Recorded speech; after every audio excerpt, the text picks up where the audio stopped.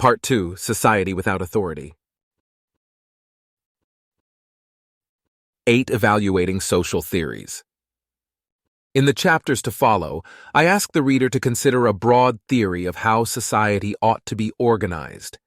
Before explaining this theory and the arguments in its support, it may be helpful to discuss how theories of this kind ought to be evaluated. 8.1. General Observations on the Rational Evaluation of Social Theories. 8. 1.1 Rational evaluation is comparative. We often decide whether to adopt a course of action by asking simply whether the action is good or bad. But the more appropriate question is whether the action is better or worse than the alternatives. Suppose that while driving my car, I see a dog in the street. I have the option of running over the dog. Should I do it? The answer depends upon what my alternatives are. If I also have the option of stopping the car and waiting for the dog to cross, then I should not hit the dog. But what if my brakes have failed and I cannot stop the car? What if, furthermore, there is a child playing on the sidewalk to my right and an oncoming car in the lane to my left? My only options are to hit the child, hit the oncoming car, or hit the dog. In that case, I should hit the dog. This option is not good, but it is better than the alternatives. The same point applies to the evaluation of social theories, where the relevant question is not whether some social structure would be good or bad simply, but whether it would be better or worse than the alternatives. That is, the other social structures that we could adopt. This point may be obvious, but it bears stressing, because it is easy to forget in practice. We often criticize or defend political proposals without considering what the alternatives are. A corollary is that our standard for evaluating social theories ought not to be one of perfection. We ought not, that is, to reject a proposed social structure because under it, some people will suffer from some social problems. Perfection is not one of the available options for human societies. We ought to reject a social system if and only if we can identify a superior alternative. 8. 1.2. Rational evaluation is comprehensive. When evaluating a social system, we must consider all of the advantages and disadvantages of that system. We should not allow our evaluation to be unduly influenced by any single social issue. Imagine a social activist, whom I shall call Mom, whose favorite social issue is drunk driving. She attends rallies against drunk driving, quotes statistics about the problem to her friends, and writes letters to her congressman and the local newspapers urging tougher laws to combat drunk driving. Mom knows that there are many other serious social problems. Nevertheless, none call forth from her the same passion. This sort of phenomenon, I trust, is familiar enough. Every social issue has its moms. Suppose, furthermore, that Mom becomes convinced that anarchy, while it may adequately address every other problem, cannot address the problem of drunk driving nearly as well as some governmental system. As a result, Mom finds herself unable to accept anarchism. The story of Mom is meant to illustrate a psychological point. We have emotional attachments to specific social issues, which are often disproportionate to the objective significance of those issues, and these emotional attachments can bias our evaluation of social theories. Thinkers must become aware of this problem to guard against it.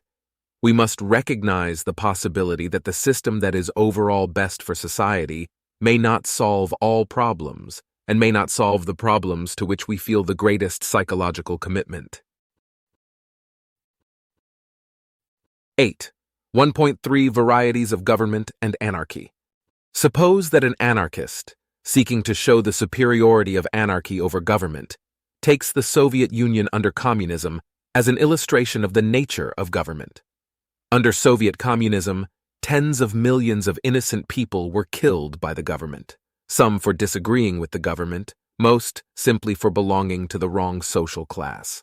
The rest were forced to live for decades under oppression and poverty. Anarchy will be better than that. Few observers would have difficulty spotting the fallacy in this reasoning. Those who defend government do not typically defend any and all forms of government. They need not defend, for example, communist dictatorship. They need defend only some feasible form of government. Thus, In comparing government with anarchy, we should examine the best feasible form of government. It does not matter if we also have available some terrible form of government that we would never want to adopt. Unless, having decided to have a government, we lack control of what form of government we get.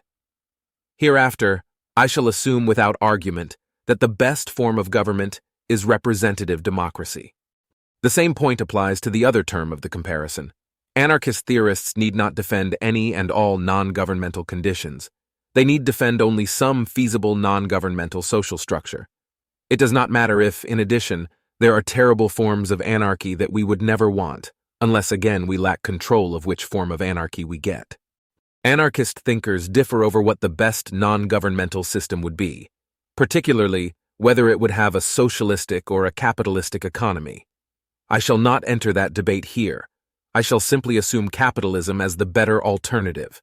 This is not because socialist forms of anarchism are not worth considering, but simply because the comparison of two social systems, representative democracy and capitalistic anarchy, will prove complex enough to occupy us for the remainder of this book without the addition of further alternatives. 8.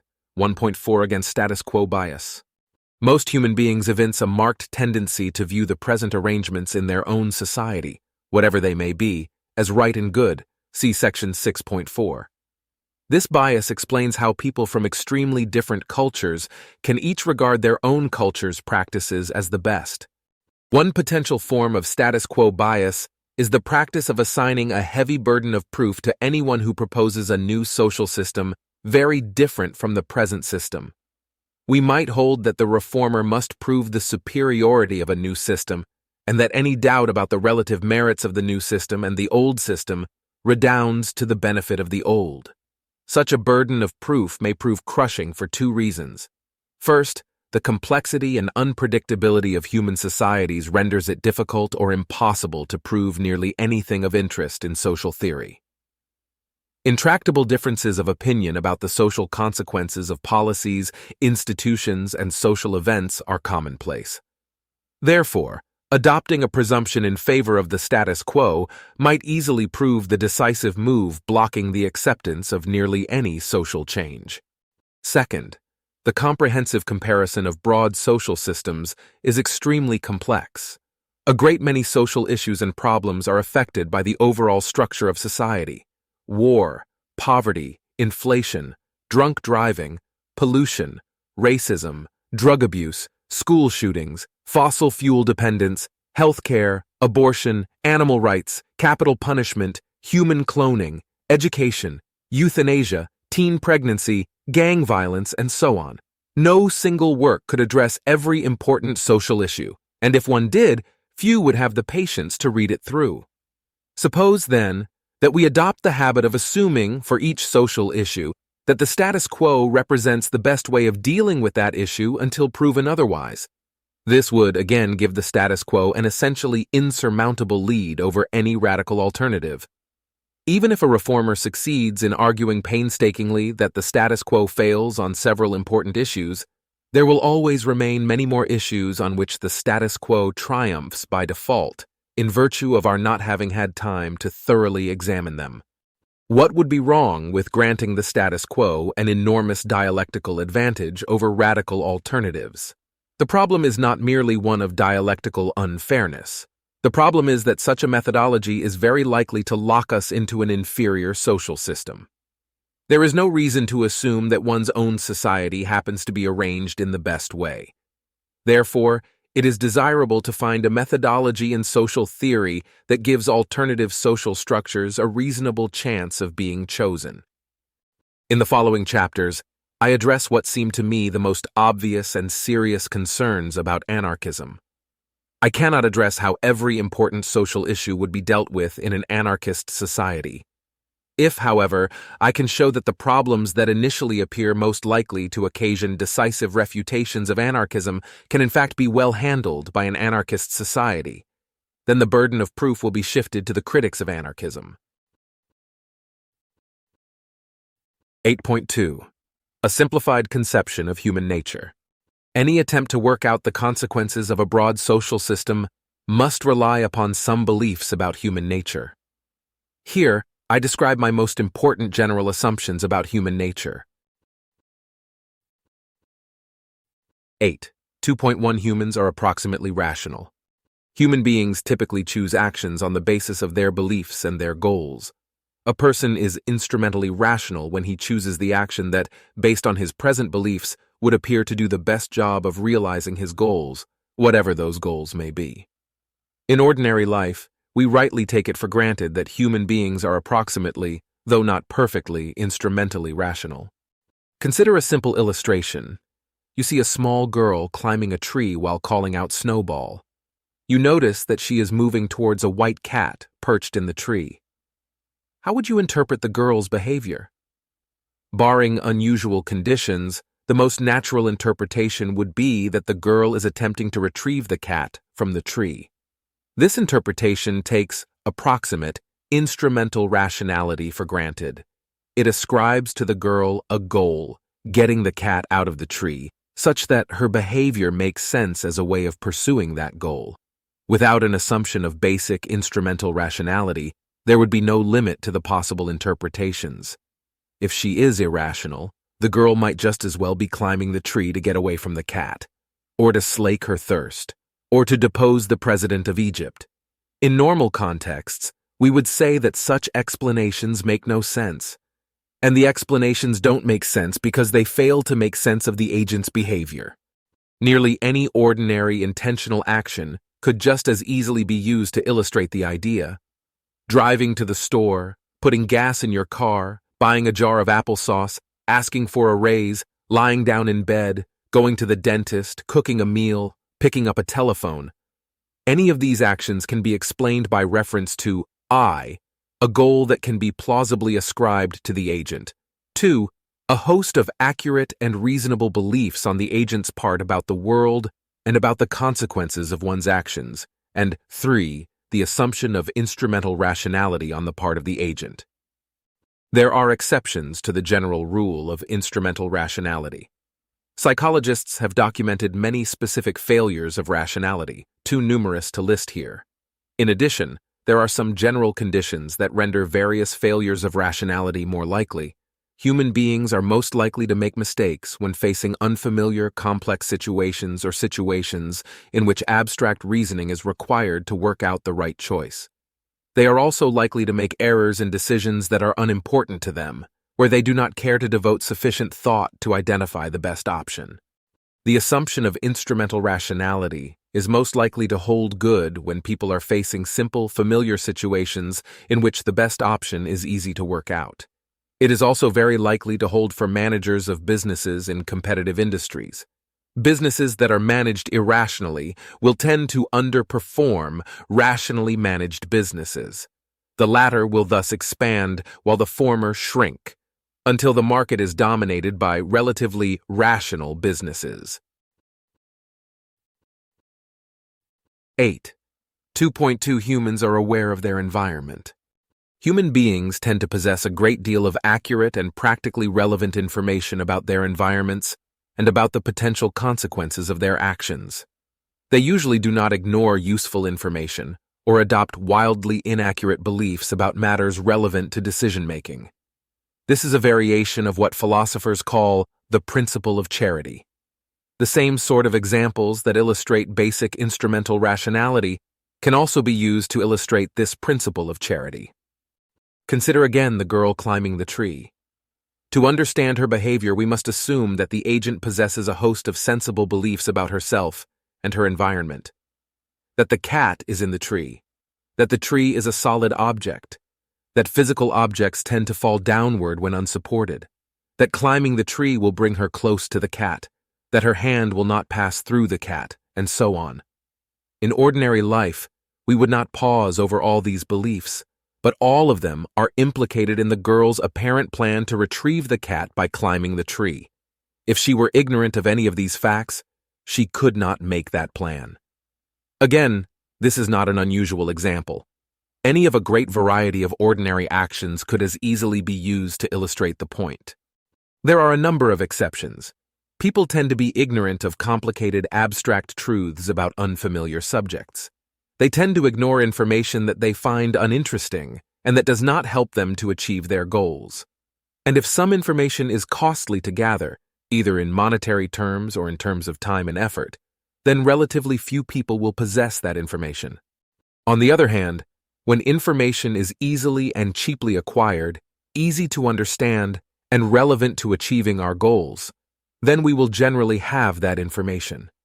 It is particularly likely that managers of businesses in competitive industries will possess accurate information relevant to managing their businesses, since the businesses whose managers remain ignorant of such information will tend to underperform the businesses whose managers are well informed, allowing the latter businesses over time to dominate the industry. 8. 2.3 Humans are selfish but not sociopathic. I'm extremely selfish. I recently bought a winter jacket for myself at a cost of around $200. I already had some sweaters, shirts, and other jackets. I simply wanted a better jacket than any I already had. So I satisfied a fairly trivial desire with this expenditure. Had I donated it to a charity group working to combat world poverty, this same money might have saved another person's life. This suggests that I value my own welfare perhaps thousands of times more highly than I value the welfare of strangers elsewhere in the world. Yet as disturbing as this may sound, it does not indicate some sort of sociopathic disorder on my part. It does not even indicate an abnormal level of selfishness. The average American gives even less to charity than I do, while a third of American households give nothing at all. Most human beings, when given the chance to give money to others, will choose to keep the money for themselves, particularly if no one is watching. For another illustration, imagine that you were to learn that you are going to die tomorrow. Though it may be impossible to imagine accurately how you would feel, it is a safe guess that you would be quite upset. Now I will tell you something you probably did not know. Based on recent worldwide mortality statistics, there are about 156,000 human beings who will in fact die tomorrow. How do you feel now? You may find this information disturbing, but if you are like most people, you are far less upset at this news than you would be by the news that you yourself were about to die. This suggests, again, that your concern for yourself is perhaps thousands of times stronger than your concern for most other people. Nevertheless, there are many exceptions to the rule of human selfishness. Many people voluntarily donate money to charity, albeit far less than they could afford. Most are prepared to make great sacrifices for family, friends, lovers, or others to whom they are close. And a few people, such as Albert Schweitzer or Mother Teresa, virtually devote their lives to helping others. Perhaps the largest and most pervasive exception to the rule of selfishness concerns the perceived negative rights of others. An ordinary human being may or may not sacrifice $200 to save the life of a stranger in a foreign land, but nearly everyone would be appalled at the thought of killing a stranger for $200. Admittedly, a small number would be happy to kill another person for $200. Sociopaths lack the respect for social norms and the capacities for empathy, guilt, fear, and horror that prevent most human beings from injuring each other under normal circumstances.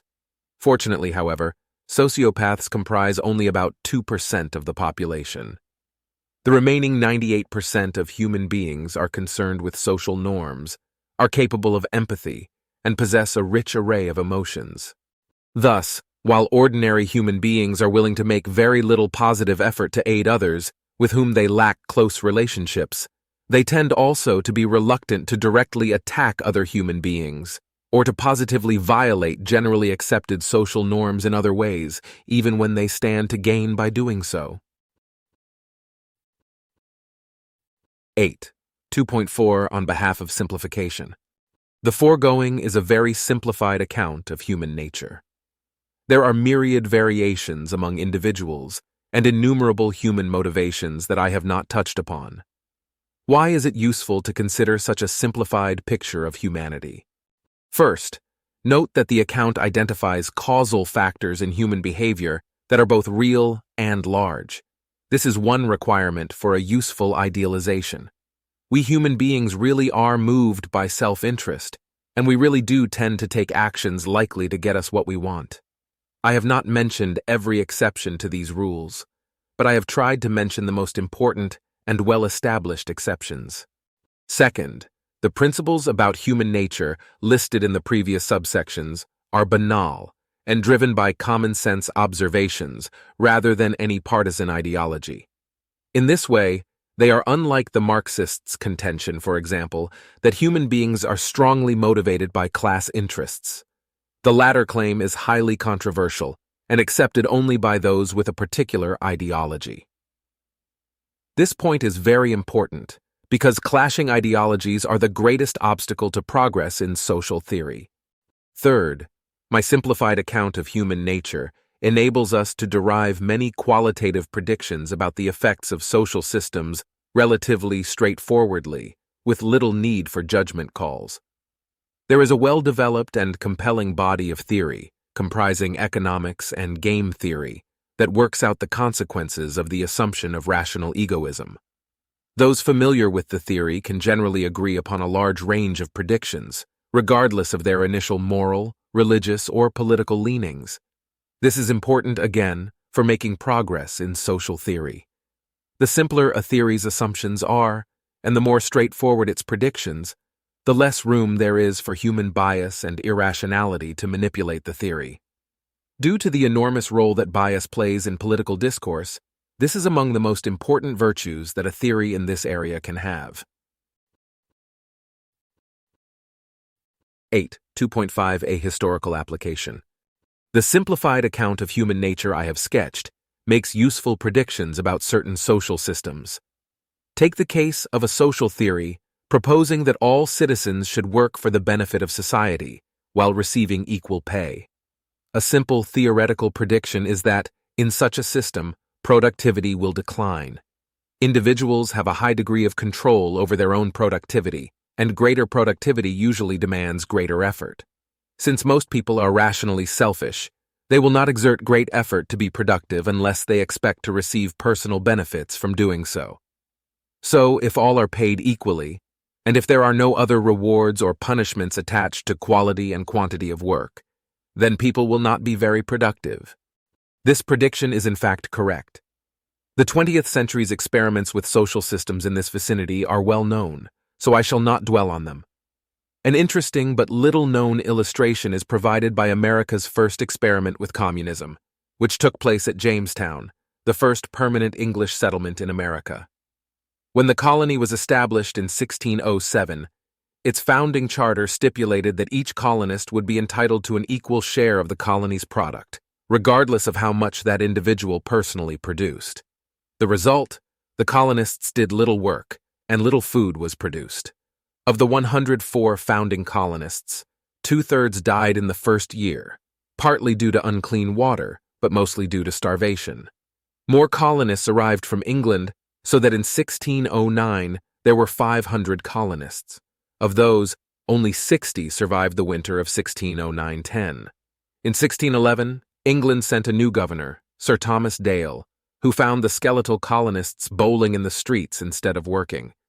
Their main source of food was wild plants and animals, which they gathered secretly at night so as to evade the obligation to share with their neighbors. Dale later converted the colony to a system based on private property, granting every colonist a 3-acre plot to tend for his own individual benefit. The result was a dramatic increase in production. According to Captain John Smith's contemporaneous history, when our people were fed out of the common store and labored jointly together, glad was he who could slip from his labor or slumber over his task, he care not how. Nay, the most honest among them would hardly take so much true pains in a week as now for themselves they will do in a day. So that we reaped not so much corn from the labors of 30, as now 3 or 4 do provide for themselves. One lesson from this episode is that, simple as the account of human nature I have advanced is, it can yield very useful predictions. If the company that created the Jamestown Charter had known a little economics, hundreds of lives might have been spared. Another lesson is that the impact of human selfishness depends greatly on the social system in which people are embedded. In one kind of system, selfishness may have disastrous consequences, while in another, it promotes prosperity. 8.3 Utopianism and Realism. 8. 3.1 the principle of realism. When proposed political and social arrangements are criticized, it is usually for being either harmful or unjust. But sometimes, a vision of society is both perfectly just and highly beneficial, and yet we reject it on the grounds that the idea is too unrealistic or utopian. Consider, for example, a position that we might call utopian socialism. The utopian socialist holds that everyone should be paid equally, regardless of productivity. In the last section, we saw that arrangements of this kind can lead to underproduction, putting things mildly. The utopian socialist addresses this problem by simply proposing that we all henceforth agree to behave selflessly. If we all voluntarily work our hardest for the good of society, then there will be no problem. Granted, this has not happened in the past. Nevertheless, says the utopian socialist, it is what ought to happen. Intuitively, this idea is defective as a political and social philosophy, regardless of whether the society it depicts is just or desirable, because the idea is too unrealistic. It seems to call for an alteration in a robust aspect of human nature, without proposing a plausible mechanism for bringing this about. Many believe that anarchism, too, falls to the charge of excessive utopianism. These critics accuse anarchists of relying upon unrealistically optimistic assumptions about human nature. How can we avoid this objection? 8. 3.2 Prescription for a Realistic Anarchism. To avoid excessive utopianism, we should respect the following constraints. We may not assume unrealistic levels of altruistic motivation. In examining the advantages and disadvantages of the system, we must assume that the anarchist society will be populated by people with relatively normal levels of selfishness, and we must accept the consequences of that selfishness within the particular social structure. We may not assume perfect rationality or knowledge. Our defense of anarchism must be consistent with the fact that people periodically make mistakes. We may not assume psychological uniformity. We must recognize the fact that human beings have a variety of motivations and character traits. For example, that some individuals are unusually aggressive or reckless. We may not simply assume persistence of the system over time. Rather, we must be able to argue that once adopted, the system would be able to resist forces that might be thought to undermine it. We may not assume simultaneous, worldwide adoption of the system, since there is no plausible way in which that could come about. We must imagine that, perhaps as a transitional stage, some limited region or group becomes anarchist in a world otherwise dominated by states.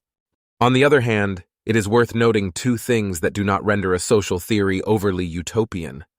If a theory cannot be implemented simply in the sense that people cannot be convinced to implement it, this does not render the theory too utopian. As an analogy, suppose it is proposed to me that I should donate $200 to charity this month. I reply, no, that is not realistic because I refuse to do it. Intuitively, I have not articulated a valid objection to my donating $200, however intransigent my refusal may be. Similarly, the refusal of most members of society to take anarchism seriously, let alone to attempt to implement it, does not create a valid objection to anarchism.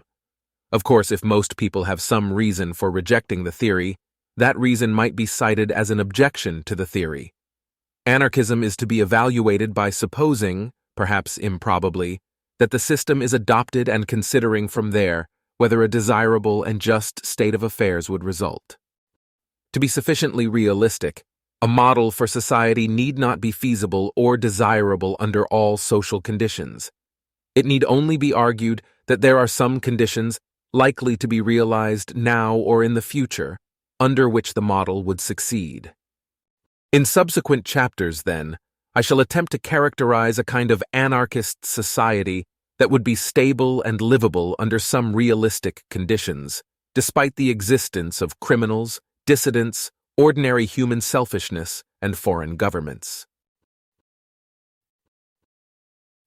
8. 3.3 Against utopian statism. It is widely recognized that anarchists face a significant challenge of avoiding utopianism. It is widely recognized as well that some non-anarchist theories, such as certain forms of socialism, face charges of utopianism. What is less well recognized is that even very conventional, moderate political theories can be utopian. For example, the theory of liberal democracy might be too utopian. It would not be excessively utopian simply to advocate that we maintain current institutions, functioning exactly as they now do. But few thinkers adopt this position. Most believe that some degree of reform is called for. For example, that the democratic process should be less influenced by special interest groups.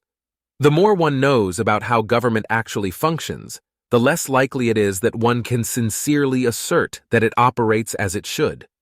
This opens up the possibility that the changes we would like to see in democratic states are overly utopian. Advocates of liberal democracy face the same strictures against utopianism as advocates of more radical positions, such as anarchism or socialism. It may seem strange to suggest that a mainstream liberal democratic position might turn out to be too utopian, while some radical anarchist alternative might be sufficiently realistic. But the distinction between utopianism and realism is not a matter either of how far a proposal is from the status quo or of how far it is from the mainstream of political thought. The distinction between utopianism and realism chiefly concerns, roughly, whether a political or social idea requires violations of human nature. A mainstream political view might turn out to require such violations, while some radical alternative does not. It is perfectly possible for a small change to be unfeasible, while some much larger change is feasible. One common form of utopianism consists of confusing the way individuals and organizations are supposed to behave with the way they will behave. When social systems are evaluated, it does not matter how a system is supposed to work. What matters is how it can be expected to work under realistic assumptions about human nature. For example, we can say that the function of government is to protect the rights of its citizens, but nothing follows from this about what government will actually do. In the absence of an effective mechanism for inducing government agents to efficiently dispatch their stated functions, we cannot assume that citizens will receive appropriate protection. The point here is not that government will not protect us. The point is that whether government is an effective mechanism for protecting individual rights, promoting social welfare, or promoting any other aim needs to be established by argument and evidence, not taken for granted simply because of the stated purpose of government. A related form of utopianism consists of suspending general assumptions about human nature when considering agents of the state. Defenders of government are often keen to point out the harms that might result from the widespread greed and selfishness of mankind in the absence of a government able to restrain our worst excesses. Yet they seldom pause to consider what might result from the very same greed and selfishness in the presence of government, on the assumption that government agents are equally prone to those very failings. It is not that statists have some account of why government employees are more virtuous than average people, nor do they have some plan for making that be the case. Rather, it seems simply to have never occurred to most statists to apply realistic assumptions about human nature to the government itself. The state is treated as if it stood above the empirical human world, transcending not only the moral constraints, but also the psychological forces that apply to individual human beings. Any social system, whether it be anarchist or statist, must be judged by how it would perform when inhabited by real people, such as we find in the actual world. It does not matter if anarchy would work well in a world in which all individuals were selfless and always respected each other's rights. By the same token, it does not matter if government would work well in a world in which all government agents were selfless and always respected the rights of individuals. 9. The logic of predation. The direct use of physical force is so poor a solution to the problem of limited resources that it is commonly employed only by small children and great nations. David Friedman. 9.1. The Hobbesian argument for government. In the 17th century, Thomas Hobbes articulated one of the most influential accounts of the need for government. Hobbes begins with the assumption that human beings are motivated entirely by self-interest, and that they are of approximately equal mental and physical abilities, such that every individual may pose a serious threat to any other individual. Now imagine such beings living in the state of nature, that is, a state without government or laws. These people would come into frequent conflict with one another for three reasons. First, people would attack each other to steal each other's resources. Hobbes calls this competition. Second, people would attack each other preemptively. That is, one may decide to kill or permanently injure another person, simply to prevent the other person from being able to injure oneself in the future. Hobbes calls this diffidence. Third, people would fight for glory. That is, one may attack another person to force the other person to express respect for oneself. For these reasons, Hobbes believed that the state of nature would be a state of perpetual war of everyone against everyone. There would be no industry, trade, or culture. Everyone would live in constant fear of violent death, and their lives would be solitary, poor, nasty, brutish, and short. The solution, in Hobbes's view, was for everyone to agree to establish a government and to grant that government absolute power. The government would then be able to protect individuals from each other. Nor, in Hobbes's view, should the people fear injury at the hands of the state itself.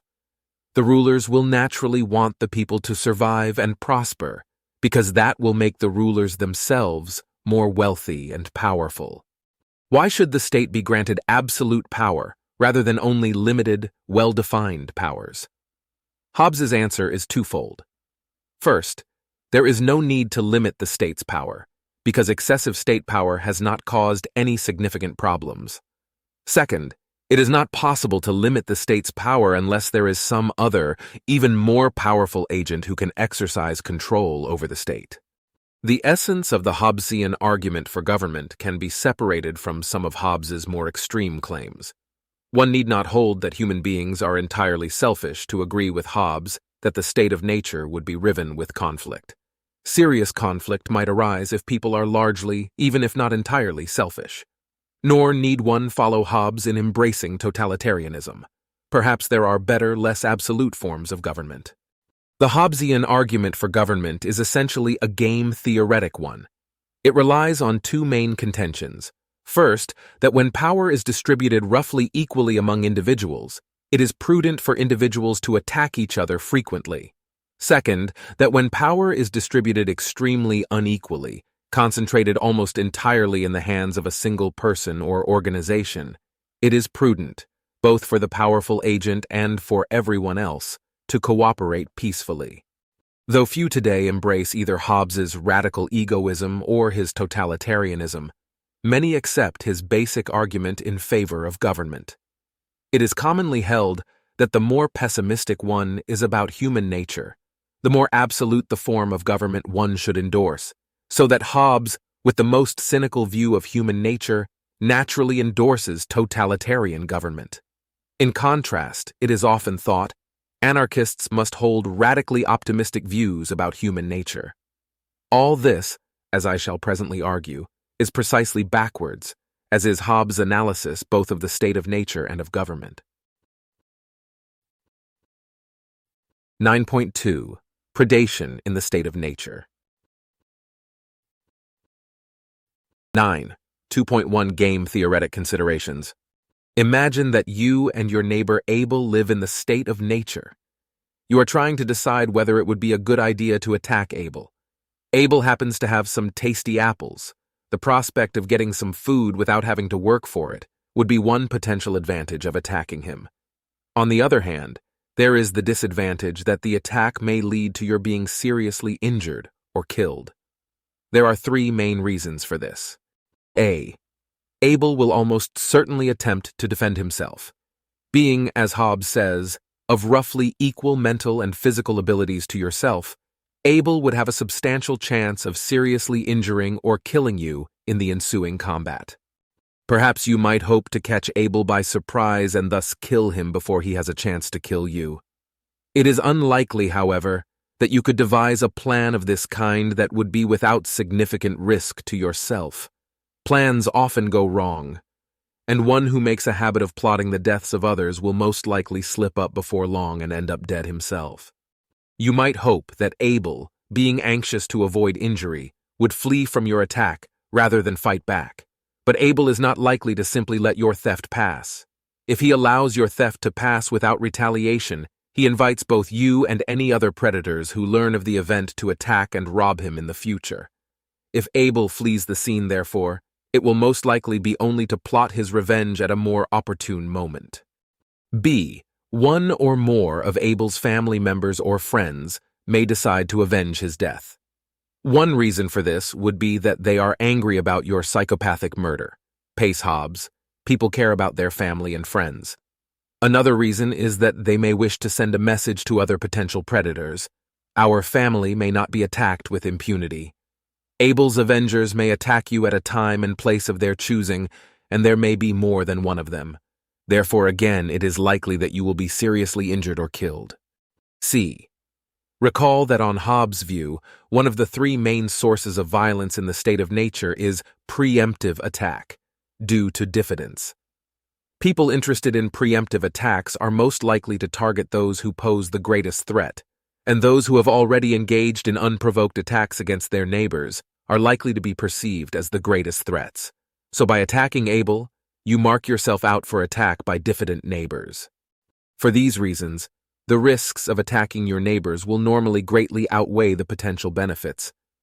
Only if you were in danger of starvation and had no safe options for seeking food might it be prudent to attempt to rob Abel.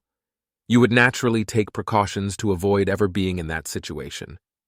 What if, instead of attacking Abel on your own, you band together with a few like-minded predators to rob Abel and divide his property among yourselves? In this case, you are much less likely to be killed in the course of committing the crime. Nevertheless, this plan is fraught with danger. If you leave Abel alive, he may decide to take his revenge later, when you are alone. If necessary, he may bring his own gang to help. If you kill Abel, his family or friends may decide to avenge him. In either case, diffident other neighbors may decide that you are a threat that needs to be eliminated, and nothing prevents them from banding together just as you and your fellow thieves have done. Finally, there is the disadvantage that in order to carry out this plan, you must associate with a gang of thieves and, possibly, murderers. People of this sort are not known for their trustworthiness, so there is a fair chance that one or more of the others will at some point attempt to cheat you and/or kill you. So far, I've been appealing to your rational self-interest, but as noted in the previous chapter, human beings are only approximately rational and only approximately egoistic. Does this alter our conclusions? No, it does not. First, note that the kinds of cases in which we typically observe failures of rationality do not affect the foregoing reasoning. The reasoning for avoiding predatory behavior in the state of nature is not too complex, unfamiliar, or abstract for an ordinary person to follow. Nor is it hindered by any of the heuristics and biases that psychologists have discovered. It does not matter, for example, if a person regularly falls prey to the conjunction fallacy, ignores base rates, and attempts to recover sunk costs. None of those cognitive failings prevent one from grasping the straightforward argument against predation in the state of nature. If you attack your neighbors may attack you in turn. Nor do any of the exceptions to the rule of human selfishness speak against our conclusion. Pace Hobbes, most human beings are not sociopaths.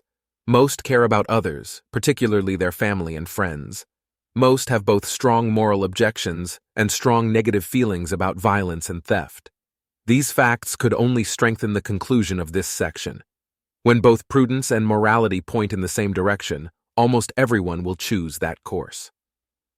In a later chapter, Chapter 10, I will discuss institutions designed to deal with the few imprudent individuals who commit aggression, despite the foolishness of doing so. The general game-theoretic principle is this: equality of power breeds respect. No rational person wishes to enter violent conflict with others who are of equal strength to himself. The chances of losing the conflict are too great. Even the nominal victor is likely to end up worse off than before the conflict, because the damage caused by fighting is almost always greater than the value of the resources that are in dispute.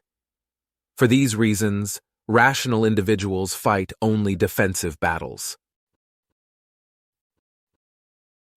9. 2.2 Social conditions affecting the prevalence of violence. The broad game-theoretic considerations canvassed in the preceding subsection help to explain why most normal adults never partake of physical combat. However, interpersonal violence was much more common in earlier centuries than it is today. 8. Why? Were our ancestors less rational than we? Did they face different circumstances, such that the preceding game-theoretic arguments somehow did not apply to them? At least 3 broad social factors may help to explain the decline in violence. One is a matter of social values. Members of modern Western societies harbor far more liberal beliefs and attitudes, particularly on the subject of violence, than those that have held sway in most cultures for most of human history. Historically, physical combat was often seen as honorable, whereas we today generally view it as horrible. Civilized eyes look back with horror at such practices as gladiatorial combat, public beheadings, and medieval torture chambers. And one need only peruse traditional religious texts to be shocked at the range of crimes for which earlier generations of humans considered death or dismemberment to be appropriate punishments. A second important factor is economics. The game-theoretic argument for peaceful coexistence presupposes that the goods one needs for survival are available through peaceful means. In primitive societies, however, conditions of life-threatening scarcity were far more common than they are today. Thus, people had less to lose by engaging in theft and violence. As human beings become more prosperous, the notion of fighting over resources becomes increasingly irrational. The third factor is weapons technology. The argument of the preceding subsection assumes that individuals pose approximately equal physical threats to one another, such that violent conflict between 2 individuals poses grave risks to both. But in earlier centuries, the capacity to defend oneself depended upon strength and skill with a sword or similar weapon, neither of which was evenly distributed among the population. Today, effective self-defense is available through modern firearms, requiring minimal strength and skill and only modest economic means. It was in view of this change that in the 19th century, the popular Colt revolver came to be called the equalizer. The main reasons for expecting the state of nature to be a state of peace do not apply with equal force in all social conditions. In a society with very scarce resources, limited weapons technology, and complacent attitudes toward violence, we should expect violent conflict to be much more common than in one characterized by prosperity, advanced technology, and a liberal culture. A Hobbesian might argue that, if one begins with a primitive society in a state of nature, constant violent conflict will prevent the society from ever evolving into an advanced, prosperous society, unless the society first establishes a government. Be that as it may, once one has an advanced, prosperous, liberal society, the continuing need for government is far from clear, regardless of what role government may have played in bringing about that state of society. Game-theoretic arguments do not establish such a need. To defend a need for government, one would have to posit a high degree of irrationality and imprudence. 9. 2.3 Interstate violence.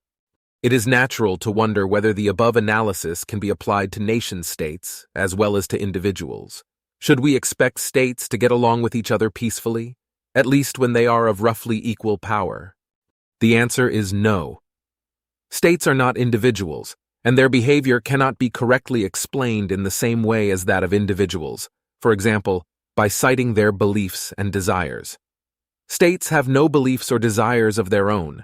The behavior of a state must be explained in terms of the choices of the individuals who have decision-making power within the state. A state's decision as to whether to go to war differs in crucial ways from that of an individual deciding whether to enter physical combat with another individual. Most notably, the individual would bear the personal risk of injury or death should the other party prove difficult to subdue. But leaders who decide to take their country to war almost never personally bear the risks of injury or death that result from that war. In deciding to invade Iraq in 2003, for example, President Bush did not need to weigh the risk that he would be killed in the conflict. Thus, the main prudential argument that leads us to expect individuals to choose peaceful coexistence with other individuals does not apply to states. Of course, No leader wishes to enter a conflict that his nation will lose, but when the costs of defeat are more along the lines of a loss of face rather than personal injury or death, leaders can be expected to evince far greater risk acceptance than an individual who decides whether to personally initiate mortal combat with another individual.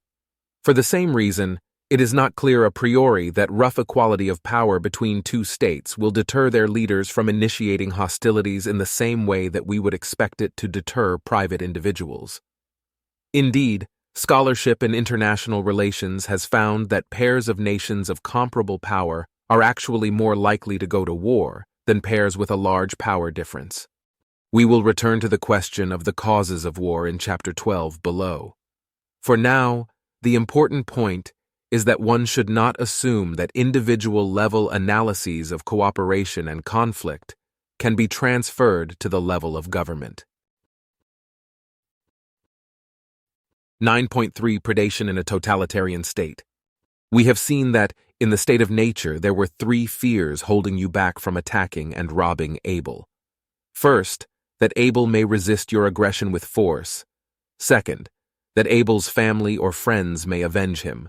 Third, that apprehensive neighbors may see you as a threat needing to be neutralized. But now imagine that you have just been granted the power of government, which, in Hobbes's view, is as absolute as any human power can be. Now all three reasons for respecting Abel's rights have been removed. If you decide to steal Abel's food, he will have no effective means of resistance. If you kill Abel, his family and friends will have no effective means of vengeance. And however much they may recognize you as a threat, diffident neighbors will have no effective means of trying to neutralize that threat. There is no longer anything to hold you back from whatever you might wish to do to your hapless neighbors. As a rational egoist, therefore, you will certainly want to consider stealing most of Abel's resources, then forcing him to keep working to produce more for you to steal. What about endeavoring, through good governance, to ensure that your society is as prosperous as possible? This will give you more to steal. As Hobbes proclaims, the stronger and more prosperous the people are, the stronger and more prosperous the ruler will be. While this is one reason for working to ensure a productive society, there are other reasons why you may not wish to bother. To begin with, if the society over which you rule is reasonably large, it should be possible to extort sufficient spoils from the population to keep yourself in comfort, even if the people are destitute. Kim Jong-il, communist dictator of North Korea, amassed over $4 billion, while millions of his subjects starved and his country's per capita GDP languished at just under 1/5 of the world average. Granted, Kim might have accumulated even more wealth had his country had a more productive economic system. But wealth has diminishing marginal utility. After one gathers the first $4 billion, most of one's needs have been satisfied, and the next billion makes relatively little difference to one's overall well-being. It is not worth going to any great trouble or giving up anything else that one cares about to collect more money. And good governance is often a difficult thing to achieve. It often requires wisdom, careful reasoning, and long hours of research. To identify the best policies, one must work tirelessly at remaining objective, gathering more evidence to test one's assumptions, and so on. All of this is intellectually and emotionally demanding. It is much easier to proclaim simple, ill-thought-out precepts and follow them dogmatically, regardless of the evidence. What about actually injuring or killing Abel? It might be thought that, once you possess absolute power, you will have no reason to attack Abel, since he is no longer a threat to you.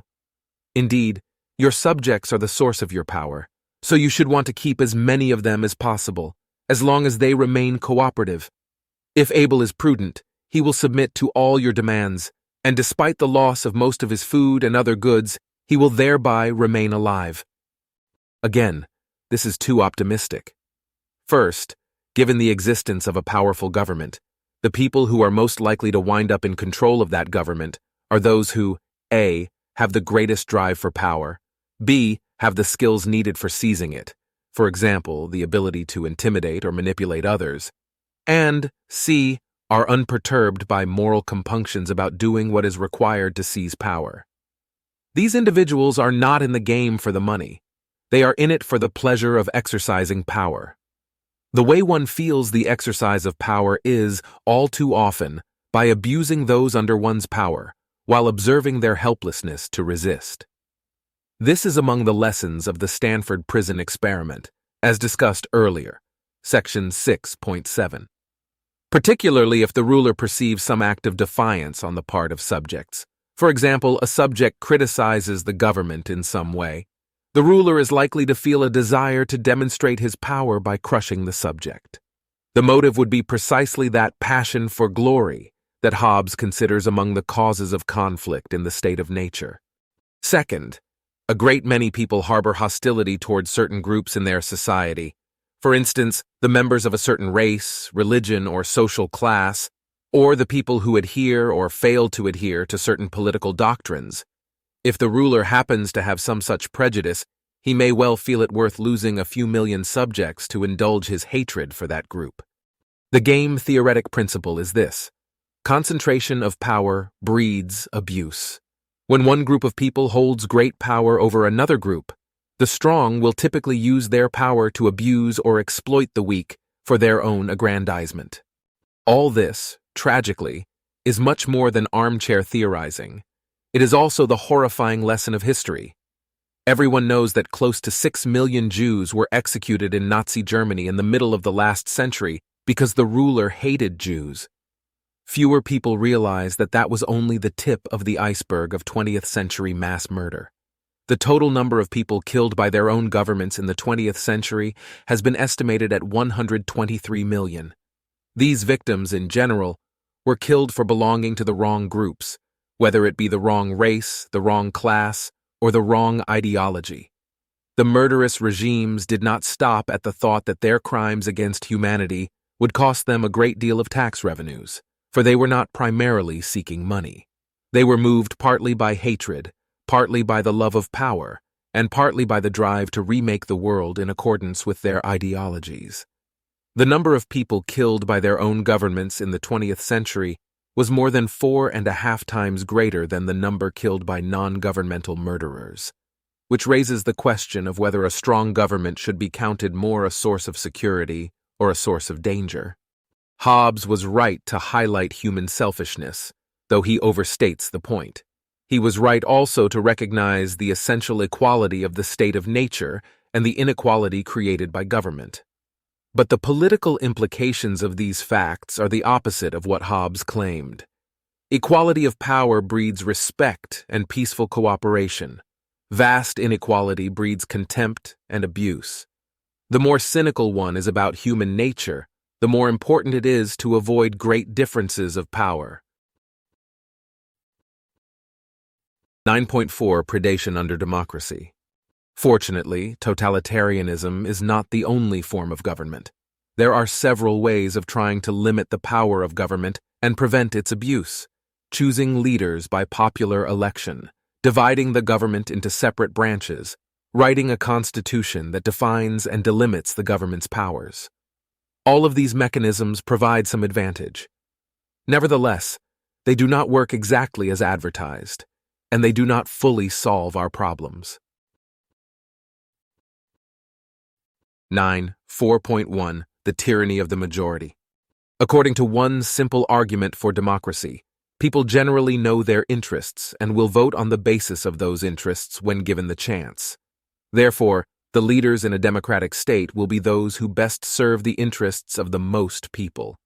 Perhaps the simplest problem with this system is that the majority may choose to abuse a minority.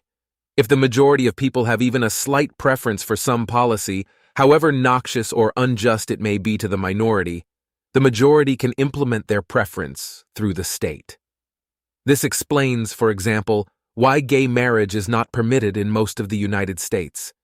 It explains the Jim Crow laws prior to the Civil Rights Movement.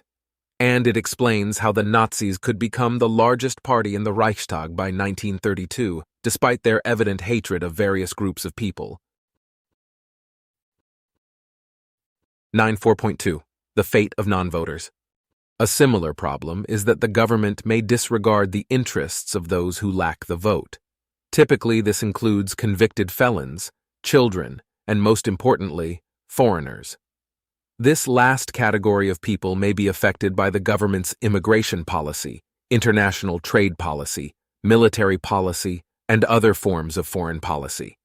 The interests of foreigners are often ignored or severely discounted in these areas. In setting immigration policy, national governments discount the interests of potential immigrants. In setting trade policy, they discount the interests of producers and consumers in other countries. In deciding whether to go to war, they discount the interests of the foreign citizens who will be killed.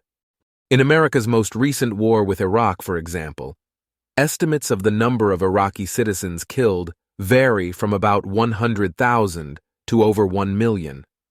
The war had an enormous impact on the Iraqi people, much more so than the American people.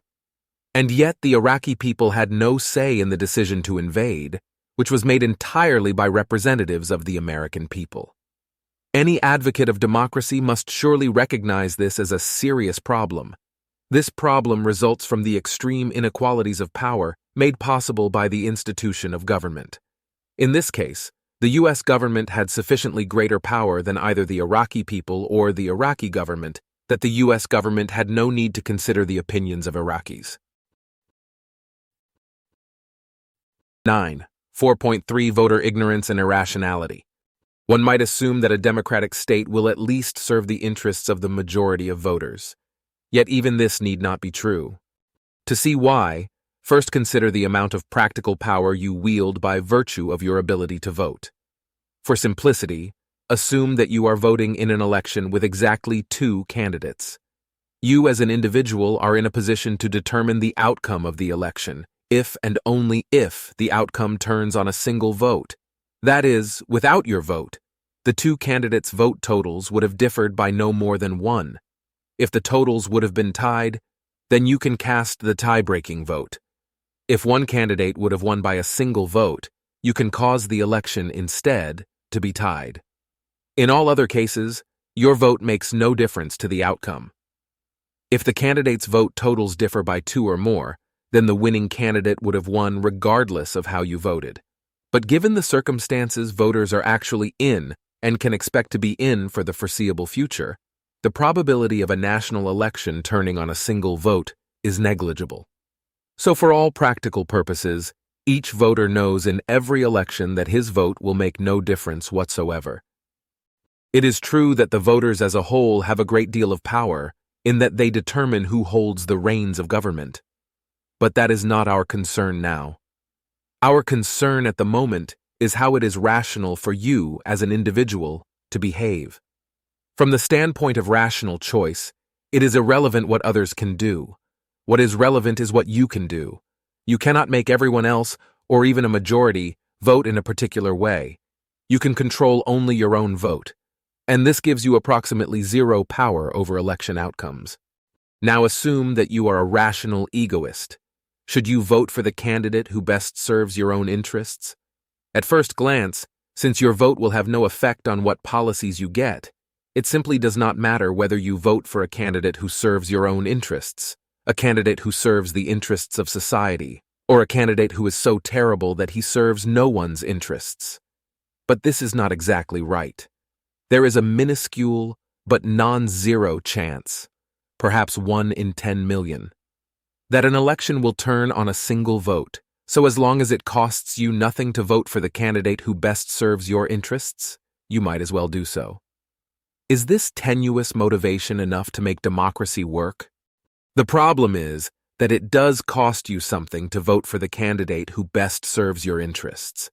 To know which candidate best serves your interests, you must first gather detailed information about all the available candidates. If they have served in public office, you will need to look up their voting records. Then you will need to look up a large sample of the bills or other proposals on which they voted. You will need to attempt to understand these bills. To assess in each case whether the proposals would have served your interests, you will need to research an array of complex economic and social issues. You may need to take some courses in economics to figure out the effects of some of these policies.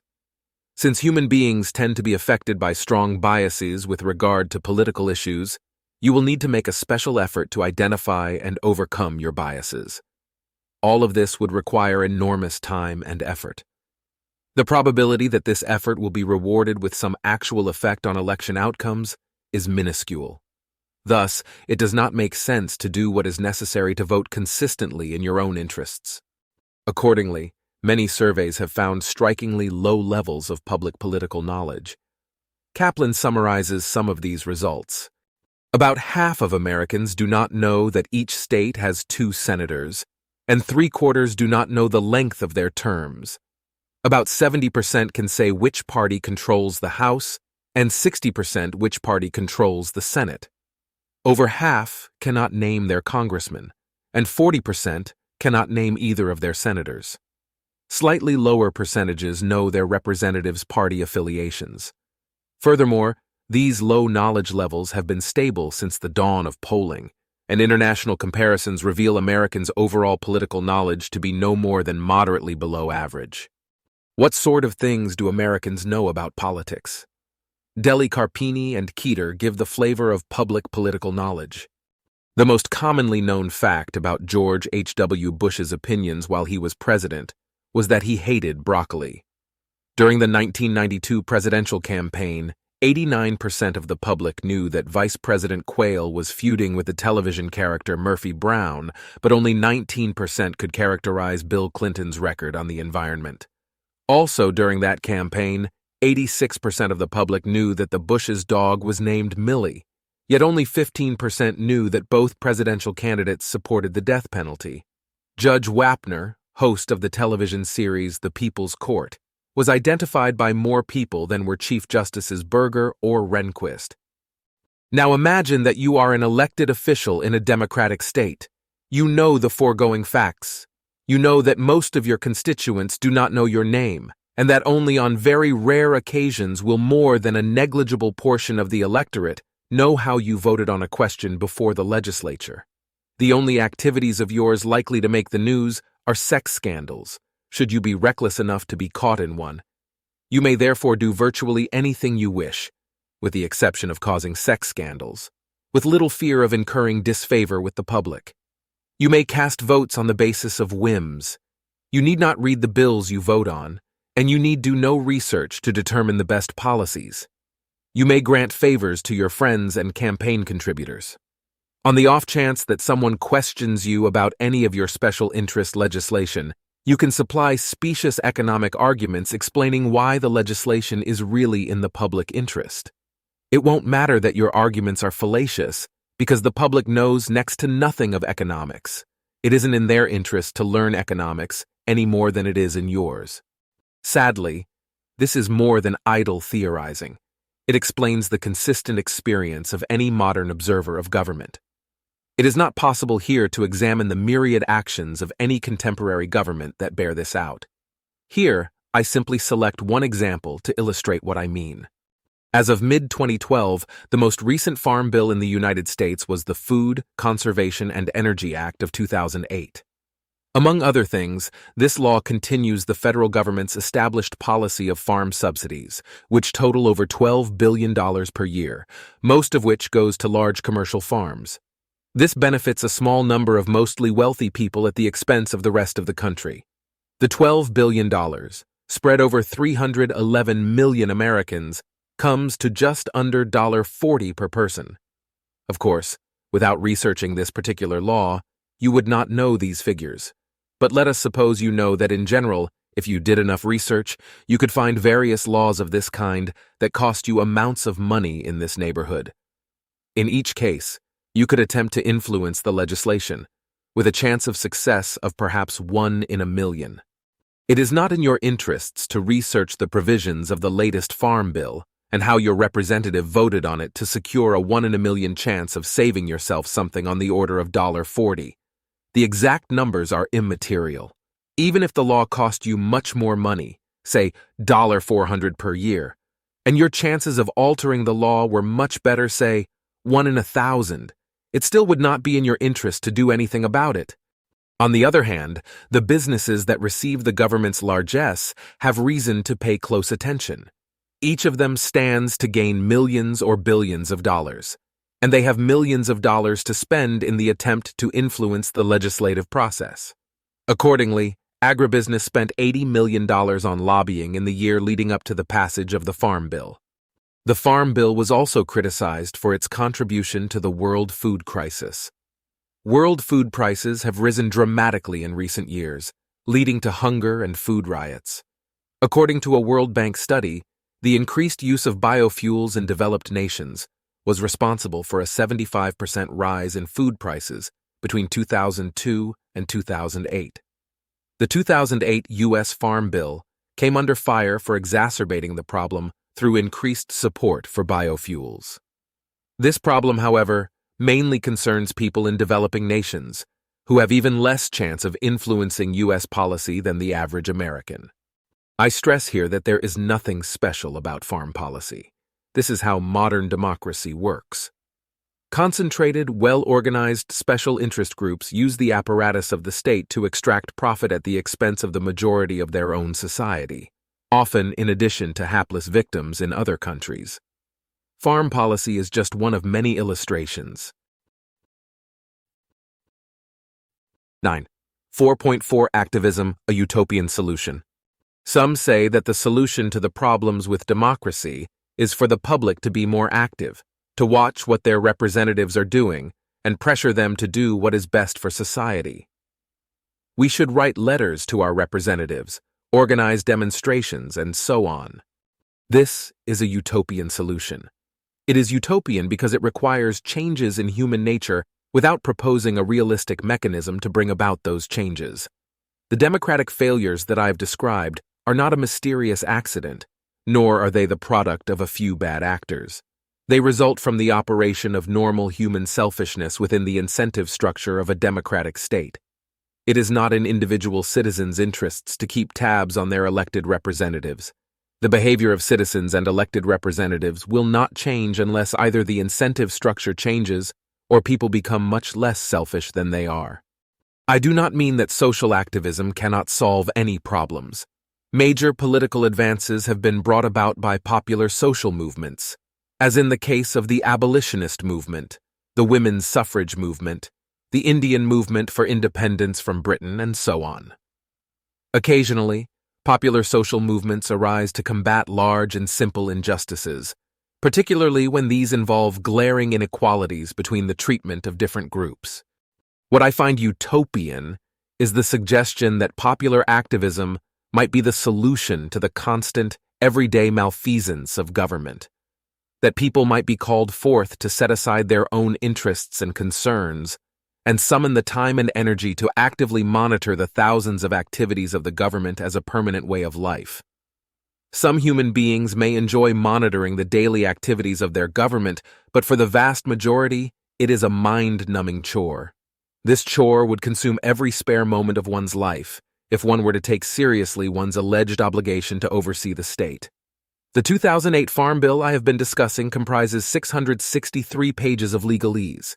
Just knowing what the bill contains is a feat in itself, but tracing the effects of its hundreds of sections would require a background expertise in such areas as economics, agriculture, energy use, and international relations that would probably require years of study to acquire.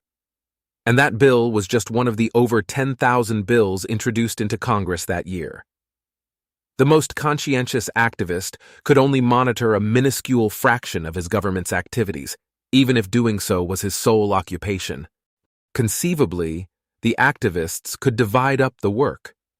We could each choose one of 1,000 different areas in which to monitor government activities, but this is not realistic. On those rare occasions when social movements inspire large segments of the public to become involved in politics, it is because some large, glaring injustice stirs our passions.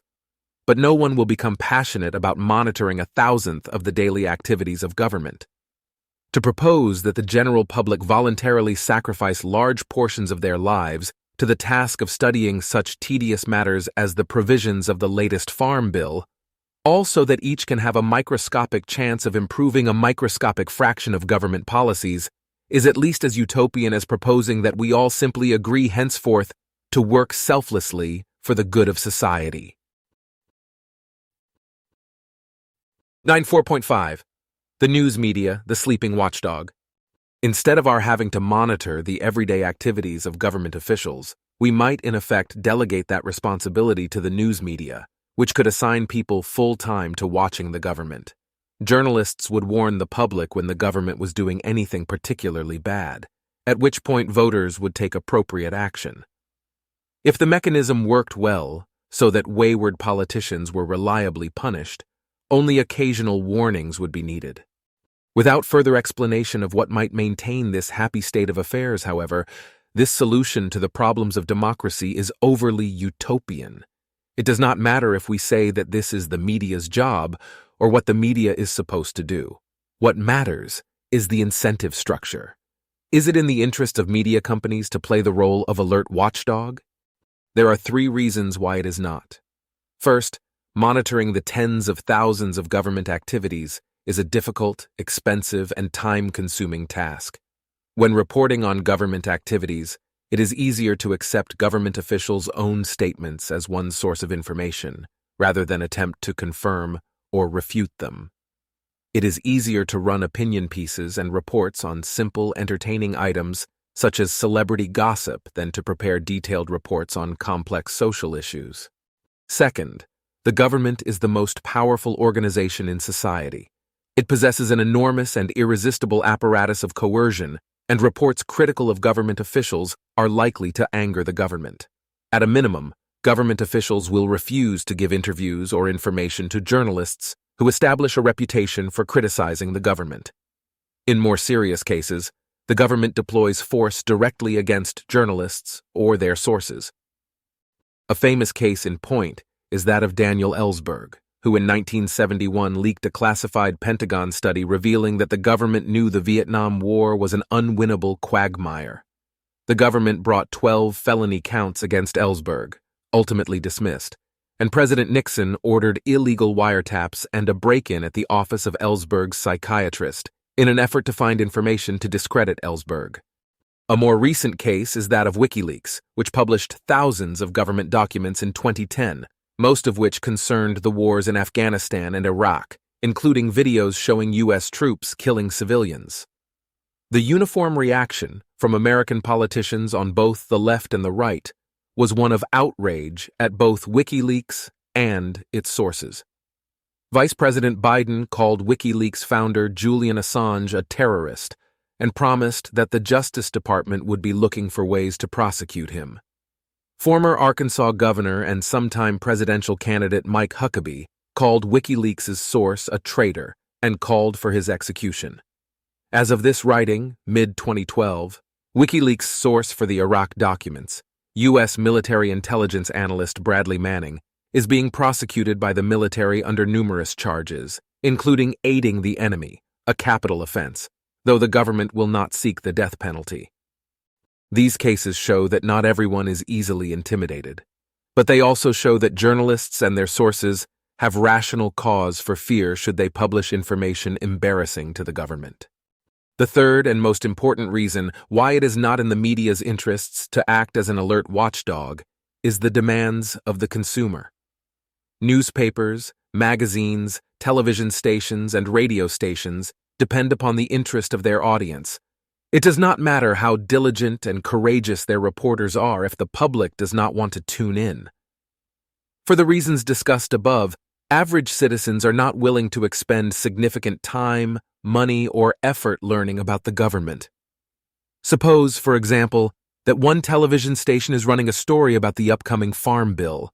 The story discusses some of the features of this bill, its impact on the budget, its wider effect on the economy, and so on. Academic economists and agricultural experts are interviewed. Meanwhile, another station runs a gossip piece about popular entertainer Lindsay Lohan, who has just gotten into trouble again. Which station gets more viewers? Farm policy is boring. Lindsay Lohan's misadventures are titillating. Farm policy is complicated and hard to understand. Lohan is simple and easy to understand. The story about farm policy has graphs and statistics. The story about Lohan has pictures of Lohan. Some people may prefer hearing about farm policy, but the majority of media outlets cater to the majority of people. A few small outlets cater to intellectuals, But this is not enough to stop most government misuse of power.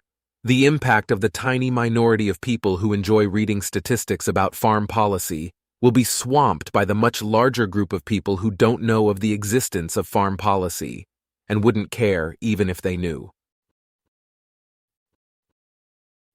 4.6. The miracle of aggregation. According to a recent theory in the literature on democracy, it does not matter if most voters are ignorant, since a small minority of informed voters are enough to swing an election.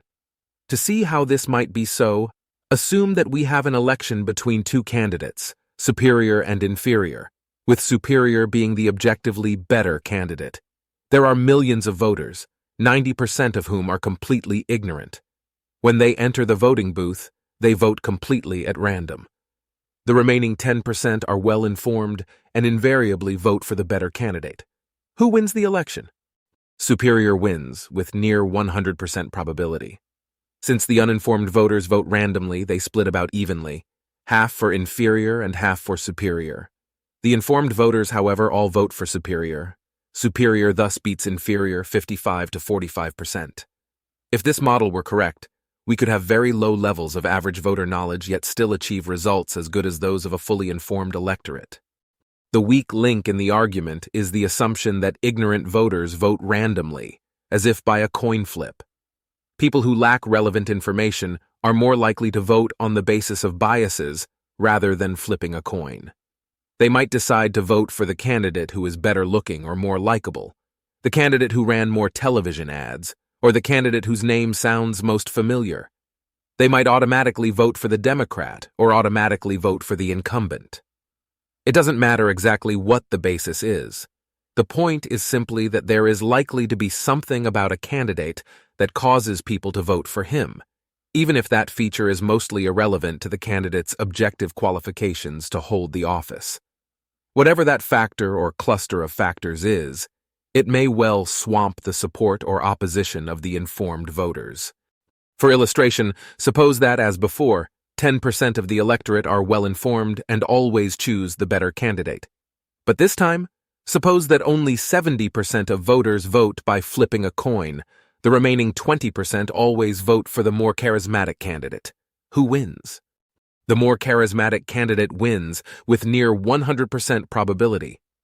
If superior happens to be more charismatic, then he wins with 65% of the vote, half of the coin-flipping voters, plus all of the charisma-driven voters, plus all of the informed voters. But if inferior happens to be more charismatic, then he wins with 55% of the vote, half of the coin flippers, plus all of the charisma voters. As long as there are more charisma voters than well-informed voters, charisma determines the outcome, regardless of what the well-informed voters think. The general point is that the less rational and informed the electorate is, the more likely it is that irrelevant factors will outweigh the small influence of the quality of candidates' policy positions. 4.7. The rewards of failure. On the 11th of September 2001, America suffered the most devastating terrorist attack in history. 4 airplanes were hijacked and destroyed, the Pentagon was attacked, and the World Trade Center was destroyed, resulting in close to 3,000 fatalities. This was many times worse than any other terrorist attack ever suffered by the U.S. or any other country. What were the consequences for the United States government? First, the president's approval rating underwent an immediate and enormous jump, from about 55% to almost 90%. Over the following 7 years, it dropped steadily, finally ending below 30% in 2008. Though this remains a matter for speculation, it is plausible that George W. Bush would not have been re-elected in 2004 if not for the terrorist attack. On the face of it, this is paradoxical. If there was anyone whose job it was to protect Americans from this sort of attack, it would be the executive branch of the U.S. government. As the head of that branch, George W. Bush might have been expected to come under criticism. As an analogy, imagine that you have hired a company to provide security for your building. You have just learned that last night, vandals broke into the building and destroyed thousands of dollars worth of equipment. Someone now asks you what you think of the job that your security company is doing. What do you say? Best security company ever. Why did Americans so enthusiastically approve of Bush after the attacks? Partly, it was because they felt that it was patriotic to support the president, and that is partly because people tend to confuse the country with the government and the government with the government's office holders. My aim in raising this example is not to blame the government for 9/11s. My aim is to examine the incentives applying to the government. What happens when the government fails to achieve its purposes? Often, the result is that the government is more rewarded than punished. In the present case, Bush reaped the highest approval ratings of his career, along with the opportunity to expand executive power in ways that otherwise would have met with much greater resistance. Similar things are true of other parts of government. Suppose that a city suffers from a crime wave. What will be the effects on the police department? It is much more likely that the police department will receive greater funding to combat the problem than that their funding will be cut. Or suppose that a society suffers from a severe increase in poverty. If the government has no agencies designed to combat poverty, one or more will probably be established. If some already exist, they will most likely receive greater funding rather than less. Few public figures would have the temerity to argue that the poverty programs should be cut because there is too much poverty.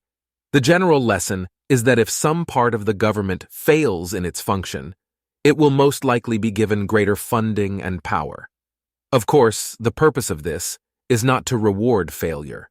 The thinking would be that more money and power will enable the agency to solve the problem. But the effect is that government grows when social problems grow, and thus it is not in the government's interest to solve society's problems. My claim is not that government agents actually try to fail. I do not think, for example, that the Bush administration actually wanted 9/11 to occur. My claim is twofold. First, that government agencies simply do not try as hard as they could to succeed at their assigned tasks, because they do not suffer from the negative consequences of failure. Second, that unsuccessful government programs tend to persist and grow, with the result that over a period of decades the government will come to be dominated by such programs. Of course, other anecdotes could be told about government officials losing their jobs because of some prominent failure. My claim is not that failure is always rewarded. My claim is that failure tends to be rewarded in a large range of cases, leading to serious problems in democratic states. If a government official is guilty of some simple and demonstrable malfeasance, with large and well-publicized negative consequences, then that official will probably lose his job. If a government agency that is felt to be dispensable, for example, NASA or the NEH, fails in simple and well-publicized ways, then that agency's funding will likely be cut, and the agency might even be eliminated. But suppose that some essential part of the government, say the court system or law enforcement, fails chronically in ways that are complicated, difficult to understand, and not readily traceable to specific actions by a small number of individuals. Then that part of the government will more likely be rewarded than punished. People will feel that eliminating the dysfunctional agency or branch is not a feasible option, and since there are no specific individuals to blame, none will lose their jobs over it. The members of that part of the government will blame inadequate funding, and ill-informed voters are likely to find that explanation more understandable than the complicated truth. Thus, over time, the kinds of failures we should expect to see accumulating are low-profile and systemic failures in essential government services. 9. 4.8 Constitutional limits. Perhaps the failures of government can be mitigated through a written constitution strictly limiting the state's functions. The fewer things the government is responsible for, the easier it will be for the people to monitor its activities, and thus the more responsive the government will be. We cannot simply assume, however, that if a constitution exists, it will be followed. Without a realistic mechanism to induce compliance, it is overly utopian to assume that a government will restrain its activities simply because a document directs it to do so. As an analogy, imagine that I propose to solve the problem of predation by writing on a piece of paper. No one should attack or rob other people. Without some sort of enforcement mechanism, this would be inadequate. What will cause self-interested human beings to obey the directives written on that paper? The central question about constitutions is the same. Who will enforce the Constitution? No other organization has the power to coerce the government. Therefore, we will have to rely upon the government to enforce constitutional restrictions against itself. Why is this more realistic than the parallel proposal that ordinary criminals be left to arrest and punish themselves? Perhaps one branch of the government can be tasked with enforcing the Constitution against the other branches. The courts, for example, may invalidate a law when they find it to be unconstitutional. But what mechanism induces the courts to faithfully discharge this duty? What stops them from nullifying laws that are constitutional, but that they simply disagree with, or putting their imprimatur on laws that are in fact unconstitutional? As always, when we hire one group of people to watch over others, the question arises, who will watch the watchers? Constitutional limits have in fact been tried. How well have they worked? I focus again on the experience of the United States. Some aspects of the U.S. Constitution have been followed closely, particularly those describing institutional structures. The government is divided into executive, legislative, and judicial branches, just as the Constitution prescribes. The legislature is divided into a Senate and a House of Representatives, and so on. However, with respect to the extent of government power, constitutional restrictions are routinely and unapologetically flouted. It is worth devoting a few pages to this case study. The 9th and 10th Amendments to the Constitution make clear that the powers of the government are to be limited to what are listed in the document itself, whereas the rights of the people are open-ended and not limited to what has been listed. Amendment 9. The enumeration in the Constitution of certain rights shall not be construed to deny or disparage others retained by the people. Amendment 10. The powers not delegated to the United States by the Constitution, nor prohibited by it to the states, are reserved to the states respectively, or to the people. The 9th Amendment may be difficult to apply. It refers to rights that are not enumerated, but how is one to know what these rights include? The 10th Amendment, however, is clear. The federal government is not permitted to do anything other than the things that the Constitution grants it the power to do. All else is unconstitutional. This much is uncontroversial. Even the government has never denied it. What, then, does the Constitution grant the government the power to do? Of most relevance is Article 1, Section 8, which delineates the powers of the legislature. Section 8. The Congress shall have power to lay and collect taxes, duties, imposts, and excises to pay the debts and provide for the common. Defense and general welfare of the United States, but all duties. Imposts and excises shall be uniform throughout the United States. To borrow money on the credit of the United States. To regulate commerce with foreign nations and among the several states and with the Indian tribes. To establish an uniform rule of naturalization and uniform laws on the subject of bankruptcies throughout the United States. To coin money, regulate the value thereof, and of foreign coin, and fix the standard of weights and measures. To provide for the punishment of counterfeiting the securities and current coin of the United States. To establish post offices and post roads. To promote the progress of science and useful arts, by securing for limited times to authors and inventors the exclusive right to their respective writings and discoveries. To constitute tribunals inferior to the Supreme Court. To define and punish piracies and felonies committed on the high seas and offenses against the law of nations. To declare war, grant letters of marque and reprisal, and make rules concerning captures on land and water. To raise and support armies, but no appropriation of money to that use shall be for a longer term than 2 years. To provide and maintain a navy. To make rules for the government and regulation of the land and naval forces. To provide for calling forth the militia to execute the laws of the Union, suppress insurrections, and repel invasions. To provide for organizing, arming, and disciplining the militia, and for governing such part of them as may be employed in the service of the United States, reserving to the states respectively the appointment of the officers, and the authority of training the militia according to the discipline prescribed by Congress.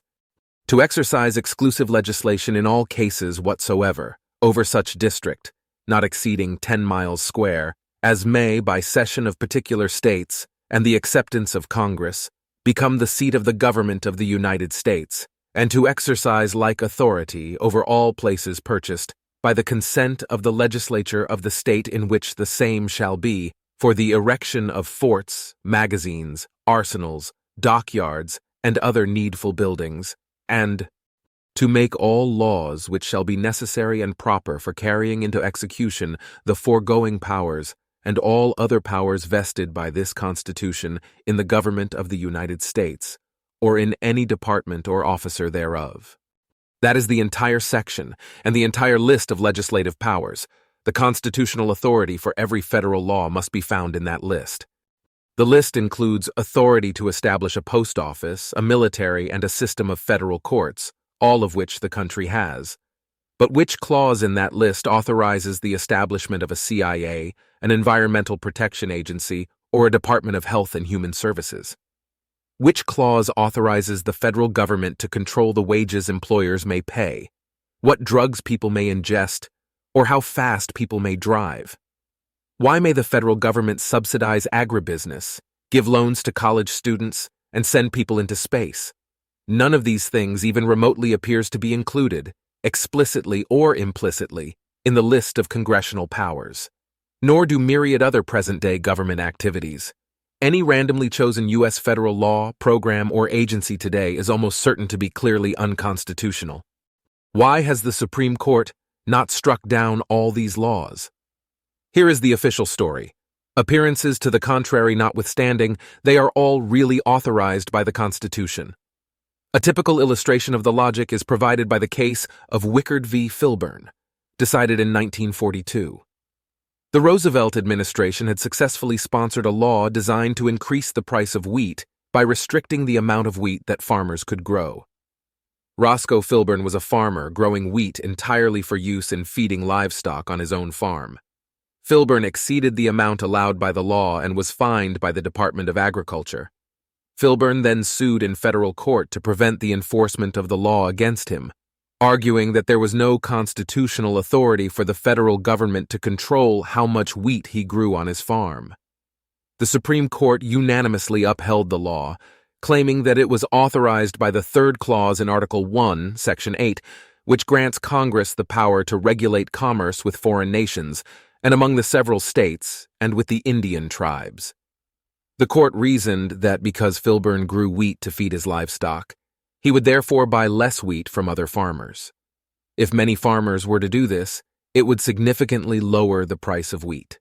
This, in turn, would have an effect on commerce in wheat, some of which crosses state borders. Therefore, by fining Filburn for growing too much wheat, the federal government was simply exercising its constitutional power to regulate interstate commerce. It is hard to believe that any unbiased observer competent in the English language would read the phrase "regulate commerce" among the several states in this way. Here is the unofficial but more truthful account of events. At the beginning of his presidency in the early 1930s, Franklin Delano Roosevelt's New Deal programs were repeatedly and decisively struck down for exceeding the powers granted by the Constitution. President Roosevelt sought to circumvent these decisions by proposing the Judicial Procedures Reform Bill of 1937, which would have given him the power to appoint 6 new justices to the Supreme Court, bringing the total to 15. Had the plan gone through, Roosevelt would have selected only candidates who would support the New Deal. However, shortly after Roosevelt proposed this plan, the court switched direction and began to approve of Roosevelt's programs, though only by a narrow margin. FDR thus abandoned his court-packing plan. Over the next few years, several judges retired and were replaced by Roosevelt appointees anyway, with the result that by the time of the Wickard case, 8 of the 9 Supreme Court justices owed their tenure to Franklin Roosevelt. These judges were determined to approve of Roosevelt's agenda, no matter what the Constitution said. They therefore invented rationalizations for reversing earlier court opinions. On this account, the problem lay not in any ambiguity or unclarity in the Constitution, such as might have been remedied by a more judicious choice of words at the time the document was written. There was no misunderstanding. The judges simply chose not to enforce the Constitution. The particular content of the opinion penned by Justice Jackson in the Wickard case is essentially irrelevant. It functions as a very thin veil to disguise the intentional expunction of the constitutional limits on the power of Congress. But if that veil had not been available, there would have been another one. If the Commerce Clause did not exist, the court would have devised another rationalization. Perhaps they would have claimed that the New Deal law fell under the Fifth Clause, permitting Congress to coin money, regulate the value thereof and of foreign coin, and fix the standard of weights and measures. The restriction on wheat production had an effect on wheat prices. In that sense, it affected the value of money. The lower prices are, the more valuable a given quantity of money is. So perhaps Congress was only exercising its power to regulate the value of money. Many today might argue that it was a good thing that the court chose to overrule the Constitution, because the document as written was overly restrictive. Think of how many wonderful federal programs would not exist today if we had to stick to a natural reading of the words in the Constitution. But regardless of what one thinks of these programs, the American experience should give pause to any Democrat who would place his faith in the power of constitutions to limit governmental power. Even if the New Deal programs were good policy, they should still, in theory, have required a constitutional amendment before they could be enacted. The fact that they did not, and that so many other clearly unconstitutional laws are routinely passed without apology bears witness to the fundamental problem facing a constitutional regime. The Constitution is a law, and laws require enforcement. But once we establish a supreme authority, there is no one to enforce the law against that authority. 9. 4.9 of checks, balances, and the separation of powers. Americans are taught that they live under a system of checks and balances whereby the executive, judicial, and legislative branches of government each restrain the others from abusing their power. This idea derives from Montesquieu, who influenced the framers of the American Constitution. Thus, the judiciary has the power to strike down unconstitutional laws, thereby serving as a check on the power of the legislature. The executive branch has the power to appoint judges, which the legislature must approve. Thus, the executive and legislative branches act to ensure the integrity of the judiciary. The legislature has the power to impeach the president, and the legislature may thus check the power of the executive branch, and so on. No branch of government is supreme, and each has important powers over the others. This theory is missing one crucial element. That is an account of why each branch of government should be expected to use its powers to prevent the other branches from abusing their powers, rather than, say, to assist the other branches in abusing their powers, or to prevent the other branches from carrying out their legitimate functions. Again, it does not matter what our theory labels as the proper function of government officials. What matters is the incentive structure. Do the three branches of government each have an interest in ensuring that the other branches function properly without overstepping their constitutionally prescribed bounds? Perhaps the theory is that the three branches are to some degree in competition with each other, such that no branch wishes to see the others become too powerful. Neither Montesquieu nor the American founders, however, clearly explain why this should be thought to be the case. The legislature makes laws, the judiciary interprets the laws, and determines when they have been violated, and the executive enforces the laws. Now suppose that the legislature passes laws that extend beyond the matters that the Constitution authorizes it to regulate. By this I mean not laws that infringe upon the powers of the other branches of government, but laws that infringe upon the liberties of the people. In what way would this render the executive or judicial branches worse off? If anything, the latter two branches should be expected to expand. The more laws there are to enforce, the larger the executive branch will have to be.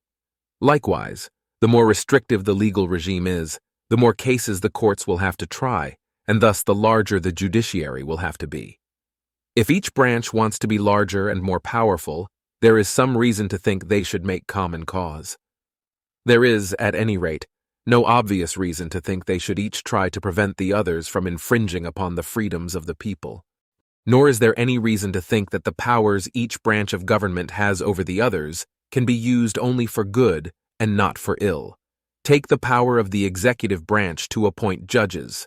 The president could use this power to ensure the integrity of the judiciary. Or he could use it to ensure a lack of integrity. For example, to ensure that only judges who share his ideology and are prepared to advance that ideology without regard to the Constitution are appointed. The realistic pessimism with which the American founders viewed human nature should have led them to see the latter possibility as far more likely than the former. All of this is borne out by experience. At least since the time of the New Deal, presidents have routinely appointed judges according to ideology, and both the executive and judicial branches of government have been complicit in the expansion of legislative power.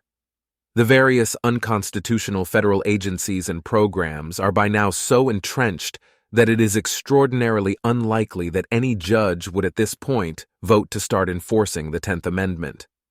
Any individual suspected of harboring attitudes sympathetic to such a move would have no chance of being appointed by any president, nor of being confirmed by the Senate. 9.5 Conclusion. We human beings are selfish social animals. We live together, and yet we each care much more about ourselves than about the vast majority of others. As a result, we face the fundamental social problem of predation. How are things to be arranged so that human beings do not continually exploit and abuse each other? The standard solution in social philosophy begins by proposing a radical inequality, a single institution with power over all other individuals and organizations. For Hobbes, the solution ends there. For democratic theorists, a series of fetters must next be attached to the central authority in the effort to restrain it from exploiting and abusing the rest of society. The mechanisms of restraint include popular elections, a free press, constitutional limits, and the separation of powers. Despite their limitations, these mechanisms have proved valuable. They produce a form of government markedly less abusive than the typical totalitarian government. Democratic societies rarely suffer acute, easily preventable disasters, and they almost never murder large numbers of their own people. Some of the more blatant governmental misdeeds are reported in the popular press, so that the worst sort of excesses are deterred. Judges have been sympathetic to at least some constitutional restrictions on government and have therefore chosen to enforce them. Freedom of speech, freedom of the press, and freedom of religion are usually fairly well preserved in constitutional democracies. Thus, if one is confined to the design of a state-based social system, the traditional mechanisms of restraint are by no means to be scorned. My aim, however, has been to argue that these mechanisms cannot satisfy all the hopes that democratic theorists have pinned on them. The ballot box is of limited utility in ensuring responsive government, since it is not in the interests of individual voters to make more than token efforts at rational and informed voting. The complexity of modern government makes it impossible for even the most dedicated citizen to stay informed about more than a vanishingly small fraction of the state's activities. The news media are of limited utility, since it is not in their interests to report on the great majority of governmental errors and turpitudes. Constitutions are of limited use, since one must rely upon the government to enforce the Constitution against itself, and it is rarely in the government's interests to do so faithfully. Finally, the separation of powers is of limited utility, since the separate branches of government stand to gain more by making common cause in extending government power than by vigilantly restraining each other's power. As a result, even democratic governments have grown to enormous proportions in modern times, and developed into tools for small, well-organized interest groups to exploit the rest of society. To make further headway on the problem of social predation, we must confront its underlying cause. Predatory behavior does not occur merely because human beings are selfish. It occurs because human beings are selfish, and some human beings are much more powerful than others. Powerful, selfish people use their positions to exploit and abuse those much weaker than themselves. The standard solutions to the problem of human predation all start by cementing the very condition most likely to cause predatory behavior: the concentration of power, and only then do they try to steer away from its natural consequences. The alternative is to begin with an extreme decentralization of coercive power. How such a system works will be discussed in more detail presently. 10. Individual security in a stateless society. 10.1. A non-state system of justice. January 1st, 10 protection agencies. In any realistic human society, even an anarchist one, at least some individuals will commit aggression against others.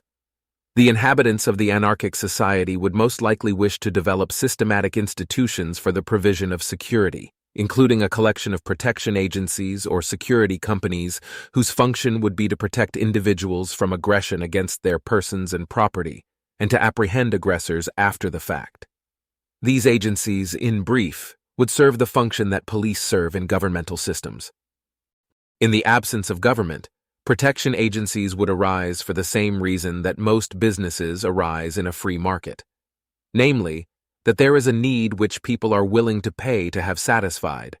The agencies would charge money for their services, just as private security companies presently charge for their services.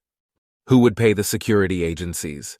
Individuals might hire their own security company, or neighborhood homeowners associations might hire security for their neighborhoods, or owners of apartment buildings or businesses might hire security for their buildings, or some combination of these might occur. Why does the anarchist not stipulate the details of non-state security arrangements? Because the functioning of the system is determined by the individuals occupying it. Therefore, the answers to questions about how the system would work must take the form of speculative predictions rather than stipulations. The same is true of any untried institution, though this fact is little recognized. The details of security arrangements would be determined by market forces and individual choices. If, for example, customers strongly preferred to patronize businesses that provided their own security, then most businesses would hire their own security. What services would protection agencies provide? This, too, would depend upon customer demand. In some cases, they might provide armed patrols. In other cases, they might provide security cameras and alarm systems. After a crime was committed, they might provide detectives and armed police to apprehend the criminals. Once apprehended, the criminals would be compelled to pay compensation for their crimes. What would protection agencies do in the event that an accused criminal maintained his innocence? In that case, some institution serving the function of a court system would be needed. January 2nd, 10 arbitration firms. In an anarchic society, just as in government-based societies, people would sometimes have disputes. One important kind of dispute occurs when a person is accused of a crime which he denies committing. Another type occurs when people disagree over whether a particular type of conduct ought to be tolerated. For instance, I may think my neighbor is playing his music too loud, while he thinks the volume is just fine. A third type concerns the terms of business relationships, including disputes about the interpretation of contracts. In each of these cases, the disagreeing parties need an institution functioning like a court to resolve their dispute. In the absence of a state, this need would be supplied by private arbitration firms. Arbitration by a neutral third party is the best way to resolve most disputes, since it generally provides a good chance of delivering a reasonably fair resolution, and the costs of achieving this resolution are almost always far less for both parties than the costs of attempting a resolution through violence. For these reasons, almost all individuals would want their disputes to be resolved through arbitration. Who would hire the arbitrators? Perhaps the parties to a dispute would agree on an arbitrator and split the cost between them. Or perhaps their security agencies would select the arbitrator. Suppose John accuses Sally of stealing his cat. He informs his security agency of the theft and asks them to retrieve the cat. But Sally notifies her security agency that John is attempting to steal her cat and asks them to defend the cat. If John and Sally patronize the same security agency, this agency may hire an arbitration company to determine to whom the cat belongs, so that the agency may decide whose claim to enforce. If John and Sally patronize different agencies, the two agencies will jointly select an arbitration company with the understanding that both will accept the verdict of the arbitrator. These are the basic institutions of a well-ordered anarchist society. In such a society, the most fundamental functions commonly ascribed to the state are not eliminated, but privatized. A great many questions naturally arise about such a system. In the remainder of this chapter, I address the most important questions about private protection agencies. Questions concerning arbitration firms will be taken up in the following chapter. 10.2 Is it anarchy? The system just sketched is commonly referred to as anarcho-capitalism, free market anarchism, or libertarian anarchism. One might ask, however, whether the system truly qualifies as a form of anarchy rather than, say, a system of competing governments. Semantic questions about the use of government and anarchy are of no great importance. However, the system differs in two crucial respects from all presently existing governmental systems, and it is these differences that lead me to call the system a form of anarchy. The first difference is one of voluntariness versus coerciveness. Governments force everyone to accept their services. As we have seen, chapters 2 and 3, the social contract is a myth. Protection agencies, by contrast, are chosen by customers who make actual, literal contracts with them. The second difference is one of competition versus monopoly. Governments hold geographical monopolies on protection and dispute resolution services, and changing one's government tends to be very difficult and costly, so governments feel little competitive pressure. In the anarchist system, protection agencies and arbitration companies are in constant competition with each other. If one were dissatisfied with one's protection agency, one could switch to another agency at little cost without moving to another country. These two differences are the fundamental source of all the advantages claimed for anarcho-capitalism over traditional government. The voluntariness of the anarcho-capitalist scheme makes it more just than a coercive system, and both traits make the anarcho-capitalist system less abusive and more responsive to people's needs than coercive, monopolistic systems. 10.3 Conflict between protectors. Competing security agencies might seem to have significant motives for direct physical confrontation with one another. Since they are in direct economic competition, one agency might wish to attack another in the hopes of putting the other agency out of business. Or in the event of a dispute between customers of different agencies, security agencies might go to war to defend their respective clients' interests, rather than allowing the dispute to be resolved by arbitration. For these reasons, some argue that an anarchist society would be riven with interagency wars. March 1, 10 The costs of violence.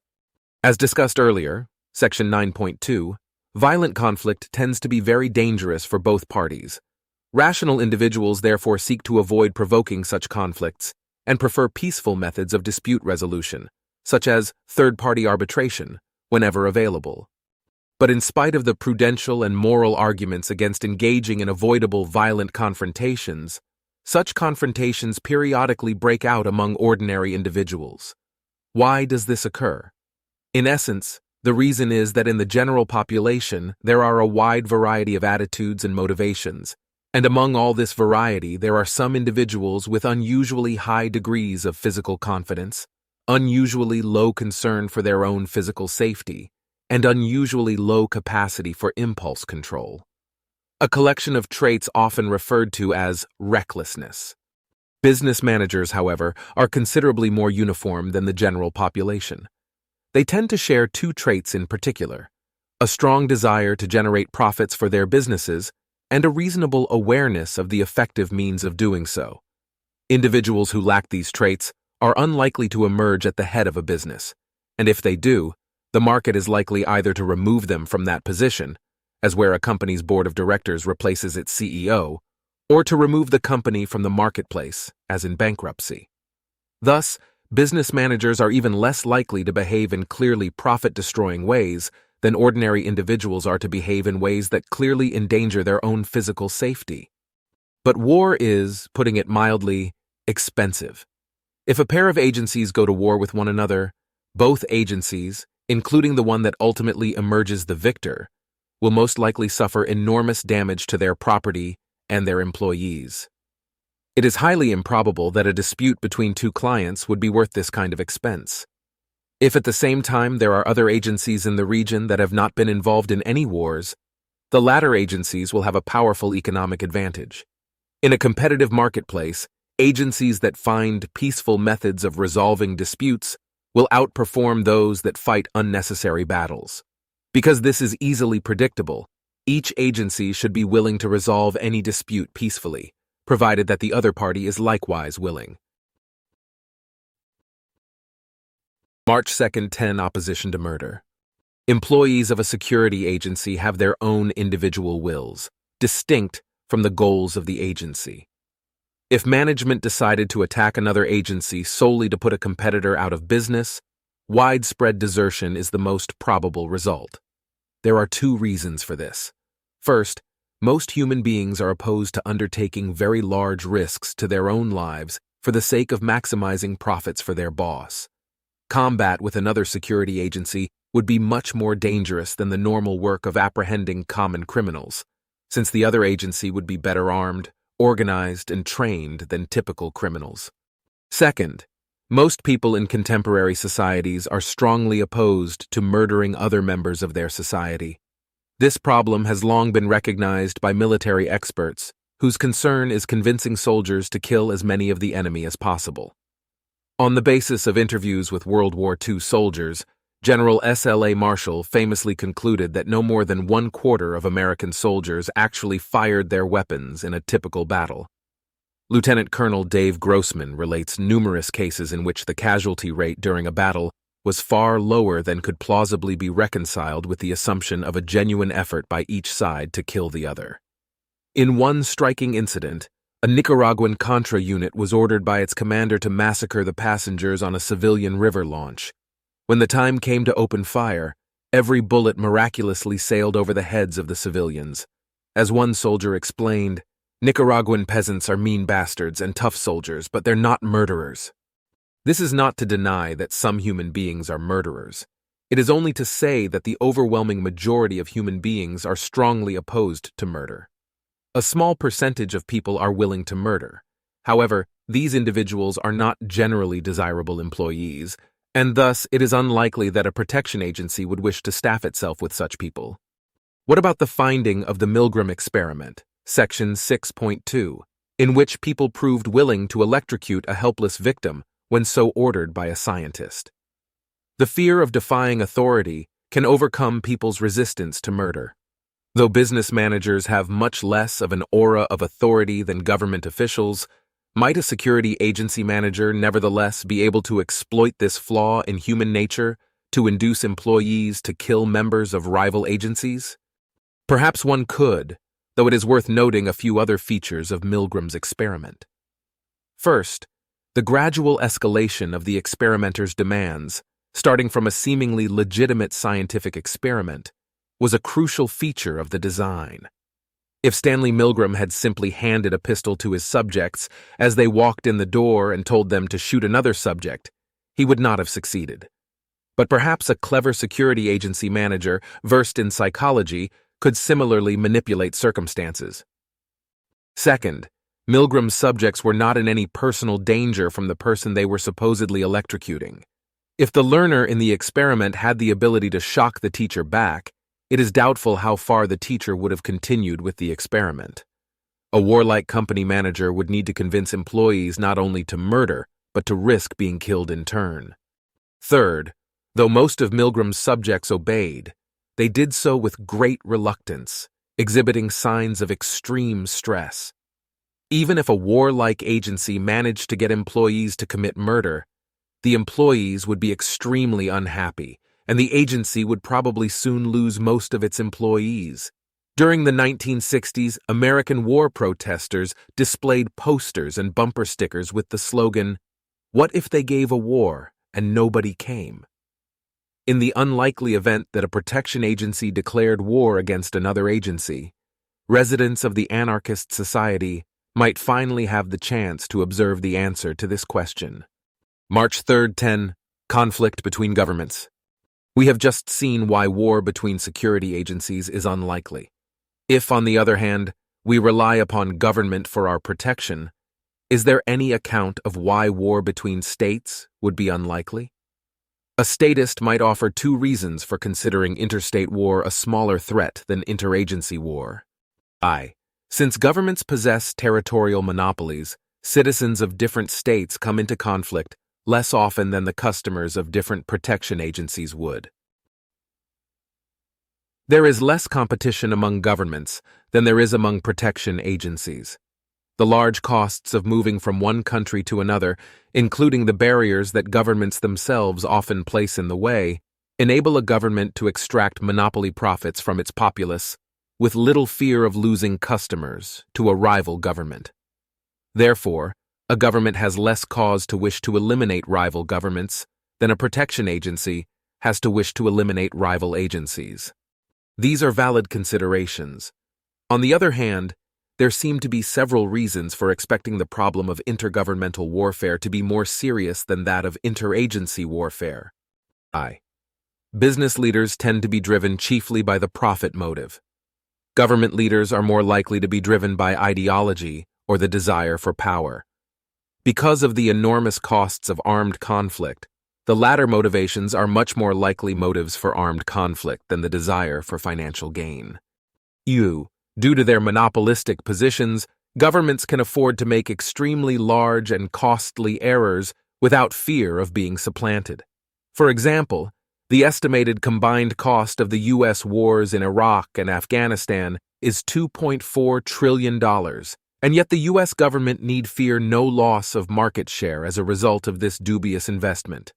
If each American could choose between a government that carried on these wars and one that did not, and if each individual were guaranteed to actually get what he chose, then even the most ardent hawks might find themselves thinking twice about the price tag. Fortunately for the government, individuals have no such choice. Governments have better propagandistic tools at their disposal than private businesses. Since most people believe in political authority, the state can claim that citizens are morally obligated to go to war, whether they support the war or not. The state may portray combat under its command as fighting for one's country, which is generally seen as noble and honorable. A private business seeking to increase profits by killing competitors would have a harder sell. Human beings are far more willing to kill those who are perceived as very different from themselves, especially foreigners, than to kill ordinary members of their own society. Consequently, it is easier to convince people to go to war against another country than it would be to convince people to attack employees of another company. Modern military training employs techniques of intensive psychological conditioning and desensitization to overcome soldiers' humane instincts. The U.S. military adopted techniques of this kind in response to Marshall's findings concerning the low rate of firing by World War II soldiers. As a result, the rate of fire reportedly increased from under 25% in World War II to 55% in the Korean War, and close to 90% in the Vietnam War. Employees of a security company, however, are less likely to submit to military-style conditioning, since they would not see the need of combat with other security agencies to begin with. Due to its pervasive control over the society from which its soldiers are drawn, the state can and does apply powerful sanctions to soldiers who refuse to fight or citizens who refuse to be drafted. Under a governmental system, those who refuse to fight at their government's command must flee the country to avoid imprisonment or execution. Under an anarchist system, those who refuse to fight at their employer's command must merely find another job. Because of their monopolistic position and their ability to collect non-voluntary payments from the populace, governments tend to have far greater resources than non-governmental organizations, enabling them to accumulate vast arsenals even during peacetime. For example, as of this writing, the U.S. government maintains 10 Nimitz-class aircraft carriers, which cost $4.5 billion apiece, plus $240 million per year for maintenance while generating zero revenue. As a result, when war breaks out between governments, it is far more destructive than any kind of conflict involving any other agents. The death toll from war in the 20th century is estimated in the neighborhood of 140 million, and the problem may yet prove the cause of the extinction of the human species. Taking all of these observations into account, then, it appears that warfare is a greater concern with governments than with protection agencies. 10.4 Protection for criminals. I have described a system of private agencies devoted to protecting individuals from crime, that is, from theft, physical aggression, and other rights violations. But why should there not be agencies devoted to protecting criminals from their victims' attempts to secure justice? What asymmetry between criminals and peaceful cooperators makes it more feasible, profitable, or otherwise attractive for an agency to protect ordinary people than to protect criminals? April 1st, 10. The profitability of enforcing rights. There are at least three important asymmetries that favor the protection of non-criminal persons over criminals. First, far more people wish to be protected against crime than wish to be protected in committing crimes. Almost no one desires to be a crime victim, while only a few desire to be criminals. Second, the harms suffered by victims of crime are typically far greater than the benefits enjoyed by those who commit crimes. Ordinary people would therefore be willing to pay more to avoid being victimized than criminals would be willing to pay for the chance to victimize others. In virtue of these first two conditions, there is far more money to be made in the business of protection against criminals than in the business of protection for criminals. Given that the two products exclude each other, if one product is effectively supplied in the marketplace, then the other necessarily is not. It is the less profitable one that will fail to be supplied. If a rogue protection agency decides to buck the trend by supporting criminals, it will find itself locked in perpetual and hopeless conflict with far more profitable and numerous protection agencies financed by non-criminal customers. The third asymmetry is that criminals choose to commit crimes, whereas crime victims do not choose to be victimized. Criminals, in other words, intentionally engage in behavior guaranteed to bring them into conflict with others. From the standpoint of a protection agency, this is an unattractive feature in a client, since the more conflicts there are in which the agency is called upon to protect clients, the higher the agency's costs will be. Ordinary non-criminal clients are aligned with the agency's goals in this respect. They do not wish to be involved in conflicts any more than the agency wishes them to be. Criminal clients are a very different story. Offering protection for criminals is analogous to offering fire insurance for arsonists. April 2nd, 10 Criminal protection by governments. What about the analogous problem for governments? Are there forces that prevent a government from acting to protect criminals? Governments commonly act to protect society against those who violate others' rights, such as common murderers, thieves, rapists, and so on. On the other hand, during the slavery era, government protected slave owners from their slaves rather than the other way around. Before the civil rights movement in the United States, government enforced racial segregation. And today, democratic governments function as tools for special interest groups to steal from the rest of society. These examples show that both patterns are possible. Government can protect people's rights, and it can also protect rights violators. The question is whether the unjust pattern of protecting rights violators would be more common for a protection agency than for a government. Governments and protection agencies are both human organizations, staffed by agents with human motivations. To assume that governments are altruistically motivated while protection agencies are selfishly motivated is to apply a double standard designed to skew the evaluation in favor of government. If we avoid such double standards, it is hard to see why governments should be thought less prone to protect rights violators than private agencies would be. One could argue that democratic governments must respond to the desires of voters, most of whom are opposed to crime. But one could equally well argue that protection agencies must respond to the desires of consumers, most of whom are opposed to crime, and there are reasons for expecting the market mechanism to be more responsive than the democratic mechanism. See sections 10.7 and 9.4.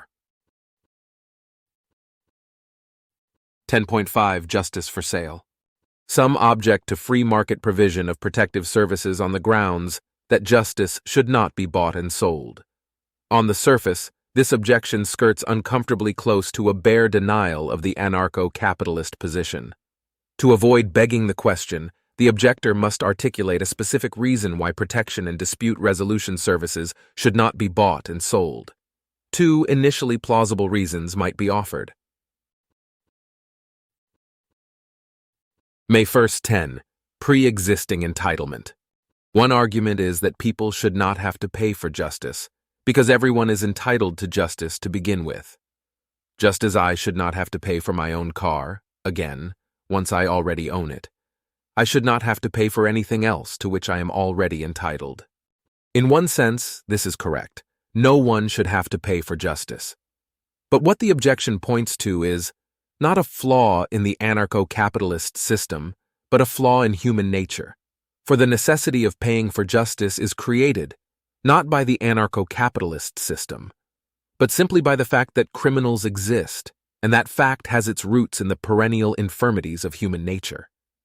In an idealistic utopian sense, we can say that everyone should simply voluntarily respect each other's rights so that no one need ever pay for protection. Given, however, that some people do not in fact respect others' rights, the best solution is for some members of society to provide protection to others. This costs money, and there are at least two reasons why the protectors cannot be asked simply to shoulder the costs themselves. First, there is the practical argument that few people are willing to expend their time and resources, to say nothing of the physical risks undertaken by security providers, without receiving some personal benefit in return. If we decide that it is wrong to charge money for a vital service such as rights protection, whereas one can charge whatever one likes for inessential goods such as Twinkies and cell phones, then we will build a society with plenty of Twinkies, cell phones, and rights violations. Second, those who provide protective services are justly entitled to ask for compensation for their time, their material expenses, and the physical risks they undertake, at least as much as anyone else who provides services of value to others. It would be unjust to demand that they bear all these burdens while their beneficiaries, those whom they protect, may simply proceed with their own self-serving occupations, bearing none of the costs of their own defense. If anything, the vital importance of the protection of rights entitles those who provide this service to ask for greater rewards than those who provide less essential goods and services. May 2nd 10 Basing law on justice. Another reason for thinking that protection from crime should not be subject to market forces is that this is incompatible with the laws being determined, as they ought to be, by what is morally right and just. Again, there is something obviously correct in this thought. Human beings should respect moral principles, and they should design social rules to promote justice and ethical behavior. But this is no objection to anarcho-capitalism. In adverting to self-interest to explain how security agencies in an anarchist society would behave, I am not advocating selfishness.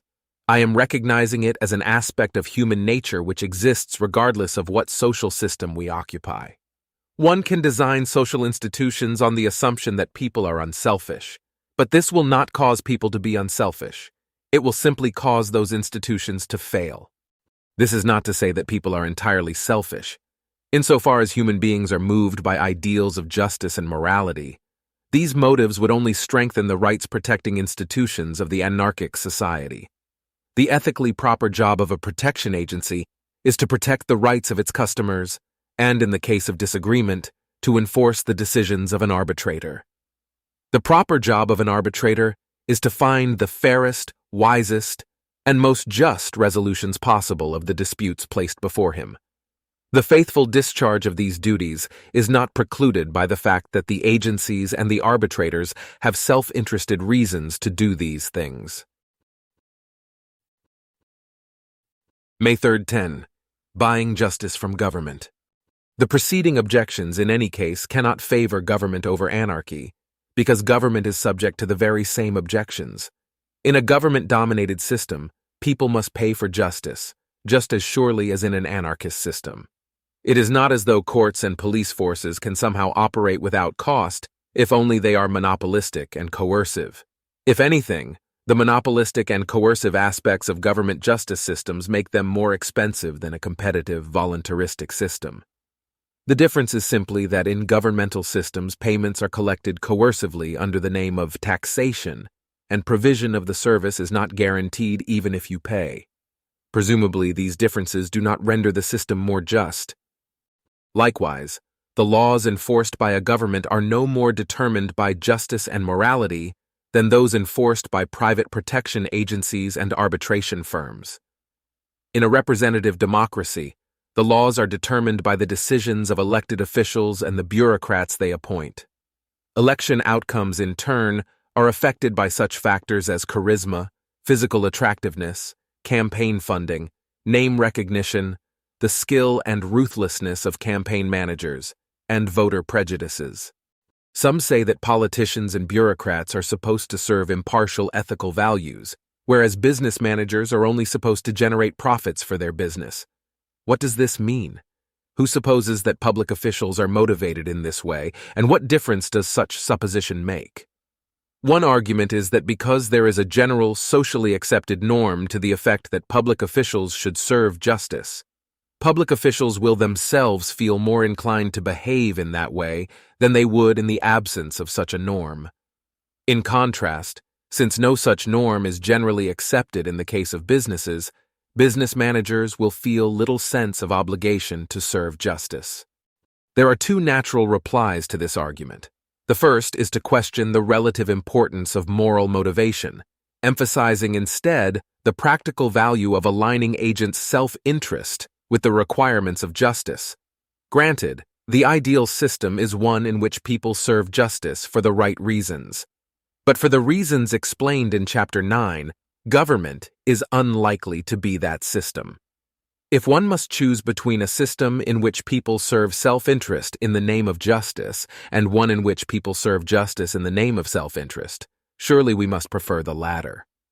To prefer a system that hands people the tools to exploit others for selfish ends, while assuring them that they are supposed to serve justice, over a system that makes justice profitable and allows people to choose their course, would be to repose a utopian faith in the power of supposition. The second reply is that there is no reason why the members of an anarchy may not embrace equally idealistic norms as those of a democratic society. Just as citizens of a democratic state believe that public officials should promote justice, the members of an anarchy may hold that protection agencies and arbitration firms should promote justice. However much efficacy that kind of social norm has in policing human behavior, the anarchist may harness it just as well as the statist. 10.6 Security for the poor. Another concern is that security agencies, driven by the profit motive, will cater solely to the rich, leaving the poor defenseless against criminals. June 1st, 10. Do businesses serve the poor? Unfortunately, there are no actual societies with a free market in security. We can, however, examine societies with relatively free markets in a variety of other goods and services. In such societies, for how many of these other goods and services is it true that suppliers cater solely to the rich, providing no products suitable for middle and lower income customers? Is clothing manufactured solely for the wealthy, leaving the poor to wander the streets naked? Do supermarkets stock only caviar and Dom Perignon? Which chain is larger, Walmart or Bloomingdale's? Admittedly, there are some products, such as yachts and Learjets, that have yet to appear in affordable models for the average consumer, yet the overwhelming majority of industries are dominated by production for lower and middle-income consumers. The main explanation is volume. For most products, there are many more consumers seeking a cheap product than consumers seeking an expensive product. The wealthy, of course, tend to receive higher quality products than the poor, from food to clothing to automobiles. That is the point of being wealthy. Under anarchy, they would no doubt receive higher quality protection as well. Is there an injustice in this? In one sense, yes. As a result of imperfect protection, some poor people will become victims of crime. This is unjust, in the sense that it is unjust that anyone ever suffers from crime. The injustice inherent in crime, however, points to a flaw in human nature, rather than in the anarchist system. Some people will suffer from crime under any feasible social system. The question is whether anarchy faces a greater problem or a greater injustice than governmental systems.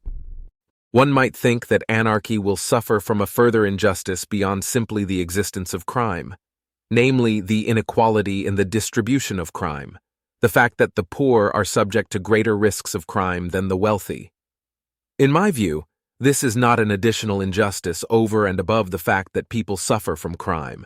In other words, given a fixed quantity of crime, as measured perhaps by the number and seriousness of rights violations occurring in a society, I do not believe that it matters, ethically, how the crime is distributed across economic classes.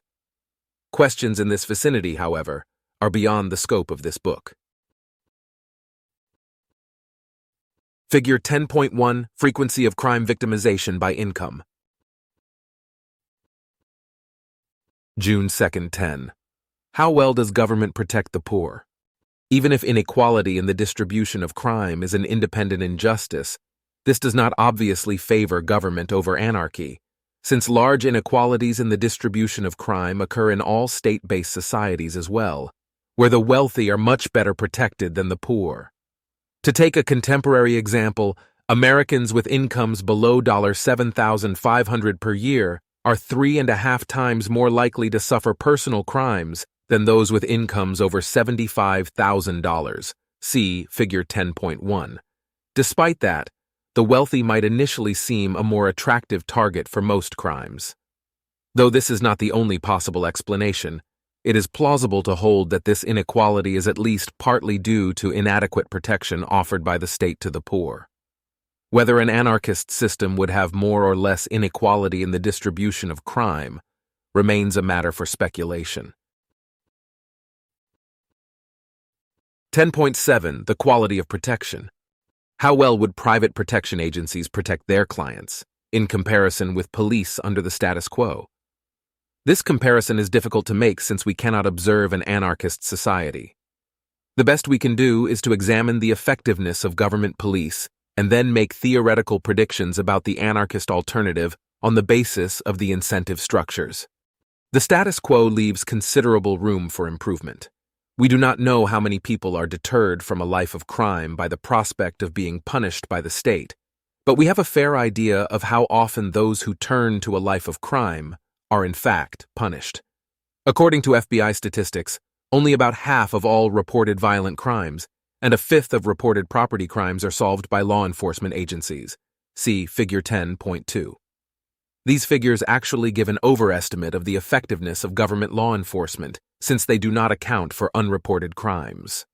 On a theoretical level, it is not difficult to understand why government police might be less effective than private protection agencies. If a protection agency provides poor protection or charges excessive fees, it must fear loss of customers to rival agencies. But if the police provide poor protection at a high price, they need have no fear of losing market share or going out of business. Since they have monopolized the industry, the customers have nowhere else to turn, and since their revenue derives from taxation, the customers cannot decide to fire their protectors and fend for themselves. These enviable features of the state's position enable it to survive indefinitely, almost irrespective of its performance. Indeed, the poor performance of police is more likely to bring them financial rewards than to bring financial losses, since rising crime rates tend to cause increases in law enforcement budgets. Figure 10.2. Percentage of U.S. crimes cleared by arrest rather than cuts. Private protection agencies, lacking these advantages, would have no recourse but to provide sufficient protection to their customers at a reasonable price. 10.8 Organized crime. Private protection agencies might be able to deal with the common criminal, but how would they deal with organized crime? Do we not need a central authority to combat this problem? Government has extensive programs for fighting organized crime. They focus almost entirely on direct enforcement efforts, that is, efforts to arrest and prosecute criminals, particularly the criminal leadership. But doubts have been raised about the effectiveness of this approach. Evidence of the effect of these enforcement efforts on overall crime levels is lacking, and it may well be that the roles occupied by jailed crime bosses are simply filled by other criminals, resulting in negligible benefits to society in terms of total crime. A plausible alternative approach would be to attempt to deny organized crime its most important sources of revenue. Criminal organizations are chiefly focused on collecting money, which they do mostly through the provision of illegal goods and services. Traditionally, organized crime has generated revenue for itself through gambling operations, prostitution, and, during the Prohibition era in the United States, the illegal sale of alcohol.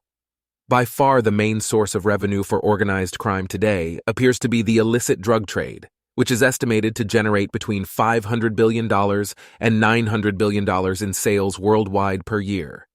Why have criminal organizations focused on these industries? Why sell gambling services, sexual services, and drugs rather than, say, shoes and chocolates? There is no controversy about the answer to this. It is because gambling, in some forms, prostitution, and narcotic drugs are illegal. Al Capone made his fortune selling alcohol, not when it was legal, but during the era of Prohibition. Today, organized criminals make their fortune selling marijuana and cocaine rather than penicillin and Prozac. The reason is that criminals have no advantages in the provision of ordinary goods and services. Their only special asset is their willingness and skill in defying the law. Unlike ordinary business people, criminal individuals are willing to risk imprisonment for the sake of money. They are willing to forego all social respectability, and they are willing to engage in bribery, threats, and violence to pursue their business. These are the traits needed to supply a good that is illegal. By prohibiting certain drugs, we grant control of the recreational drug industry to people with those characteristics. If these same drugs were legalized, the criminals now making fortunes from their sale would no longer be able to do so because they would no longer have any economic advantage in that industry. This is the lesson of Capone and Prohibition. Thus, a powerful strategy for crippling organized crime would be to legalize drugs, gambling, and prostitution. I do not claim that this would eliminate all organized crime. It would, however, strike a blow to organized crime more devastating than anything the state could hope to do, by way of wiretaps, sting operations, and indictments. The vast majority of organized crime's revenue stream would dry up virtually overnight, forcing most of its members to seek other employment. In an anarchist society, it is highly probable that drugs, gambling, and prostitution would all be legal. The essential difference between these crimes and more paradigmatic crimes, such as murder, robbery, and rape, is that the latter crimes have victims, whereas gambling, drug use, and prostitution have no victims, or at any rate no victims who are likely to complain. In the anarcho-capitalist society, rights are enforced by the victim of a rights violation, bringing a complaint against the rights violator through his protection agency, and relying upon a private arbitrator to judge the validity of the complaint. There is no effective mechanism for prohibiting victimless crimes, because there is no legislature to write the statutes and no public prosecutor to enforce them. What if a large number of people were so strongly opposed to prostitution that they were willing to pay their protection agencies to protect them from living in a society in which other people buy and sell sexual services? And what if arbitrators in this society agreed that anyone complaining about someone else's trade in sexual services had in fact been wronged, perhaps through being offended, and was entitled to compensation by either the prostitute or the prostitute's client? In theory, a society of this kind could end up with anti-libertarian prohibitions on prostitution. However, this is an improbable scenario since few people in fact think that a contract to purchase sexual services victimizes any person who merely finds out about it and doesn't like it. And few are in fact willing to pay as much to prevent other people from engaging in prostitution as prostitutes and their clients are willing to pay to be left alone. Similar observations apply to other victimless crimes, such as gambling and recreational drug use. This does not eliminate all possible revenue sources for organized crime. Criminals could still collect money, for example, through extortion and fraud. Nevertheless, denied their largest sources of revenue, criminal organizations would be much weaker in an anarchist society than they are today, and would probably play a very small role. 10.9 Protection or extortion. Rather than providing protection in exchange for agreed-upon fees, it might seem that it would be more profitable for a protection agency simply to rob people without bothering about protecting them. Why wouldn't protection agencies evolve into mere extortion agencies? September 1st, 10. The discipline of competition. Interagency competition is the main force restraining abusive practices by protection agencies. Customers would subscribe to the agency that they expected to serve them best at the lowest cost, without robbing, abusing, or enslaving them. Imagine two protection agencies operating in the same city, TanaHelp Inc. and Merbard Limited. TanaHelp is a legitimate agency that enters into voluntary agreements with its customers, providing protection in exchange for a fee. Merbard is a rogue agency that extorts money from people while providing little of value in return. Almost anyone would prefer TanaHelp, and therefore, if individuals could freely choose their protection agency, Merbard would quickly go out of business. If Merbard tried to force people to join it instead of TanaHelp, people would appeal to TanaHelp for protection. We saw above the incentives that oppose violent conflict between agencies. TanaHelp might therefore attempt to resolve the dispute with Merbard through third-party arbitration. Merbard could accept the offer of arbitration, in which case any fair judge would rule against it. It could abandon its extortionist plan, or it could prepare for war. There are 4 reasons why Merbard would be more likely to either back down or be destroyed than TanaHelp. First, TanaHelp would be perceived as more legitimate than Merbard by the rest of society. TanaHelp would therefore have a much better chance of convincing employees to fight on its behalf than Merbard, though it might be that neither agency would succeed, and that employees on both sides would desert rather than fight. Second, TanaHelp would have the support of all the customers over whom the agencies were fighting. The customers would therefore be likely to attempt to assist their favored agency and hinder the extortionist agency. Third, TanaHelp would have more reason to fight than the criminal agency. If TanaHelp allows some of its would-be customers to be enslaved to a criminal agency, it establishes a precedent that will likely ultimately lead to its own demise. Merbard, on the other hand, could at any time desist from its extortionist plans and decide to run a legitimate business protecting people from criminals. We have seen earlier the reasons why violent conflict would be very harmful for both agencies. Since both agencies are aware of this, and both also know that it is Merbard that can better afford to back down, that is what will most likely occur. Fourth, the rest of society, including the other protection agencies in the area, would side with TanaHelp. This is partly due to common-sense ethical beliefs. Almost everyone considers extortion to be unjust, and partly due to self-preservation.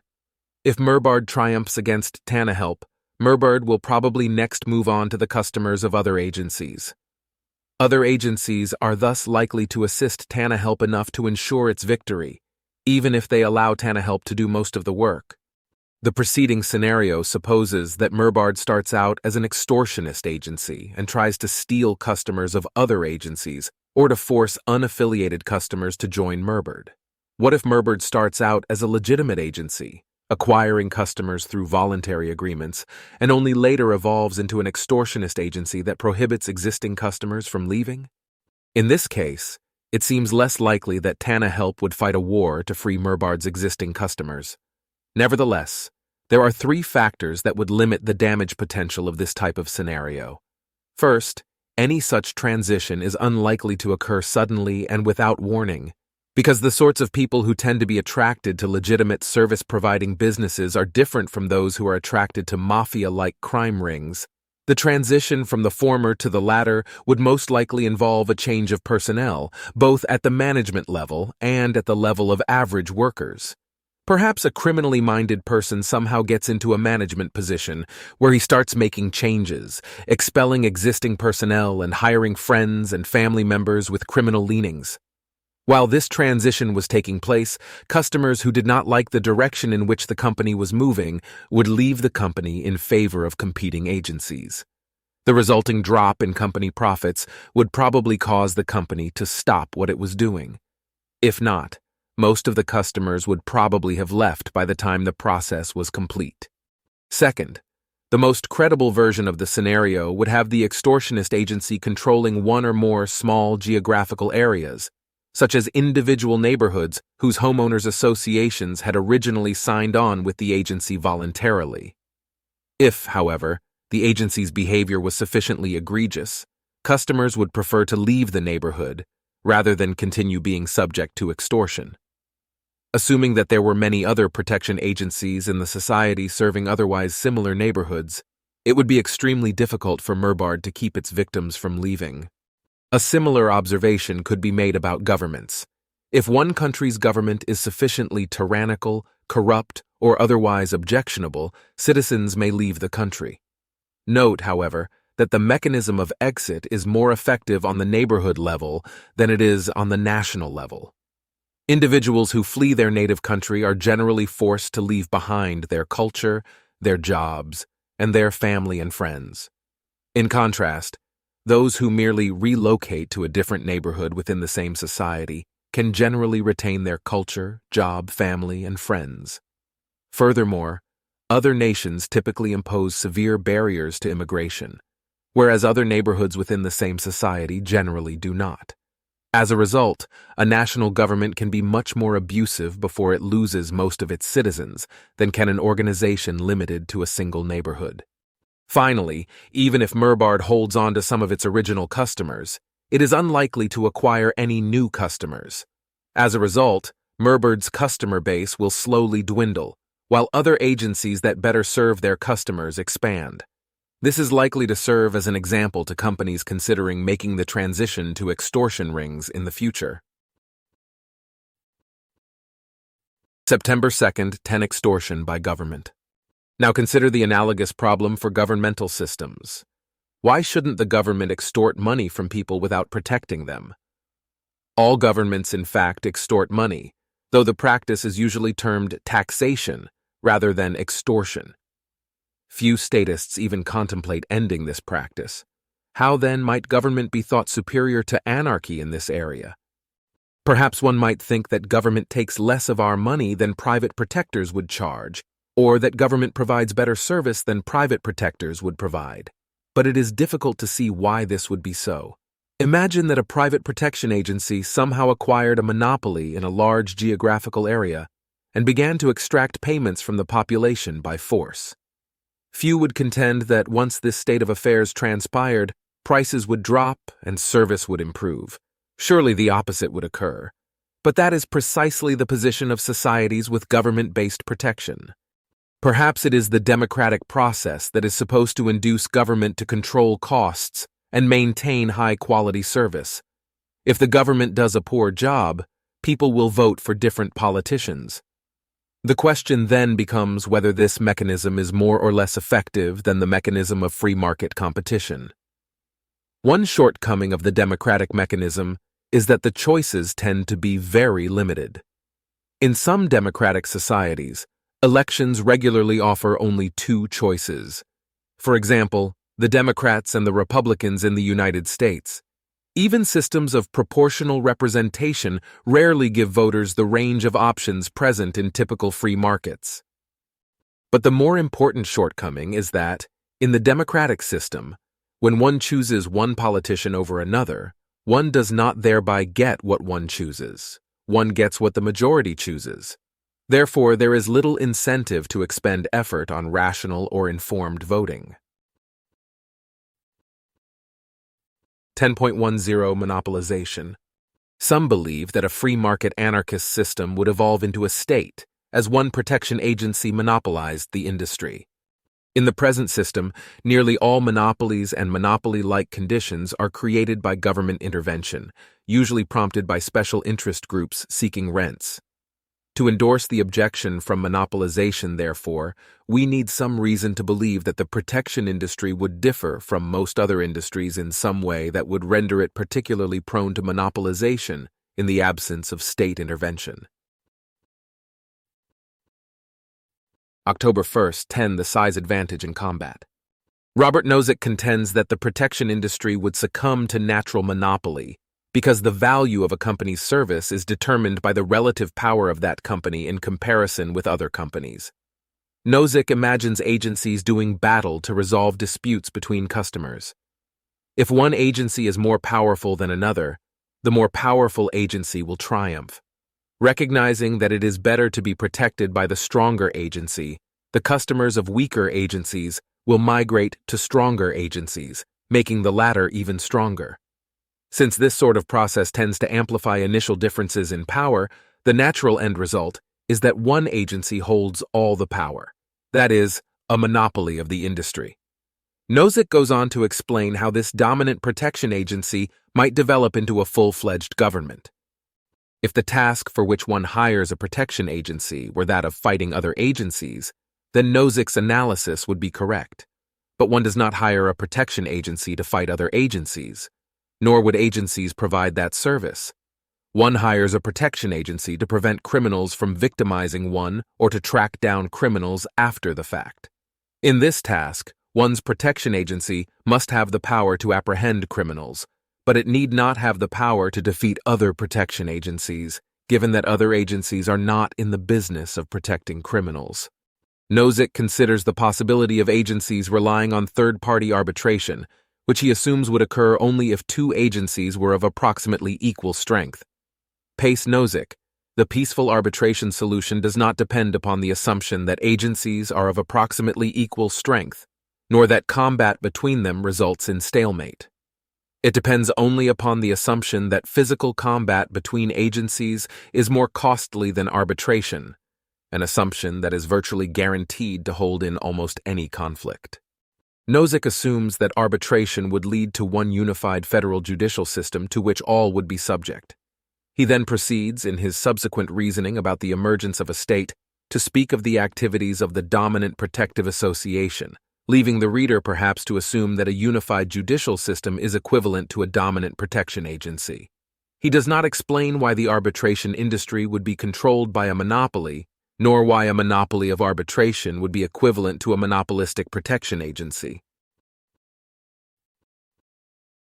October 2nd, 10. Determining efficient size of firms. Under some conditions, a monopoly can develop naturally in a free market. If the most efficient size for a firm in a particular industry is so large that there is room for only one such firm in the marketplace, then the conditions are ripe for a natural monopoly. Large firms often benefit from economies of scale. For example, in the automobile industry, the lowest per-unit production costs are achieved by operating a type of factory that is capable of producing tens or hundreds of thousands of cars per year, because there is a large fixed cost for building such a factory, a cost that must be borne to produce any cars at all, but that does not increase as one builds more cars up to the maximum capacity of the factory. It is most economically efficient to use the factory to full capacity once built. Any firm trying to sell less than many thousands of cars per year is thus at a competitive disadvantage to larger firms. It will be forced to charge higher prices for its cars.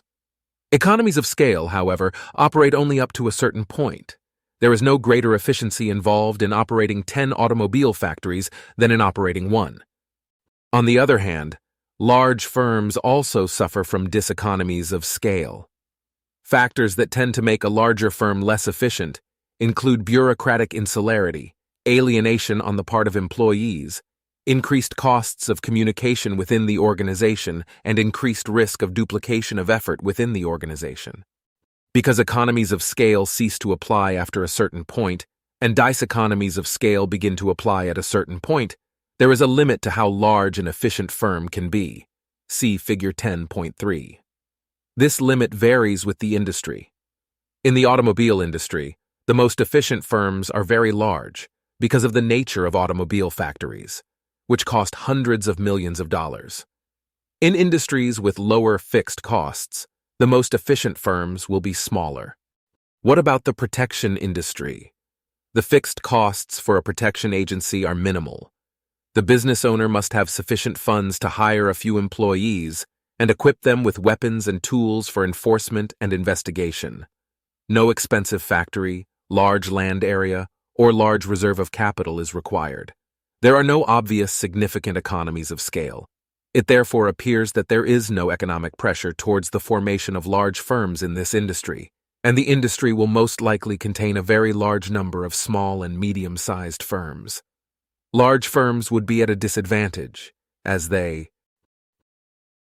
Figure 10.3. Average cost curve for a firm in an industry with both economies and diseconomies of scale. Point A represents the most efficient size, the output level with lowest average cost, would suffer from the usual diseconomies of scale without reaping significant compensatory economies of scale. October 3, 10 Government monopoly.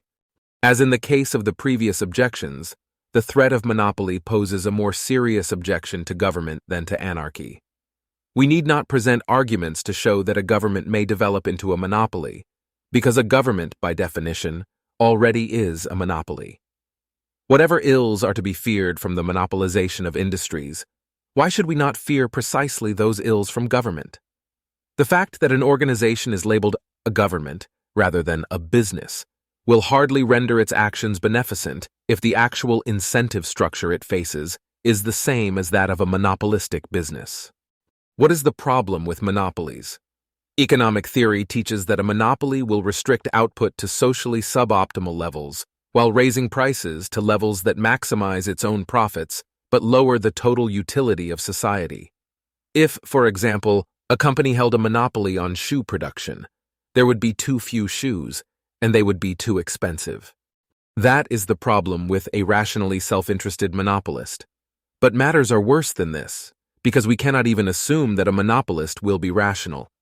Competition makes firms act as something approximating rational profit maximizers by eliminating those who do not behave in that way. In the absence of competitive pressures, a firm has much more leeway. Optimists may observe that an organization with a robust monopoly can survive while magnanimously sacrificing profits for the good of society if it happens to be so inclined. But it can also survive while clinging to inefficient production methods and resisting innovation, rewarding well-connected but incompetent people, wasting money on half-baked ideologically motivated plans, ignoring evidence of customer dissatisfaction, and so on. To assume that monopoly privilege will be used only for good would seem to be an exercise in wishful thinking. Almost everyone accepts this in the case of non-governmental monopolies. Nothing essential changes when the label government is applied to a monopolistic protection agency. 10.11 Collusion and Cartelization. Apart from monopoly, there is a second anti-competitive practice that may increase the profits of firms in a given industry. This is the practice of forming a cartel, an association of firms that agree among themselves to hold prices at an artificially high level or otherwise cooperate to promote their mutual interests. As Adam Smith warned, people of the same trade seldom meet together, even for merriment and diversion, but the conversation ends in a conspiracy against the public or in some contrivance to raise prices. Some critics argue that the protection industry would fall under the dominance of a consortium of this kind, leading to results similar to those of an industry monopoly. November 1st, 10. The traditional problem for cartels. Most cartels have difficulty enforcing their policies. Suppose that the competitive market price for widgets is $100 per widget. The leaders in the widget industry, however, in a recent backroom meeting, have agreed that $200 is a much nicer price. One small firm, Sally's Widgets, demurs. While the cartel firms charge $200, Sally decides to charge only $150 per widget. What happens? At these prices, nearly all customers prefer a Sally widget over a cartel widget. Once a struggling small firm, Sally's Widgets suddenly can't expand fast enough for all the new customers approaching it. The cartel, tired of losing business, eventually abandons its scheme and competes with Sally on price, but not before Sally's Widgets has enjoyed its greatest ever boom in sales at the expense of the industry leaders. The incident stands as a lesson to players in other industries, where the smaller firms struggling to get established dream that, one day, the leaders in their industry, too, will devise a harebrained price-fixing scheme. November 2nd, 10. Cartelization by threat of force. Some industries may differ materially from the famously competitive widget industry. In those industries in which a firm's success depends upon its good relations with other firms, anti-competitive collusion may be more feasible because the large firms in the industry can effectively punish those who reject cartel policies. Tyler Cowen and Daniel Sutter suggest that this may be true in the protection industry because the success of a protection agency depends upon its ability to peacefully resolve disputes with other agencies. Cowen and Sutter imagine the protection agencies in a given area forming a single multilateral agreement detailing the procedures for resolving disputes involving customers of different agencies. Having tackled that problem, the agencies might next agree to fix prices at artificially high levels and to refuse to cooperate with any new firms that may subsequently enter the market. The agreement on procedures for arbitrating disputes would be self-enforcing, in the sense that firms choosing to violate it would be sabotaging themselves. But who would enforce the anti-competitive agreements to fix prices and exclude new agencies? Cowen and Sutter imagine that the cartel excludes new entrants to the industry by refusing to accept arbitration with them. Cartel members resolve any disputes with non-members through violence. The same mechanism is used to enforce the price-fixing agreement. If any member company is found to have set prices too low, the remaining members expel the price-cutting agency and henceforth treat it like any other outsider, refusing arbitration in any future disputes with the ostracized agency. Although this seems to be a possible mechanism for taking over the industry, I do not find it very plausible that the mechanism would be employed. Suppose that Agency A, which is a member of the cartel, has a dispute with Agency B, which is not a member. A is supposed to be prepared to go to war with B, rather than resolve the dispute peacefully.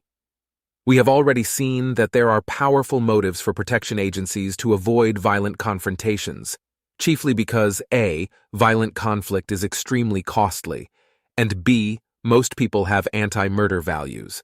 Therefore, for A to engage in armed conflict with B, A would have to be willing to sacrifice its own interests for the sake of maintaining the cartel. Since the motivation for joining the cartel to begin with was one of economic self-interest, it is not plausible that A would make such a sacrifice. Perhaps A might be moved to fight for the cartel by a further threat made by other cartel members. If A resolves its dispute with B peacefully, then other cartel members will henceforth go to war against A whenever they have a dispute with A. And what would motivate the other cartel members to do this? Well, the fact that if they don't, other members will go to war against them, and so on. This thinking, however, strikes me as a regress of increasing implausibility. If it was implausible that A would go to war against B for not being a member of the cartel, it is still less plausible that another agency, C, would go to war against A for not going to war against B for not being a member of the cartel. If AA wishes to avoid armed conflict, its best bet would be to avoid the immediately looming conflict with B, perhaps doing its best to conceal its agreement with B from the other cartel members, and worry about possible future conflicts with other agencies later. November 3rd, 10. Cartelization through denial of extended protection. George Klosko proposes a different mechanism for cartelization of the protection industry. He imagines a collection of gated communities, each served by a private security agency. Customers would desire extended protection. That is, one would wish to be protected not only in one's own neighborhood, but also when one left the neighborhood to go to work, visit friends, shop, and so on. To satisfy this demand, protection agencies would need to work together, developing common procedures and agreeing to protect each other's customers. But once the agencies had formed a consortium to provide extended protection, the consortium could easily evolve into a cartel designed to raise prices, limit competition, and so on. The cartel would limit competition by denying extended protection to the customers of non-member agencies. Since almost everyone desires extended protection, non-member agencies would be effectively excluded from the market. The cartel would enforce its policies internally by threatening to expel members who violate cartel policies. How might this result be avoided? Let us begin by imagining a competitive, non-cartelized protection industry, and consider whether extended protection is likely to be provided without the development of an industry cartel.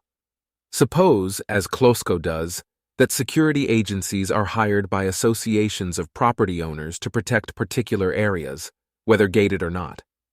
This may include both residential and commercial areas. Now suppose that a homeowners association is deciding whom to hire for neighborhood security. Agency A offers to protect residents, and only residents, from crime occurring in the neighborhood. If one of their security guards witnesses a crime, he will first try somehow to check whether the victim is a resident or a visitor. If the victim appears to be a visitor, the guard will allow the crime to proceed. Agency B, on the other hand, offers to combat all crime in the neighborhood, whoever the victim may be. There are two evident reasons why A's offer will be rejected. First, homeowners are likely to perceive the idea of verifying the identity of a victim before acting to stop a crime as both impractical and immoral. Second, most people would like to be able to have visitors to their neighborhood and would like those visitors to be safe while in the neighborhood. Agency B will therefore win the contract. A similar point applies even more clearly to owners of commercial property.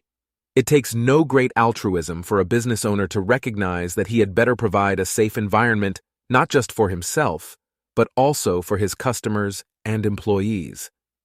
If people other than the owner are frequently attacked or robbed while on company premises, it may be difficult to run the business. Therefore, businesses will pay protection agencies to protect everyone on their premises. Thus, extended protection is provided with no need for industry-wide collusion. Each protection agency, acting independently, simply provides what its customers desire. If several agencies decide to form a consortium and announce that henceforth they will only protect customers of member agencies, every agency in the consortium will quickly lose nearly all of its contracts.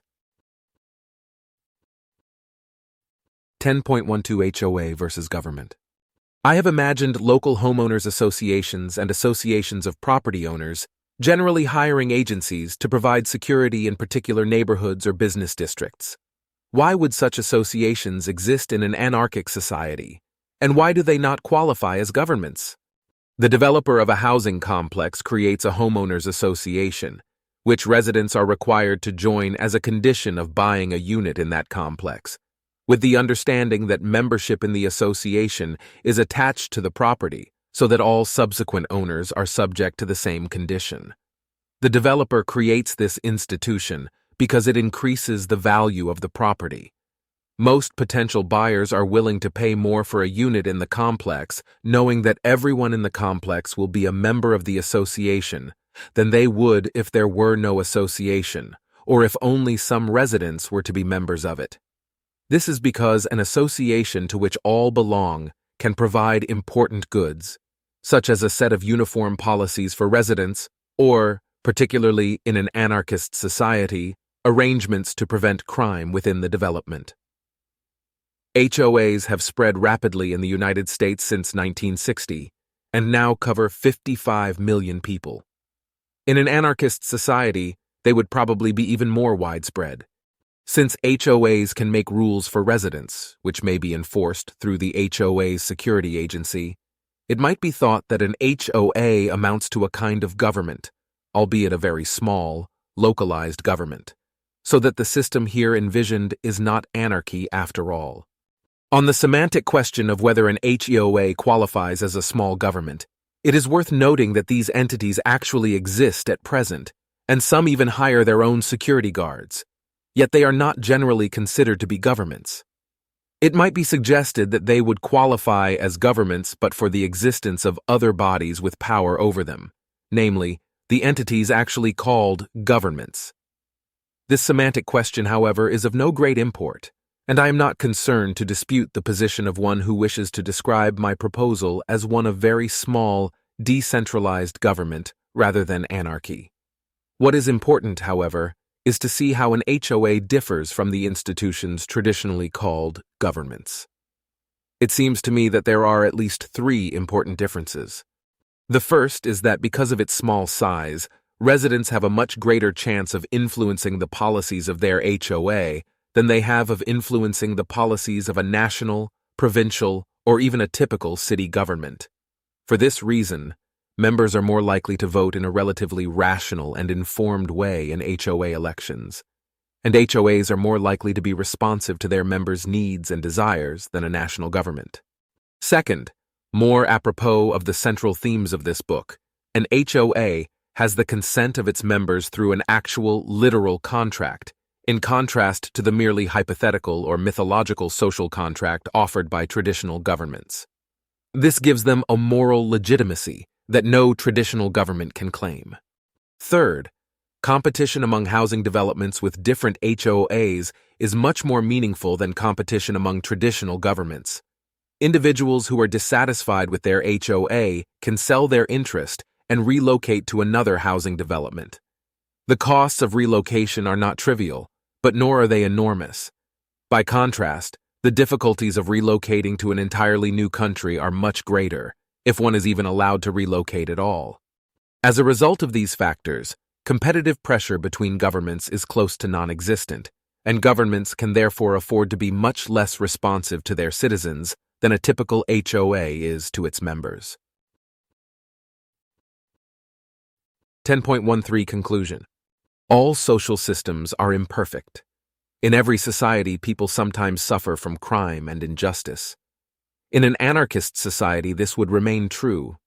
The test of anarchism as a political ideal is whether it can reduce the quantity of injustice suffered relative to the best alternative system, which I take to be representative democracy.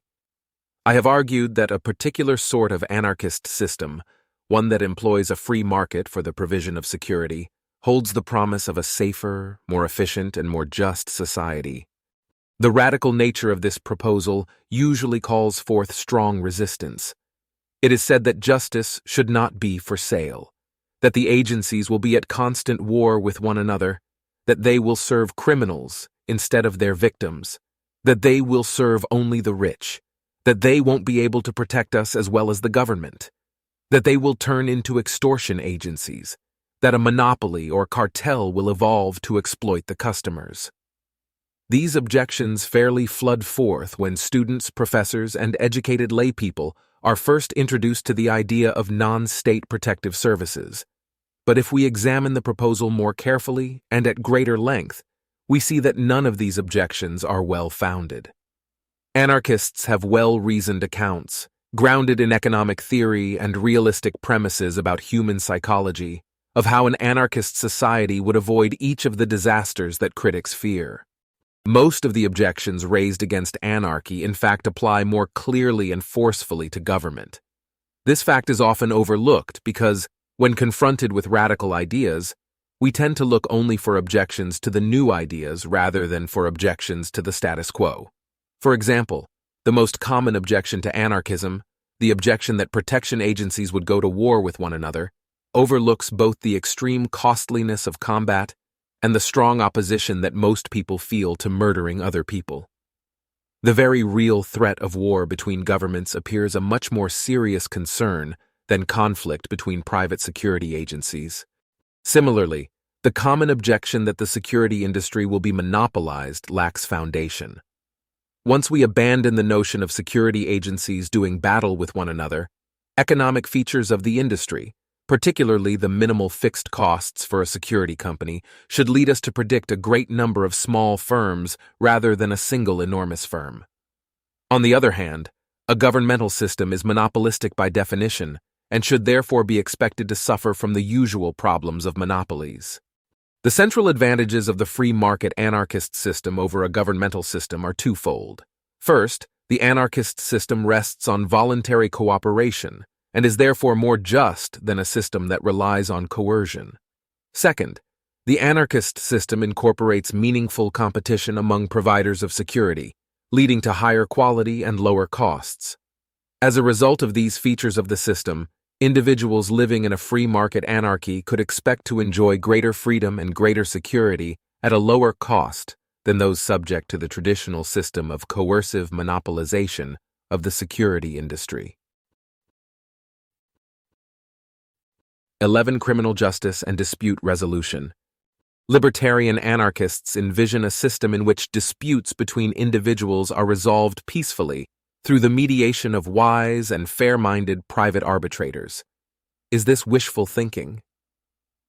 In the present chapter, I review several questions and objections concerning this picture of justice in the anarchist society. 11.1. The integrity of arbitrators. What mechanism will keep arbitrators honest and impartial? We can best address this question by first considering in more detail what makes arbitration a viable dispute resolution mechanism to begin with. If two parties have a dispute that they cannot resolve by direct discussion with one another, they may nevertheless be able to agree upon a general procedure for resolving their dispute. This depends upon a contingent but robust fact about human beings in a wide range of cultures. That appeal to a neutral third party is widely perceived as a fair and reasonable dispute resolution mechanism. But how is it that two parties who disagree about some practical matter are able to agree upon a third party to resolve the dispute? Why isn't the first dispute simply replaced with a second dispute about whom to appeal to resolve the first dispute? Again, this depends upon a contingent but robust fact about human normative perceptions. People tend to agree to a large extent on who constitutes an impartial judge. But why would both parties to a dispute seek an impartial judge instead of each insisting on a judge biased in his own favor, such as a personal friend or family member? The reason is that they are attempting to reach a peaceful resolution of the original dispute. The fundamental idea behind arbitration as a strategy for reaching such a resolution is that the parties seek something that they can agree upon that might be used to generate a solution to the original dispute. Given that goal, it makes sense for both parties to choose an arbitrator who is generally viewed in their society as fair. They should not each propose an arbitrator obviously biased in their own favor, since that would not be a viable strategy for generating the needed point of agreement. Of course, if the two parties do not both desire a peaceful resolution of their dispute, then they may simply fight it out. There is no need to propose a biased or corrupt arbitrator in that case. Based on this understanding of the logic of arbitration as a solution to conflict, an arbitrator has one critical asset: his reputation for honesty, impartiality, and wisdom. That reputation is the central determinant of the perceived quality of his product, and only if he jealously guards that asset can he expect that contentious parties, frequently unable to agree upon anything else, will be able to agree upon him as the person to resolve their disputes. If an arbitrator acquires a reputation for corruption, bias, or capricious decision-making, his business will quickly disintegrate. An arbitration company, therefore, would need to be careful in its choice of arbiters, knowing that a corrupt judge could ruin the business. In many cases, it may be that no matter how a dispute is resolved, one party or the other will regard the decision as unfair after the fact. The best that an arbitrator can do in such a case is to render a decision that will be perceived as fair by most third-party observers.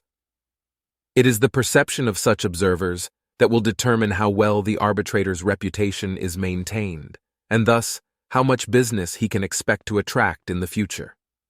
Admittedly, public perception is an imperfect guide to justice, as the public might misunderstand a case or have incorrect values. Nevertheless, the reputational mechanism provides incentives for arbitrators to uphold justice, at least approximately in most cases. In the present system, by contrast, mechanisms for ensuring the integrity of judges are much weaker. Judges' decisions are reviewed only by other judges, with the exception of Supreme Court members, whose decisions are reviewed by no one. If the judicial system acquires a reputation for unfairness, inefficiency, and so on, its members can nevertheless retain their positions without fear of being supplanted by the competition.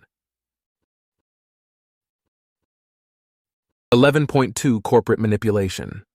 Why won't corporations manipulate the system by requiring employees or customers to sign an agreement to have all disputes settled by an arbitrator biased in the company's favor, such as an arbitrator in the permanent employ of the corporation itself? Here is a more fundamental question. Why don't businesses make unlimited demands on employees and customers? Why not require customers to give the company all the money they have? Why not require employees to work for free? These arrangements would certainly be more favorable to the company than the sort of arrangements businesses actually offer. To understand why businesses do not behave in these ways, we should first consider how market prices are determined. For any given business, there is some optimum level at which the business should set its prices to maximize its profit. If it sets prices below that level, the company will lower its total profits due to lower profit per unit. If it sets its prices above that level, the company will lower its total profits due to lower volume of product sold. A precise account of the optimum price level is given in standard price theory, where this price is said to lie at the intersection of supply and demand curves. For our purposes, the important point is simply that market forces determine an optimal price level such that the company does worse for itself if it exceeds that level. Now, the plan of making unreasonable legal demands is essentially equivalent to a plan to increase the price of one's product. Suppose that Sally's widget business requires all customers to agree that, in case of any dispute arising in connection with the sale of a Sally widget, including complaints regarding product quality or safety, the customer will accept binding arbitration by Sally's 9-year-old daughter, Susan. Sally's widgets is then in effect adding to the price of Sally's widgets. In addition to the $150 that one must pay for a widget, the customer must also accept the risk of having a dispute with the company resolved by the owner's daughter. Clients might consider this undesirable. They might even take the policy as a signal that the company intends to cheat its customers. For this reason, if $150 was the market price for widgets, then Sally's addition of the unreasonable stipulation, in regard to the resolution of disputes with her company, will have the effect of placing the real price of her product above the market level, and thus lowering Sally's total profit. What if the market price for widgets is $200 and Sally charges only $150, leaving Sally some leeway to make additional demands on customers? Even in this case, insisting that all disputes should be resolved via Susan is not Sally's best option for taking advantage of that leeway. The reason is that customers are likely to place a greater negative value on Sally's dispute resolution procedure than the positive value that Sally places on it, because customers tend to place negative value on perceived unfairness in addition to the potential monetary costs of unfair procedures. Instead, Sally's best, profit-maximizing option is simply to raise her price by $50. The same principles apply to employer-employee relationships. There is an optimal wage for an employer to pay such that if the employer pays more than that, he lowers his total profits due to increased labor costs. But if he pays less, he lowers his total profits due to difficulty in attracting desirable employees. Any provision in an employment contract that employees regard as unfair or simply disadvantageous amounts to an extra cost of accepting a job with this employer, or, equivalently, a decline in the rewards of the job.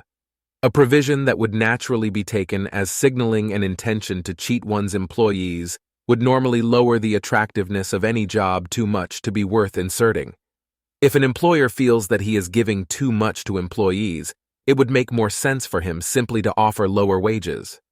Empirically, businesses in free market economies rarely take unreasonable positions in disputes with customers.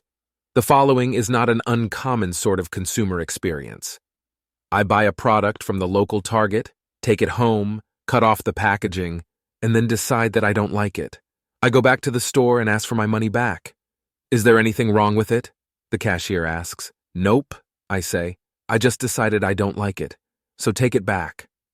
My position in this dispute, if one can call it that, is utterly capricious. I voluntarily bought the product. I know that they can't resell it after I have opened it, and I have no real complaint about the product. The product is not defective, nor was it misrepresented either by the manufacturer or by the store. I have no argument for why they should take it back. Yet in my experience, the company has never refused a return. This evidence about the behavior of businesses is of course anecdotal, and certainly others could relate anecdotes of unsatisfactory experiences. Nevertheless, I do not think it an unfair illustration of the overall tendency of the market. Consumers are much more likely to take unreasonable positions and prevail than the businesses they patronize. 11.3. Refusing arbitration.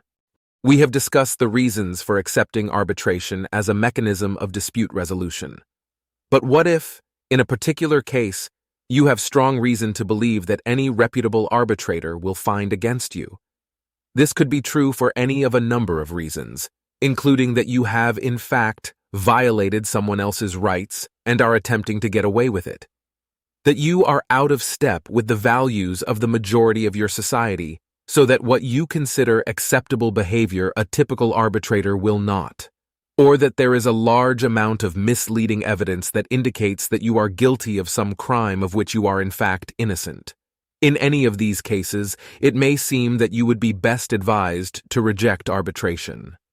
But even in these cases, you will probably be forced to accept arbitration.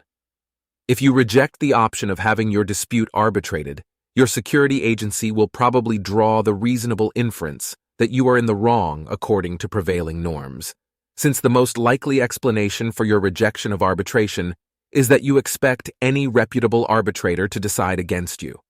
For the same reasons that protection agencies will not defend criminals, they will not defend people who reject arbitration as a means of dispute resolution.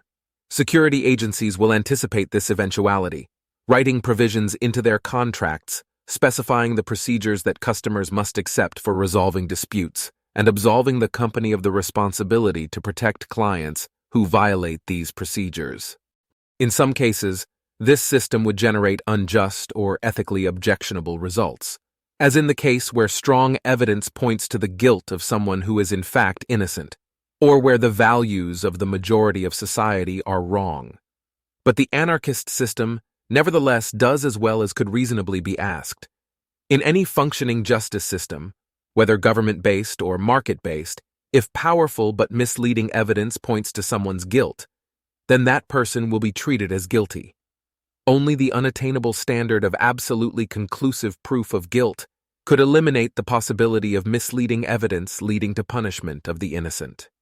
Likewise, every social system generates unethical outcomes if the people who make decisions in that system have incorrect ethical beliefs and values. Under anarchy, unethical outcomes result if most members of society have incorrect values, which will be reflected in the decisions of arbitrators seeking to cultivate a good reputation with the public. In a government-based system, unethical outcomes result if legislators, judges, or other public officials have incorrect values. This is not less likely to be true than that the majority of society's members have incorrect values. 11.4.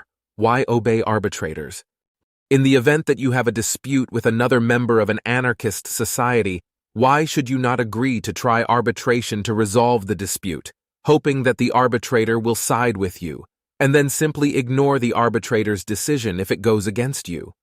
This sort of behavior, if anything, would be even less tolerated by the rest of society than a refusal to accept arbitration to begin with. For the same reasons that security agencies would not agree to defend criminals, you could expect your security agency to leave you to fend for yourself if you violated an arbitration decision. Beyond that, arbitration companies could maintain lists of individuals who had violated an arbitration agreement. There might be criminal record reporting agencies, functioning analogously to credit reporting agencies, providing reports of past criminal activity for a nominal fee. Given knowledge of your past violation of an arbitration agreement, it would not be rational for others in the future to enter into business relationships in which you might attempt to cheat them and then refuse to pay compensation. It might therefore become very difficult to find a job, get a credit card, take a bank loan, rent an apartment, and so on. 11.5. The source of law.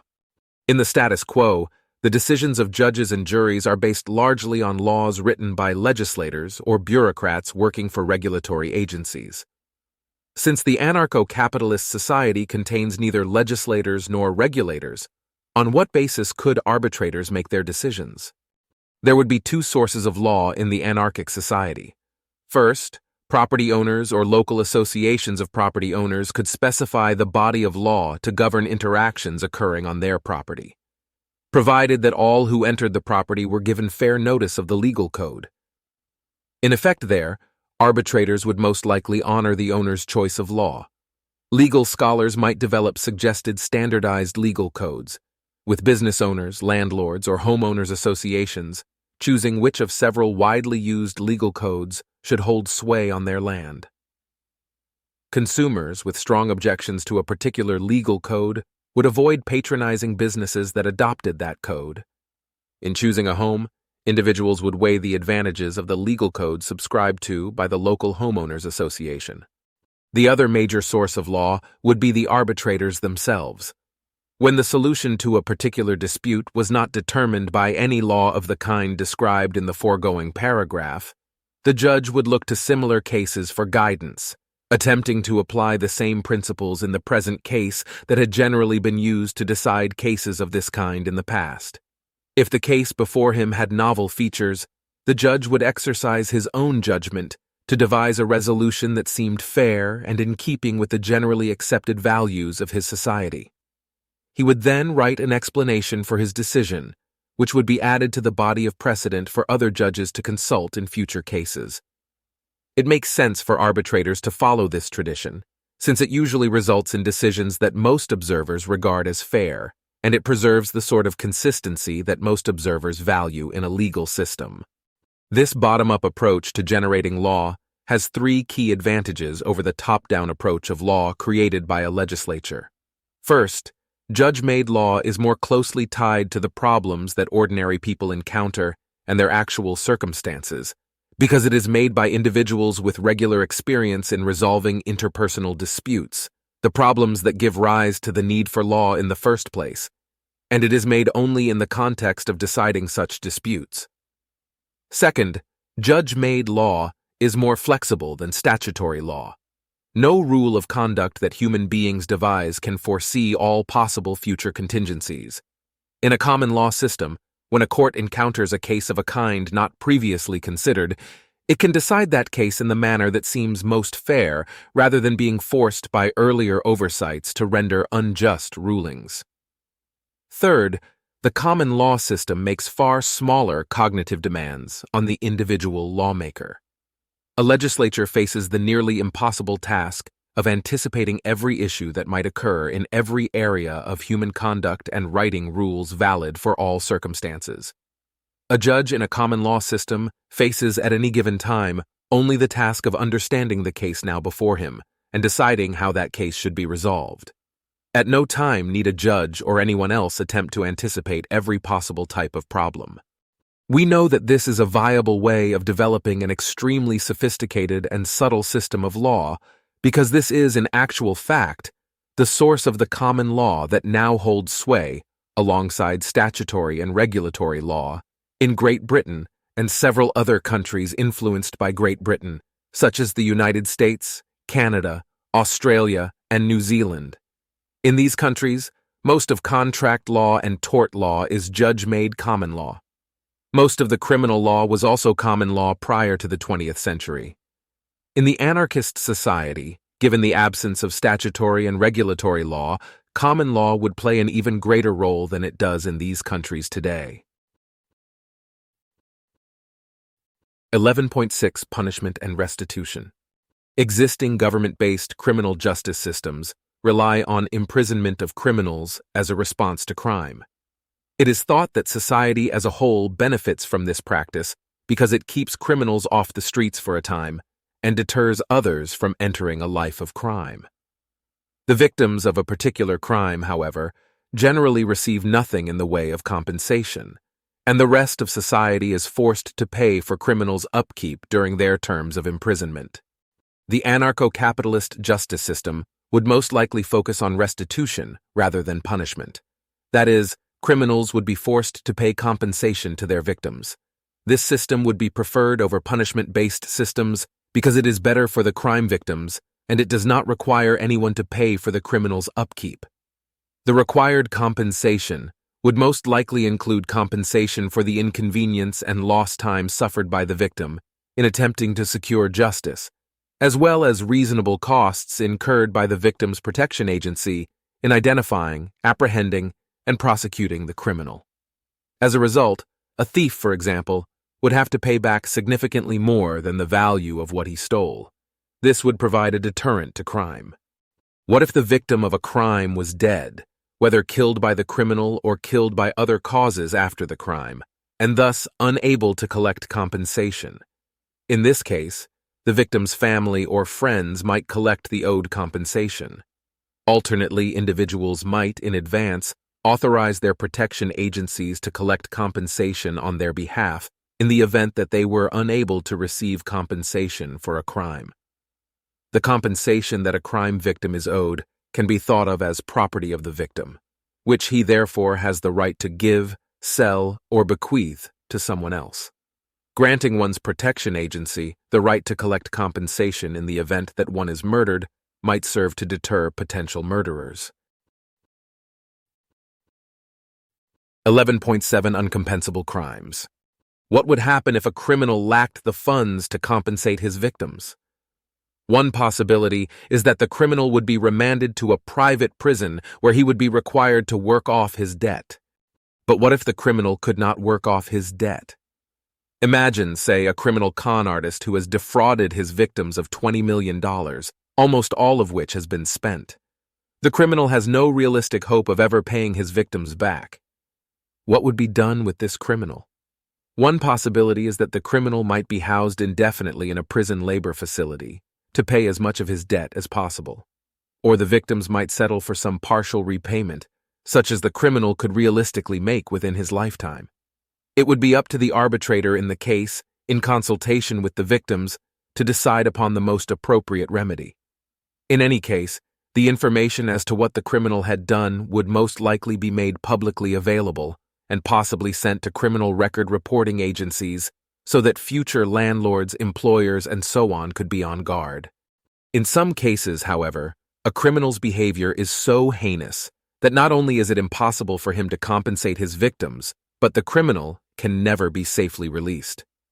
Imagine, for example, that a protection agency has taken Ted Bundy into custody.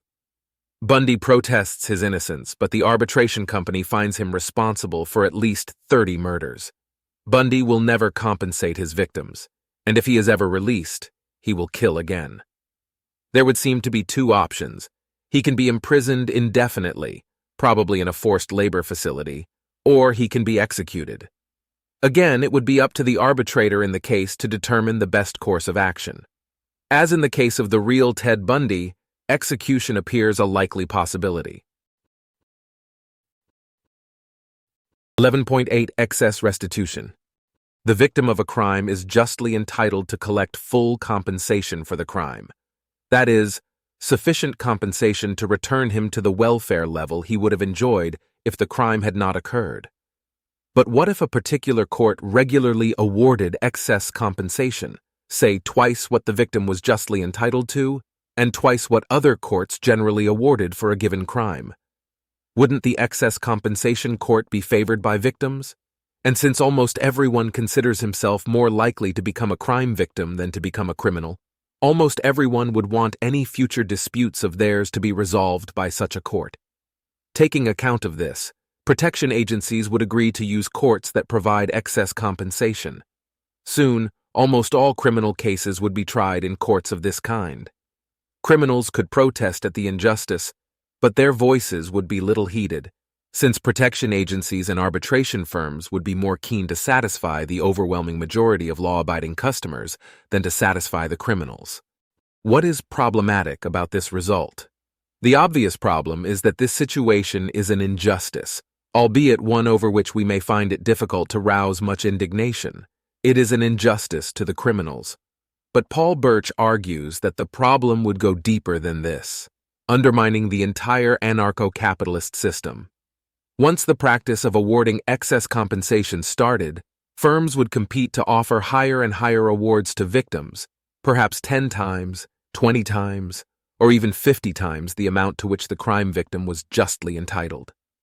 These excessive awards would create powerful deterrents to crime, resulting in a dramatic drop in the crime rate. While this may sound like a happy result, it would put increasing financial pressure on arbitration firms. As the crime rate dropped, arbitration firms would continue to raise their compensation awards in the effort to collect a larger share of the dwindling market. This would only cause the market to shrink further. Eventually, either all firms would go out of business, in which case society would devolve into a state of chaos, or the last firm able to hold out would acquire a monopoly on the industry, whereupon it would evolve into a state. There are several reasons why the foregoing scenario is unlikely to transpire. The argument unrealistically assumes that actual and potential crime victims favor unlimited compensation.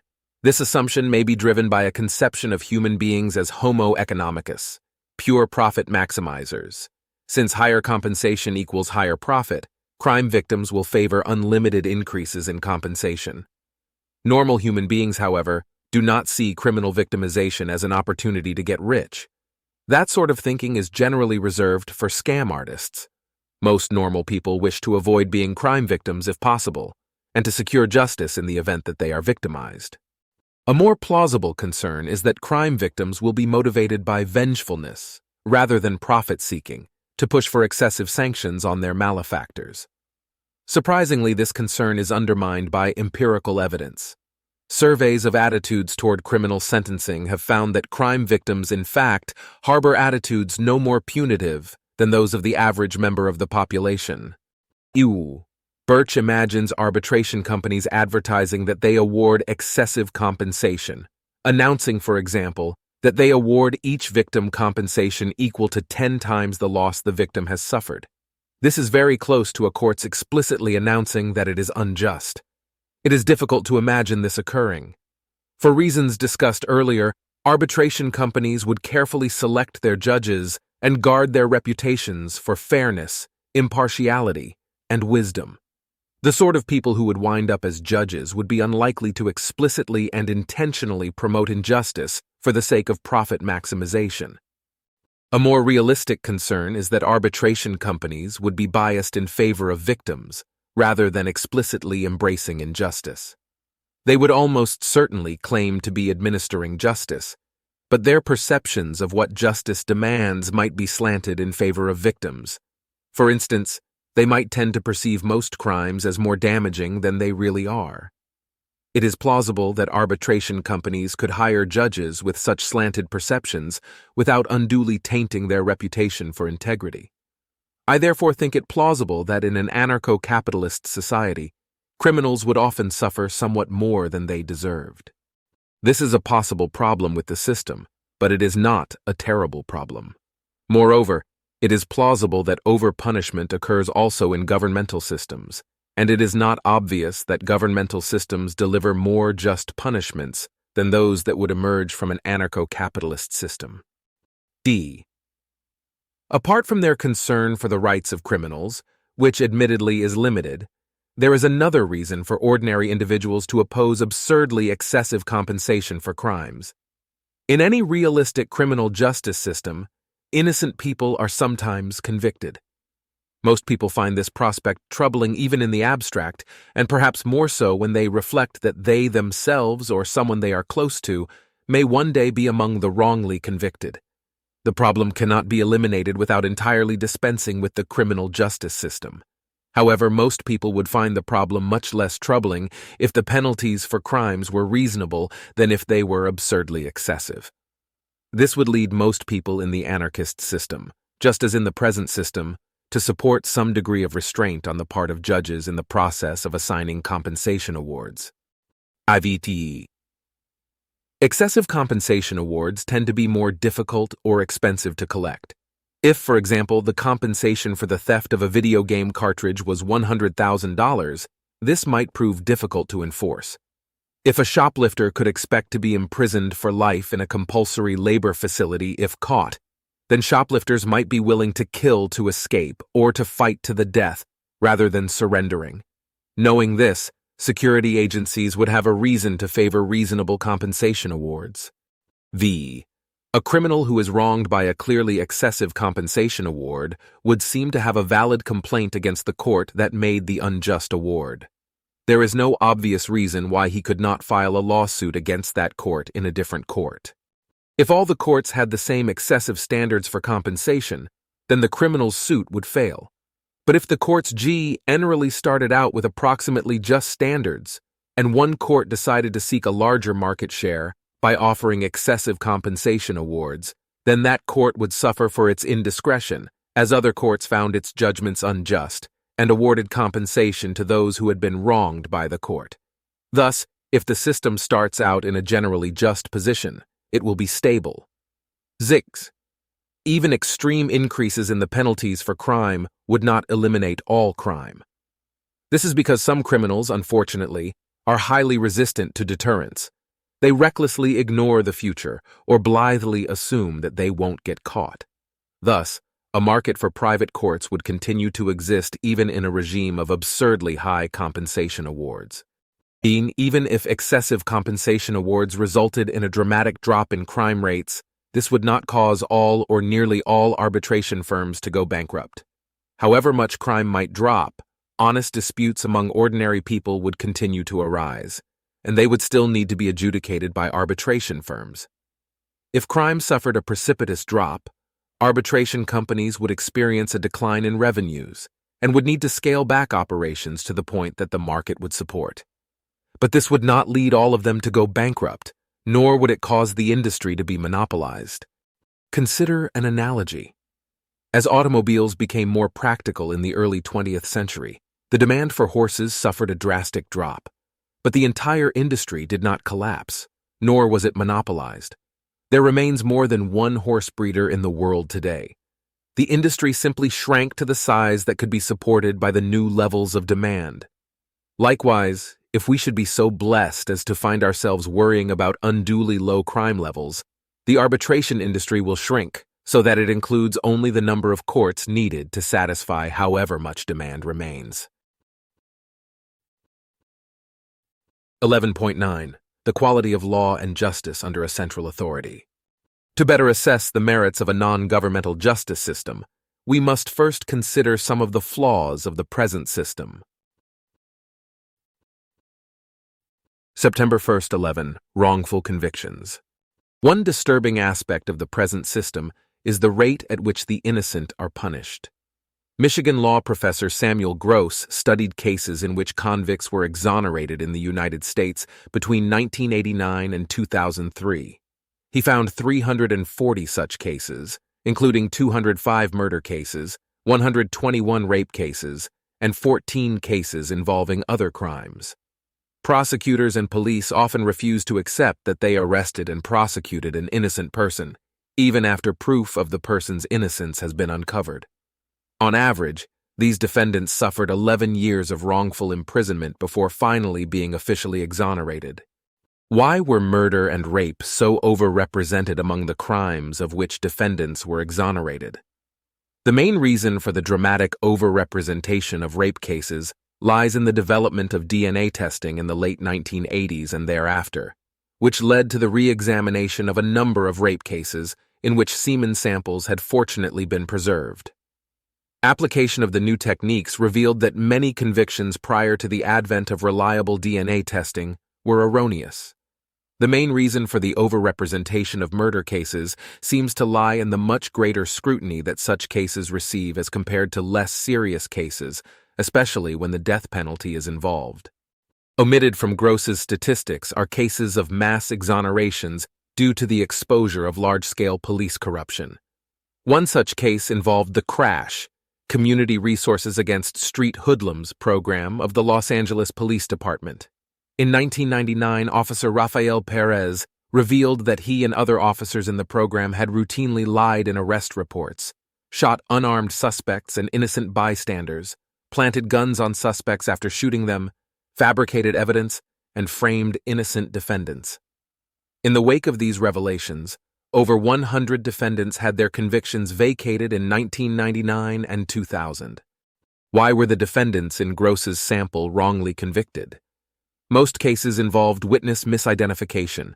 Many involved perjury by police, forensic scientists testifying for the government, the real criminal, jailhouse snitches, or others who stood to gain by providing false testimony. In 15% of the cases, the defendants, under the stress of high-pressure police interrogations, actually confessed to crimes they had not committed. Most of those 15% were under the age of 18, mentally retarded or mentally ill.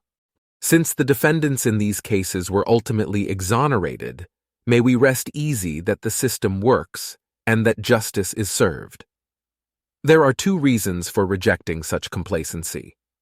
First, there are the 11 years that these defendants, on average, were forced to spend in what may be the worst conditions that any significant segment of society must live under. Second, and more importantly, there are the implications for the number of people who continue to be unjustly imprisoned. There are no reliable estimates of the frequency of wrongful convictions due to the inherent elusiveness of such cases. Though it is reasonably clear that all or nearly all of Gross's 340 cases were indeed wrongful convictions, we have no way of knowing how many additional erroneous convictions went undiscovered during the same time period. The 74 death row inmates who were exonerated constituted about 2% of the death row population. This suggests that if we applied the same level of scrutiny to all cases that we apply to death penalty cases, we might find a 2% false positive rate in these other cases as well. But we have no idea how many death penalty cases there were in which erroneous convictions went undiscovered. The wrongful convictions in Gross's sample were due mainly to witness error, perjury, and false confessions. But when a witness misidentifies a suspect, a witness lies on the stand, or the police extort a false confession, in how many of such cases can we assume that proof of the defendant's innocence, elusive at the time of trial, will later luckily appear and rescue him from prison?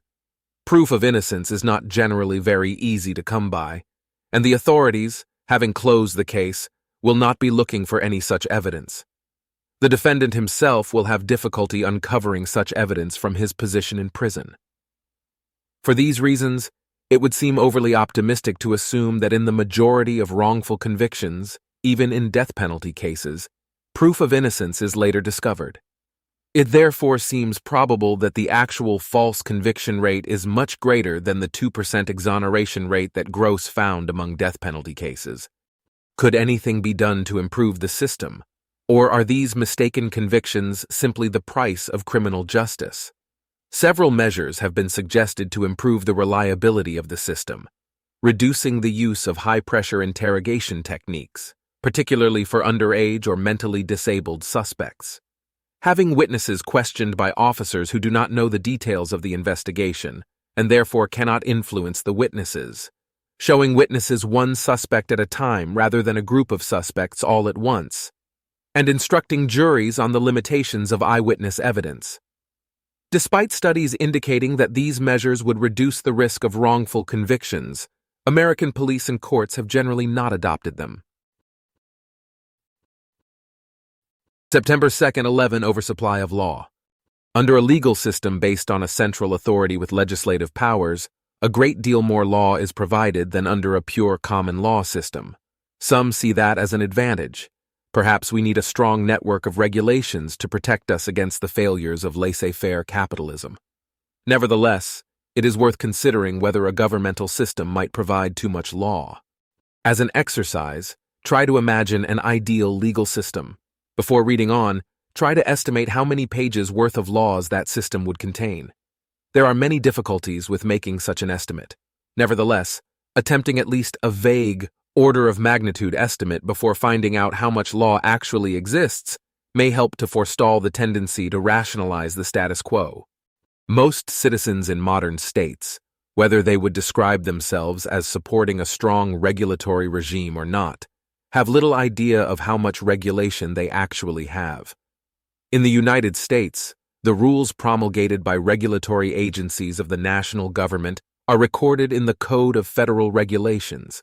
This does not include statutes passed directly by Congress, nor does it include state or local laws. Over the last half-century, The quantity of these regulations has ballooned from about 23,000 pages to about 150,000 pages. See table below. These statistics cannot capture qualitative information about the content of these regulations. And of course, there is no prospect of reviewing any significant fraction of these regulations here or anywhere. Nevertheless, I suggest that these numbers might prompt even the strongest ideological supporter of regulation to consider whether dedicated lawmaking bodies might have a tendency to provide a greater than optimal quantity of regulation. The reader unfamiliar with regulation is invited to peruse the CFR at random to obtain a qualitative sense of the regulatory regime. One may, for example, chance upon a paragraph describing the spacing of spark plug gaps, another prescribing the use of the expression all-day protection in antiperspirant labels, another describing the signing of documents related to excise taxes on structured settlement factoring transactions, and so on. What is objectionable about such over-provision of law? The first objection is that it represents an excessive reliance on coercion. Each of these regulations is a command backed up by a threat of force issued by the state against its citizens. While some of these threats may be justified, those that are not constitute a violation of the rights of all those who are thereby coerced. Second, a surplus of laws can have large economic costs. Ronald Coase, Nobel laureate and former editor of the Journal of Law and Economics, reports that his journal published a series of empirical studies of the effects of a wide variety of regulations, in which it turned out that every regulation studied had overall negative effects on society. The Small Business Administration of the U.S. government has estimated the annual cost of federal regulations to the U.S. economy at $1.75 trillion, a burden that they find falls disproportionately on small businesses. Third, an excessive quantity of law, as well as an excessively complex and technical body of law, renders it unreasonable to demand that citizens know, understand, and follow all laws. To threaten to punish citizens for violation of rules that, in the light of the extreme cognitive burdens, they could not reasonably be expected to know or understand, is a form of injustice. These cognitive burdens at some point defeat the primary purpose of establishing written laws to begin with, namely, that the law should be accessible to all who are expected to follow it. One solution to the last problem is for citizens to hire experts to advise them in any area in which the law is complex and difficult to follow. This, however, leads us to the next problem with the currently accepted system of justice. September 3rd, 11. The price of justice. For most citizens of modern states, the costs of government justice in both time and money are prohibitive. The typical civil dispute requires anywhere from several months to a few years to resolve through governmental channels. In 2009, the average American law firm billed $284 per hour, with a typical divorce costing between $15,000 and $30,000. To the average American, with an annual income of $39,000, any use of the government's justice system represents an overwhelming financial burden. Why are legal services so expensive? One reason is the oversupply of law mentioned above. The complexity, technicality, and sheer length of the laws and legal procedures forces individuals to pay experts to handle any legal procedure, and it forces those experts to expend a great deal of labor on each case. Another reason can be found in the restrictions on the supply of legal services, which by law may only be purchased from government-approved sources. Lawyers who have been admitted to the bar generally after a lengthy and very expensive law school education. These costs are troubling for at least three salient reasons. First, the high cost of legal services means that only the wealthy can afford justice. Middle and low-income individuals cannot afford to seek justice or must take justice into their own hands when they believe they have been wronged. In criminal cases, low-income defendants may receive inadequate legal representation due to heavy caseloads on public defenders. Second, even defendants who win their cases, whether the cases be civil or criminal, may be financially ruined. This acts as a kind of unjust punishment imposed on all defendants, whether they are guilty of wrongdoing or not. Third, Large businesses may be able to afford the legal fees necessary to ensure compliance with complex bureaucratic regulations, while the same costs may prove prohibitive for small businesses. As a result, the present legal regime tends to promote concentration of industries in the hands of large corporations, even if those corporations are in themselves less efficient than smaller firms. September 4th, 11. The failure of imprisonment. Today's governments rely on imprisonment as a response to serious crimes. Imprisonment serves two main functions. First, it protects society from convicted criminals for a limited time by separating the criminals from the rest of society. Second, it punishes the criminals by forcing them to live in highly undesirable conditions. The suffering on the part of the criminals may be valued intrinsically as a form of retributive justice, or it may be valued instrumentally as a means of deterring future criminal behavior. Existing jails and prisons, however, suffer from a number of very serious problems. In the United States, these facilities are regularly extremely overcrowded, and inmates live in danger of gang violence, rape by other prisoners, beatings by guards and other prisoners, and other forms of abuse. The rate of such violence and abuse is unknown, but anecdotal reports are numerous. In recent years, the use of solitary confinement has become increasingly common, a practice that leads to mental deterioration on the part of the prisoner and higher rates of recidivism once the convict is released. Under these conditions, incarceration could hardly be expected to rehabilitate criminals. Accordingly, 2/3 of criminals are rearrested within 3 years of being released from prison.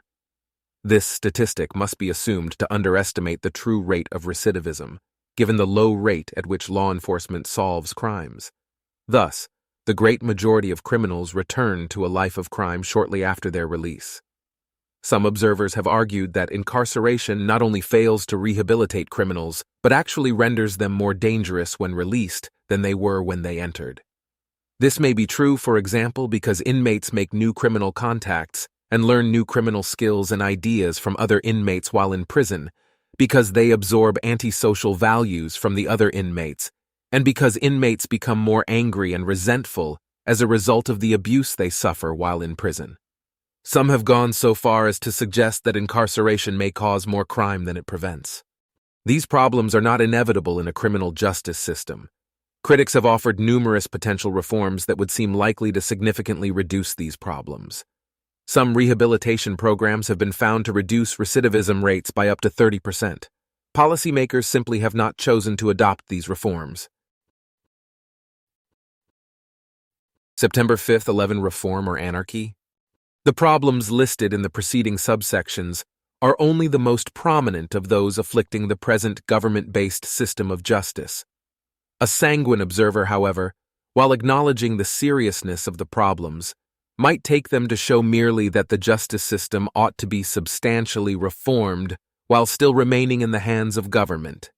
Indeed, there are a number of measures that would greatly mitigate the problems listed above, and we cannot rule out the possibility that government officials will one day begin a serious reform of the prison and court systems. Nevertheless, it is no mere accident that problems of the sort we have been discussing are found to persist in government-based justice systems. Coercive monopolies have a systematic tendency to foster a variety of problems, and they tend to be slow to recognize and address their own shortcomings. The reasons are familiar. Because government collects its revenues in the form of taxes which citizens have no choice but to pay, government programs can survive financially even with extreme levels of consumer dissatisfaction. More importantly, because government is monopolistic, citizens have nowhere else to turn if they find its services inefficient, of low quality, or abusive. Most of the problems with America's justice system are obvious and have been well known for a very long time. National and state governments have done little to address these problems, not because the problems are difficult or impossible to address, but because the government suffers no negative consequences as a result of its failure to address them. Consider the problem of wrongful convictions. In a competitive system, a local homeowners association could choose from among many protection agencies, arbitration firms, and bodies of law to apply to its neighborhood, and could alter its choice if and when it became dissatisfied with the security and justice arrangements. Furthermore, Residents dissatisfied with their HOA's decisions could relocate at relatively little cost. Since no one wants to be wrongly convicted, a protection agency that used unreliable methods of investigation or an arbitration firm that used unreliable methods of assessing guilt or innocence would have to worry about being supplanted by competitors who offered services with less risk of wrongful convictions.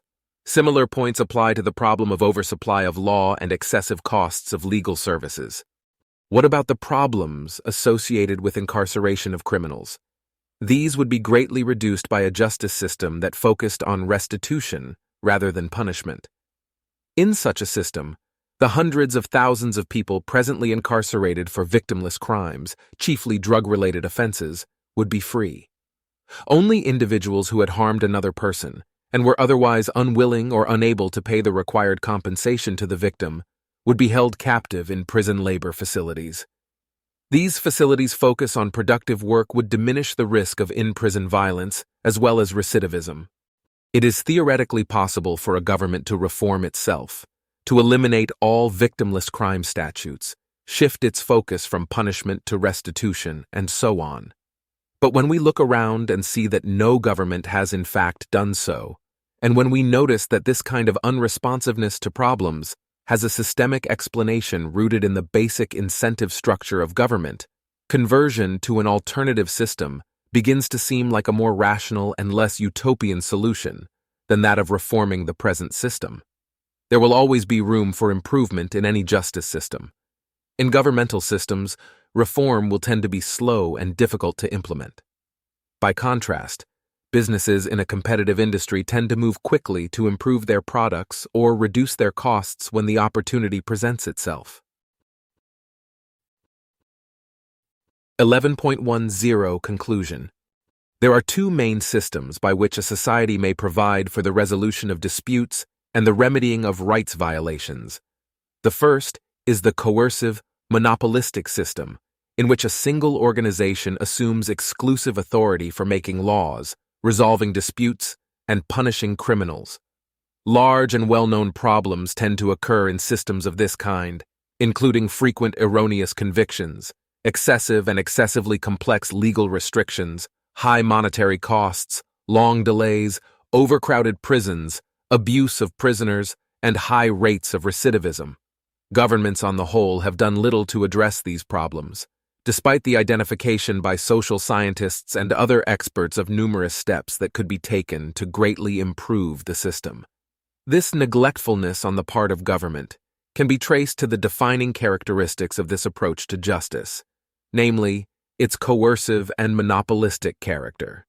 Because the governmental system is funded through compulsory taxation, courts, prisons, and other elements of the justice system can continue to collect as much revenue as the government wishes to allocate, regardless of consumer satisfaction. Because the government holds an effective monopoly on the provision of justice, these organizations need not fear replacement by competitors, regardless of their performance. The alternative is a market-based system of justice, in which arbitration companies compete with one another in the resolution of disputes. When one individual violated the rights of another, an arbitrator would decide upon the compensation to be paid by the criminal to the victim. In cases in which a criminal had no other means of making payment, the criminal would be housed in a private prison, where he would be required to work off his debt. Individual property owners or associations of property owners, such as homeowners associations, would choose the body of law to apply to interactions occurring on their property. Any issues not resolved by such laws would be dealt with through a form of law devised by the arbitrators, similar to the British common law in the actual world. To attract customers, arbitrators in the free market justice system would seek to maintain a reputation for fairness, consistency, impartiality, and wisdom. Security companies would most likely require their customers to resolve any disputes through reputable third-party arbitrators and would refuse to defend customers who either rejected arbitration or violated the arbitrator's decision after submitting a dispute to arbitration. In this system, arbitrators might evince a bias in favor of crime victims and against criminals, so that criminals might be forced to pay somewhat higher amounts in compensation for their crimes than justice truly demanded. However, it is far from clear that this problem would be more severe than the over-punishment that occurs in government-based systems, which focus on incarceration of criminals in oppressive and dangerous conditions. The problem of excess compensation awards would likely be a relatively modest and tolerable problem in comparison with the problems of the status quo. 12. War and societal defense. 12.1. The problem of societal defense. Ideally, all human beings would live without nation-states or national armies, so that there would be no need for national defense. But this happy state of affairs could not be expected to come about all at once. We must assume a transitional period in which an anarchic society coexists with state-dominated societies. Could the two kinds of society coexist, or would the one inevitably overtake the other? A natural assumption is that if a country has a more powerful military than its neighbors, or than all of its potential enemies, then the country will be secure, whereas if it has a much weaker military or no military at all, then it will be insecure. From this standpoint, an anarchist society seems to face an obvious problem. Modern military forces are both extremely powerful and extremely expensive. A single aircraft carrier, for example, costs about $4.5 billion up front, plus $240 million per year for maintenance. In 2010, the United States spent nearly $700 billion on the military. For comparison, the most profitable U.S. company in that year, ExxonMobil, had profits of $19 billion. Admittedly, the United States is an outlier, with 43% of the entire world's military expenditures. Nevertheless, most countries spend hundreds of millions or billions of dollars on their military forces every year. It is difficult to imagine any non-governmental organization competing with a government in this arena, partly because no other sort of organization has the kind of resources at its disposal that a government can command, and partly because military defense is a public good whose provision, in the absence of some coercive mechanism, would seemingly require altruistic sacrifice on the part of those who pay for it. As a result, it seems unlikely that an anarchic society could maintain anything like the military forces typical of modern governments. For these reasons, members of an anarchic society could not hope to defeat a governmental army in open combat, nor could they hope, as governments often do, to wage an aggressive war against another country. But the focus on relative military power may be misdirected for two reasons. First, the requirements for effective defense may be more modest than the requirements for effective aggression, and the military expenditures of most modern governments may be far greater than defense requires. Second, as in the case of interpersonal relations, the strategy of avoiding armed conflict may prove more important than that of attempting to win armed conflicts. My aim in what follows will not be to show that an anarchic society could survive in any and all political climates. My aim will be to show that an anarchic society could survive in some realistic conditions, conditions that obtain in some parts of the world, or could reasonably be expected to obtain in the future. It is to be expected that there will also be many other realistic conditions under which an anarchist system would not survive. 12.2 Non-Governmental Defense. February 1st, 12 Guerrilla Warfare.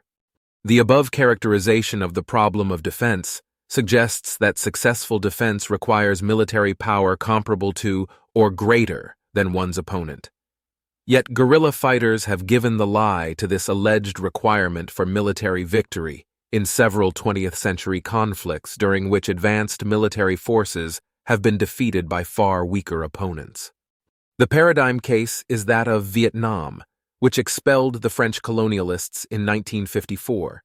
The United States then assumed responsibility for combating the spread of communism by supporting the anti-communist, authoritarian government of South Vietnam in its contest against the communist government of North Vietnam and the communist insurgents in South Vietnam. American involvement began with military advisors but escalated into direct warfare in the mid to late 1960s, when hundreds of thousands of American troops were committed to fighting the Viet Cong insurgents in the South. In terms of military and economic resources, the United States was far superior to the Viet Cong, and yet for year after year, American forces proved unable to subdue their opponents, until the United States finally in effect acknowledged defeat and withdrew all forces from the country in 1973. The most powerful nation in the world had been defeated by the rebels of a small third world nation. The defeat was due partly to the inherent difficulty of countering guerrilla warfare tactics, and partly to the fact that the Vietnamese were far more deeply committed than the Americans to controlling the fate of Vietnam. This was no isolated episode. Several 20th century conflicts provided similar lessons.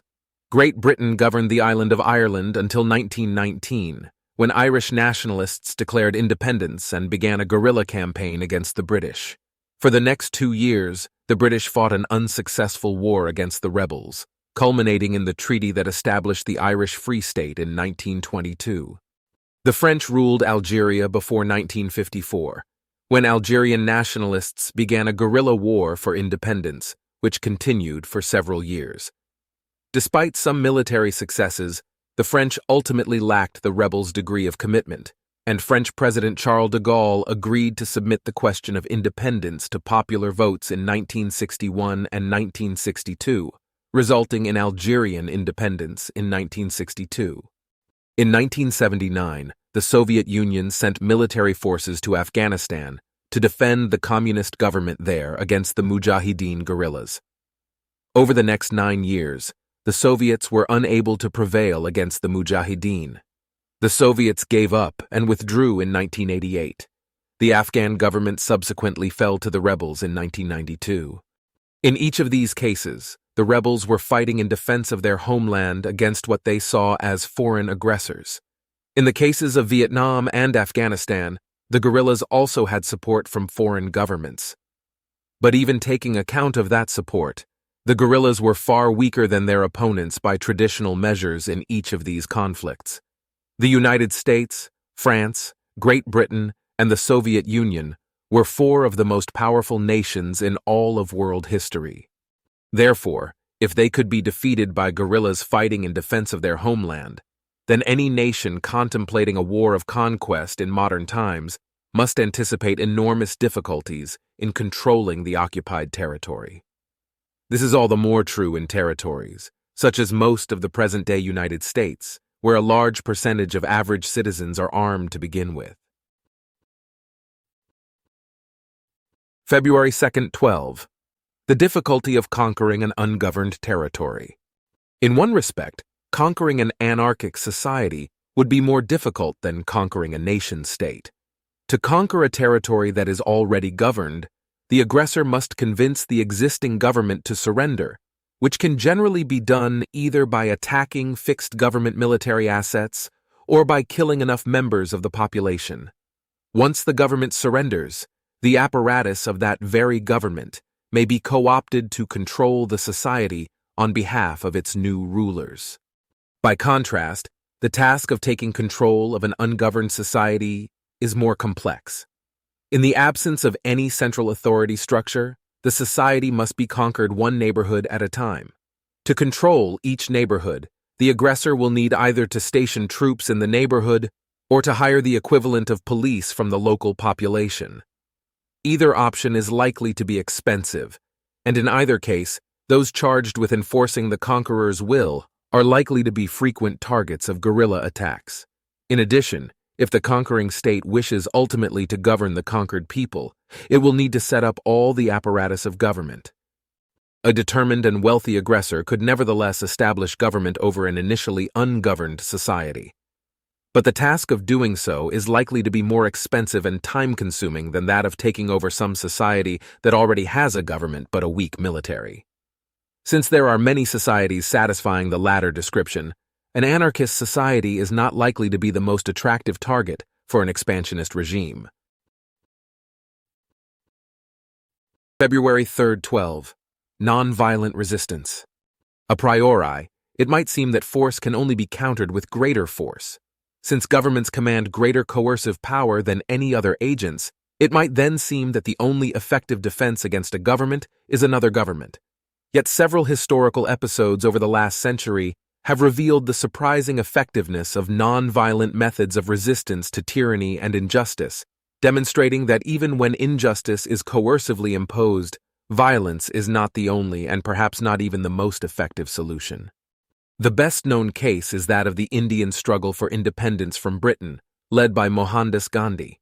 Gandhi's tactics included hunger strikes, marches and demonstrations, boycotts of British goods, schools, and courts, civil disobedience, including refusal to pay taxes, labor strikes, and social ostracism of those Indians collaborating with the British. While Indian independence was a long time coming, it was eventually won with a minimum of bloodshed, thanks in large measure to the efforts of the Mahatma. This is so, despite the fact that the British, at least at the start, showed considerably greater willingness to resort to violence than did the followers of Gandhi. Another well-known case is that of the American civil rights movement of the 1950s and 1960s. Under the leadership of Martin Luther King Jr. and others, the movement relied upon such non-violent tactics as sit-ins, boycotts, and protest marches. Civil rights activists often faced violence at the hands of local police, the Ku Klux Klan, and other opponents of racial integration. Thousands of activists were arrested, many were beaten, and several civil rights leaders, including Dr. King, were murdered.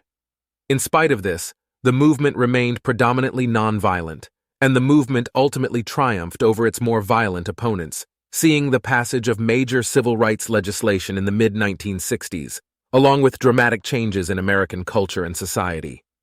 Towards the end of the 20th century, a number of nations, including the Soviet republics and the satellite countries of Eastern Europe, achieved independence from the Soviet Union through predominantly nonviolent means, with the exception of Romania, where the transition was more violent than in the other nations. The process began in Poland in 1980, when workers formed a nationwide labor union known as Solidarity. Solidarity quickly became a tool for advocating political and economic reform. The government tried to squash Solidarity by outlawing the union and arresting thousands of its members, but the movement persisted. Eventually, the government gave up trying to eliminate Solidarity. The union persistently wielded the non-violent tool of the labor strike to attempt to force reform. In 1989, the government finally bowed to the pressure and entered negotiations with representatives of Solidarity, during which the government agreed to allow free elections in which Solidarity candidates could run against some of the communist candidates. Though polls predicted victory for the communists, in the event the Communist Party suffered a crushing defeat, losing every single seat that was contested in the legislature. Further defeats were to come, freeing Poland from communist rule. In August 1991, hardline communists in the Soviet Union, seeking to halt the tide of reform initiated by President Gorbachev, took Gorbachev prisoner and launched a coup d'état. Boris Yeltsin, then president of Russia, faced down the coup leaders in Moscow with the help of tens of thousands of civilian protesters who gathered around him at the Russian White House. The coup failed, due in part to dedicated civilian support for Yeltsin, in part to divided opinion among the military, and in part to the refusal of Soviet special forces to carry out orders to attack the White House. Shortly after the failed coup, though Gorbachev had nominally been restored to power, the Soviet Union fell apart, as the member states, those which had not already done so, declared independence. All of this took place, surprisingly, with a minimum of bloodshed. In the case of Estonia, independence was achieved with no bloodshed at all. More recently, longtime Egyptian President Hosni Mubarak was expelled from office as a result of a predominantly peaceful protest movement. For 30 years, Mubarak headed a corrupt and dictatorial regime in Egypt until protesters, angered by recent police brutality and emboldened by the Tunisian Revolution of 2010-11, took to the streets in early 2011 to demand their ruler's resignation. The protests were so widespread that Mubarak soon stepped down. Many other members of his government either resigned or were dismissed, and most other demands of protesters were met. Parliamentary elections were held beginning in November, with the presidential election scheduled for 2012. As of this writing, Egypt's future remains uncertain. Nevertheless, the sudden collapse of an administration that had lasted 30 years is a testament to the power of nonviolent resistance. Prima facie, historical episodes such as these may seem puzzling. How can a national government, with massive stockpiles of armaments and tens or hundreds of thousands of troops, be defeated by unarmed, peaceful civilians? The explanation lies in the nature of government power. Chairman Mao Zedong is often quoted as saying that a political power grows from the barrel of a gun. But this is only part of the truth. Political power comes fundamentally from the people over whom it is exercised. Though governments wield enormous coercive power, they do not possess sufficient resources to directly apply physical force to all or most members of a society. They must be selective, applying their violence to a relatively small number of lawbreakers and relying upon the great majority of the population to fall in line, whether out of fear or out of belief in the government's authority. Most people must obey most of the government's commands. At a minimum, they must work to provide material goods to the government's leaders, soldiers, and employees if a government is to persist. When an injustice is sufficiently large and obvious, there often arise large numbers of protesters who are willing to defy the state, despite the threat of repression.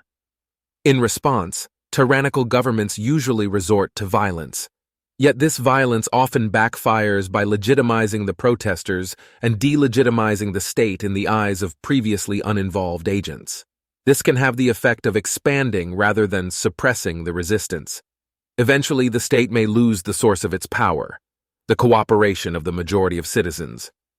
In the case of a government attempting to control a foreign territory, it would become necessary to send enormous domestic resources to the foreign territory in the attempt to maintain control, thereby defeating one of the main purposes of seeking foreign territory to begin with, that of profiting through the extraction of foreign resources.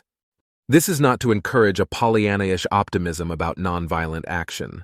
Nonviolent resistance has achieved some dramatic successes, but it has also often failed, as in the case of the small pockets of nonviolent resistance to the Nazis in Germany or the 1989 protests in China. The same is true of all forms of resistance. Violent resistance also often fails, and even violent resistance by a government, that is, war, often fails to achieve its aims. What the historical episodes I have mentioned show is that the idea of combating a coercive government through nonviolent means is not merely a naive ideal. Indeed, this form of resistance is often more effective and almost always far less costly than violent resistance. February 4th, 12 Conclusions. None of the historical cases mentioned in this section features an anarchic society resisting a hostile foreign state. This is mainly because there have been very few anarchic societies, and none following the anarcho-capitalist model. Nevertheless, as we have seen, there have been many cases of successful resistance on the part of citizens to governments, including governments imposed by foreign states. The decolonization movement of the 20th century shows that it is particularly difficult for a foreign state to keep control of a territory in modern times. There is no obvious reason why members of an anarchic society could not resist foreign aggressors equally effectively, as members of actual societies have in fact resisted foreign powers and domestic tyrants in the recent past. There is no guarantee of success. An anarchy might be taken over by a foreign government, but this is also true of governed societies. Indeed, societies of every known type of government have been taken over by foreign governments. No one argues that this shows government to be unworkable. The fact that the same fate could befall an anarchy, therefore, does not show anarchy to be unworkable. Anarchy would be unworkable if there were no plausible means of defense, but the evidence is that this is not so. A society would not be left without plausible means of resistance merely by virtue of lacking a governmental military. 12.3. Avoiding conflict. In the last section, I discussed ways of resisting a foreign power, given that one society has been taken over or is under attack. But this is not the best way for a society to maintain its freedom.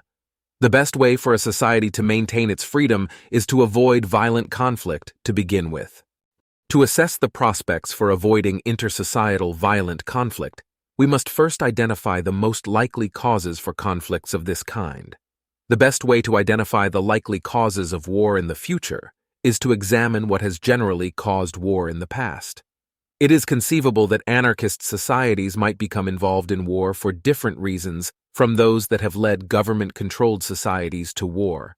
However, the best evidence we have concerning why a society, whether anarchist or statist, might become involved in warfare, nevertheless lies in the historical record of actual warfare. We shall therefore begin with that record. Most theorists who have considered the causes of war have tried to identify some single most important factor. The truth, however, is probably more complex. A variety of factors contribute to the risk of war, with no single factor predominating across all cases. Here I review some of the most important of these factors.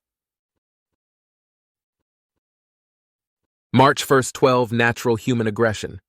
Some believe that human beings are naturally aggressive, and that this natural aggression explains the human propensity for warfare.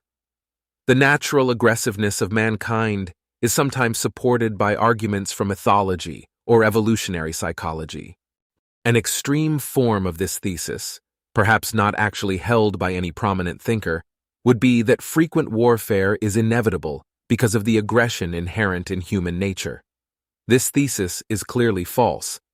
Anthropologist Douglas Fry lists over 70 societies that do not make war, mainly primitive tribes. Among modern nation-states, Switzerland has not fought another country since the famous principle of Swiss neutrality was formally established in 1815. Their last war was a civil war in 1847. It lasted 25 days and claimed fewer than 100 lives. Generations of Swiss have never known war, despite being surrounded by warring parties during both world wars. Liechtenstein disbanded its army in 1868 and has likewise remained at peace ever since. Vatican City has never been at war. Costa Rica abolished its military in 1948 and has been at peace since then. And despite all the violence of the 20th century, the world as a whole has experienced a marked long-term downward trend in violent interstate conflicts, suggesting that further declines in the rate of war-making are possible. A more moderate thesis is that human nature contains a propensity for aggression, which sometimes erupts in warfare, perhaps when certain environmental triggers occur. This thesis seems sufficiently weak and vague that few could object to it. Indeed, the general thesis may simply follow from the observation that there are wars, along with other trivial background facts. Although there is room for differing opinions as to how difficult it is for human beings to resist killing each other. This moderate thesis, however, is of little use for present purposes. Our aim is to determine whether and how a society may avoid war. If human nature contains a propensity for aggression, but this propensity erupts in warfare only under certain conditions, then we must examine the other theories of the causes of war to determine what these conditions are, since this would seem to be the key to avoiding war, short of embarking on a program of genetic engineering to eliminate our aggressive tendencies. March 2nd, 12. Land and resources. One reason states go to war is for the purpose of seizing one another's resources and territory. World War II was initiated by Adolf Hitler's invasion of Poland, motivated by a desire to control more territory, Lebensraum, as Hitler put it. India and Pakistan have fought over control of the territory of Kashmir ever since India and Pakistan gained their independence in 1947. The Iran-Iraq War was fought partly over control of the Shatt al-Arab River, which forms Iraq's main access to the Persian Gulf and is therefore of great economic value to Iraq. Iraq also attempted to take over Khuzestan, the oil-rich Iranian province bordering the Shatt al-Arab. Iraq's later invasion of Kuwait in 1990 was even more clearly economically motivated, prompted in part by Iraq's complaints over Kuwaiti violation of OPEC oil quotas, and in part by the sheer value of the oil-rich land of Kuwait. If a predatory desire for others' land and resources is the main cause of war, then the avoidance of war might appear nearly impossible, regardless of whether one has a nation-state or an anarchic society. While an anarchic society cannot initiate a predatory war, Its land and resources may cause it to become a victim of such wars. This pessimistic conclusion, however, is premature. Not all regions of the globe are equally prone to land and resource-centered conflicts. Conflicts over resources occur in areas with unusually high concentrations of especially valuable resources, such as the oil-rich areas of the Middle East. Modern conflicts over territory usually occur in one of a limited number of specific regions of long-standing territorial dispute, particularly areas with a history of what might be seen as unjust occupation, areas in which borders were drawn by foreign powers, and areas containing large and mutually hostile religious or ethnic subpopulations.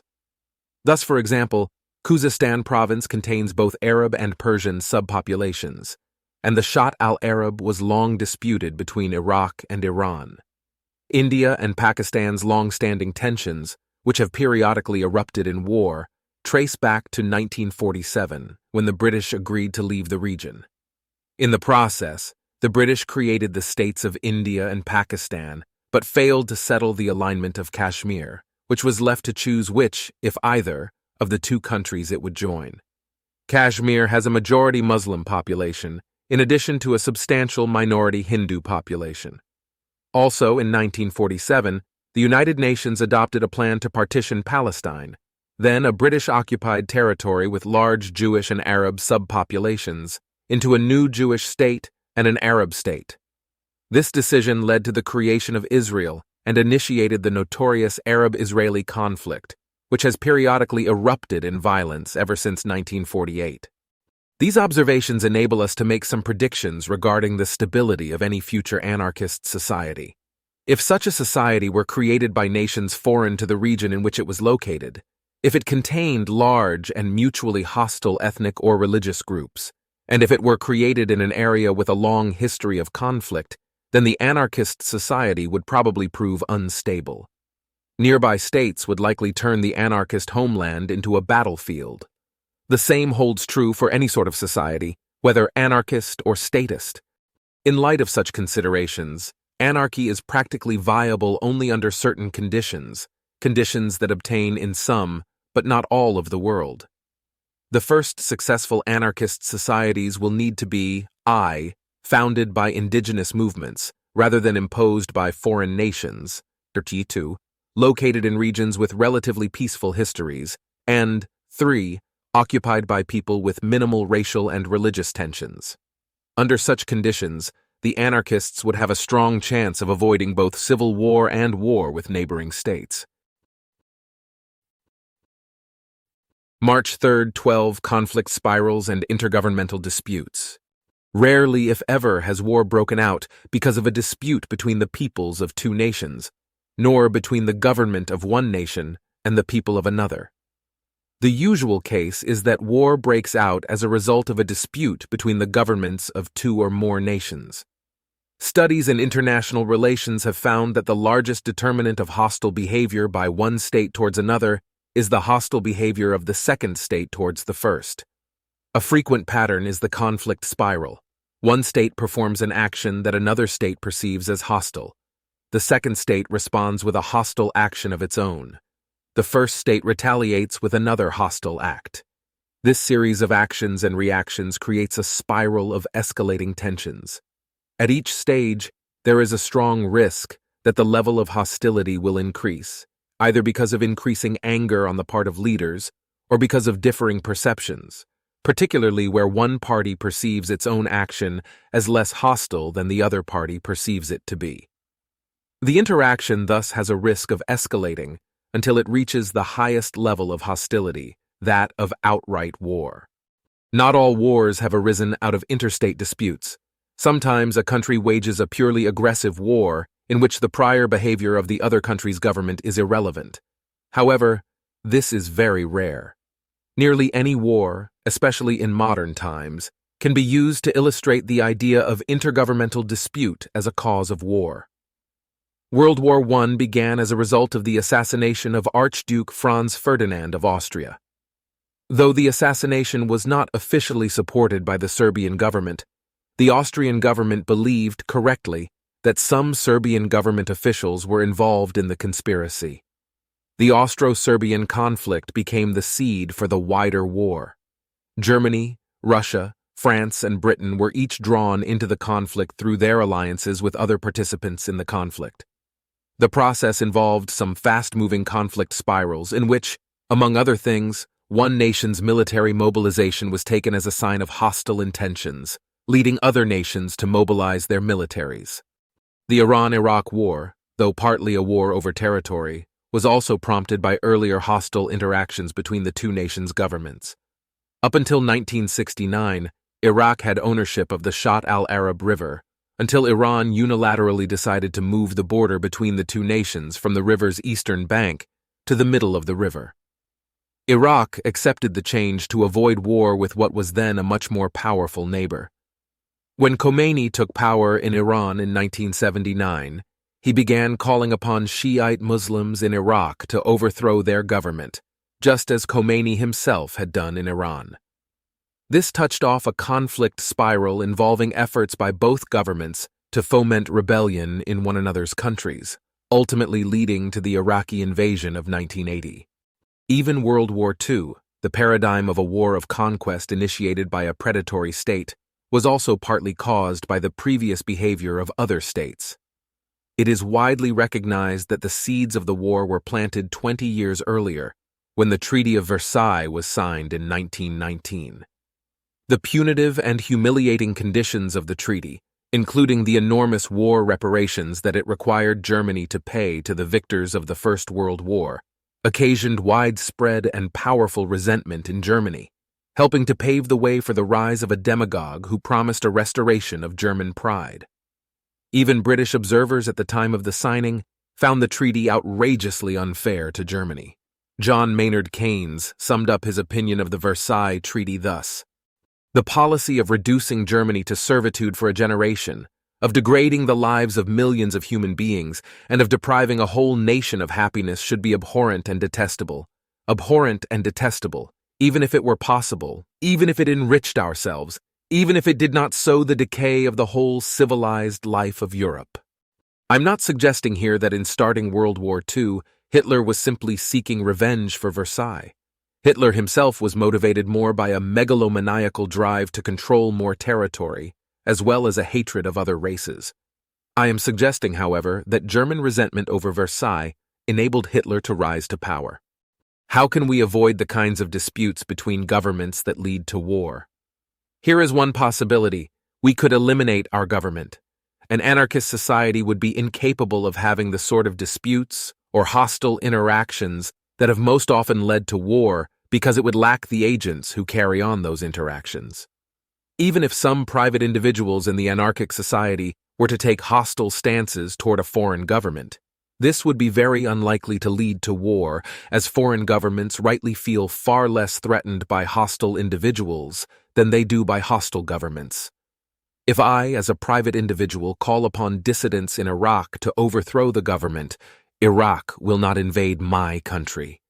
If I declare that my goal is to see the Russian government crushed, that I refuse to trade with Russians, and that I refuse to speak to the Russian government, this is far less likely to lead to war, or any reaction at all from the Russian government, than the same actions undertaken by the U.S. government.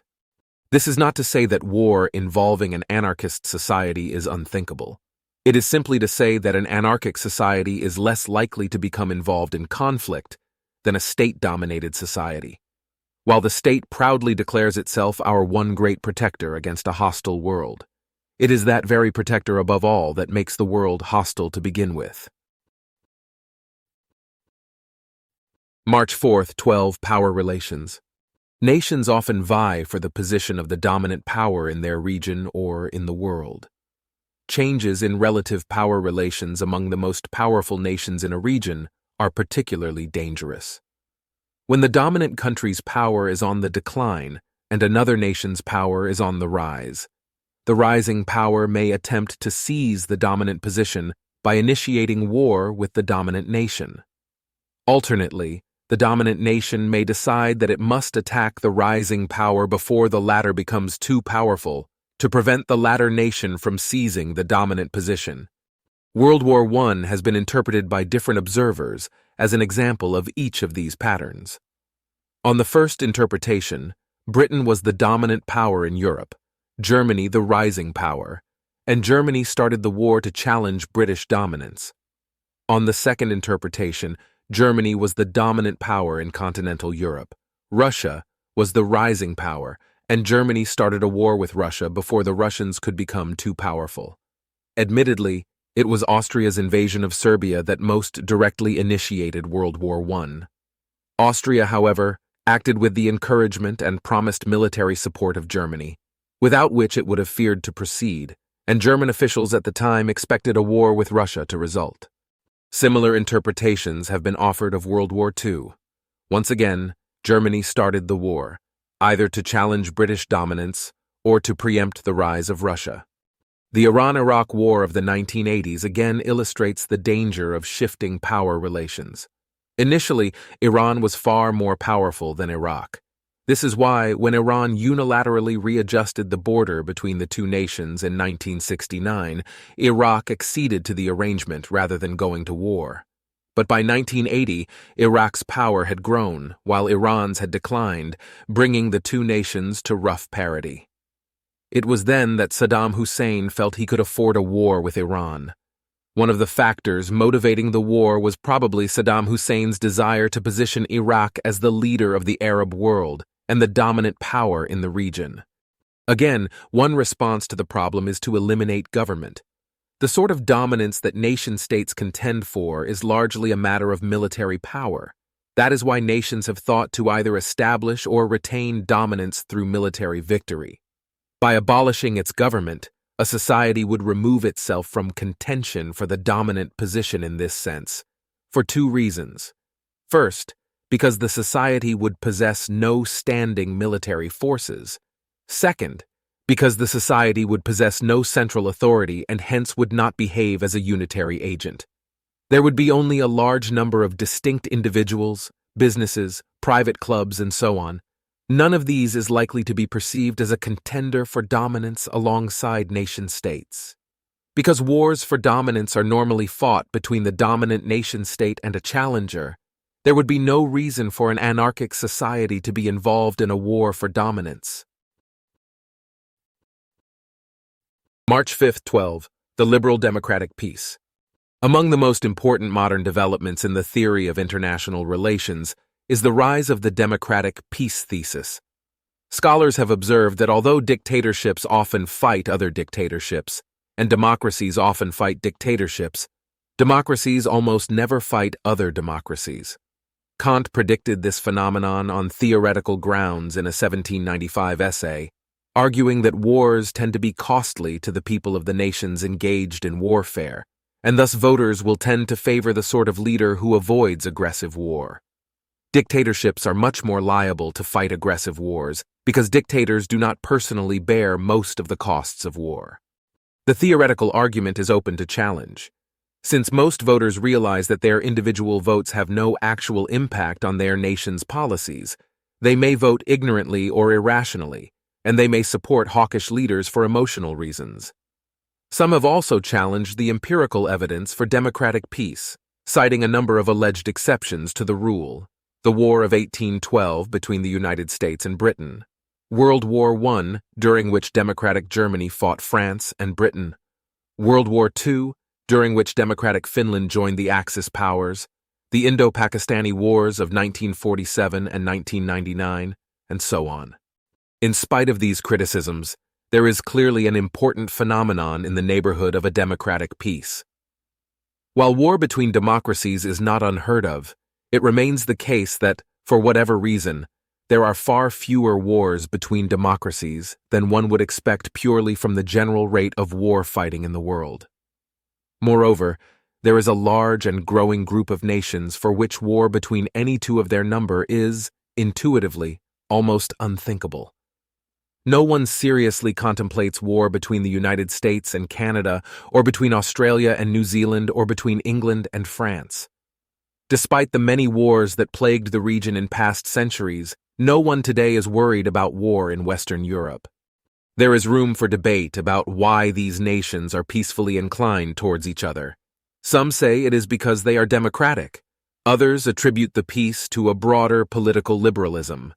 Others cite the pacifying effects of free trade, which creates interdependencies between businesses in different nations and makes war between nations more expensive to both sides. Others appeal to the effects of economic development. As societies reach a certain level of economic development, it becomes easier and more efficient to acquire resources through trade rather than combat. Members of affluent societies have less to gain and more to lose by fighting. Finally, some point to a large-scale shift in the moral values accepted in many societies, a shift in which war has come to be seen as hideous and immoral rather than glorious and honorable. These explanations need not be seen as competing. These factors may work in tandem to promote peace, and some may explain or reinforce others. Whatever the relative importance of the various factors, there is a certain type of society that appears highly unlikely to fight wars with other societies of the same type.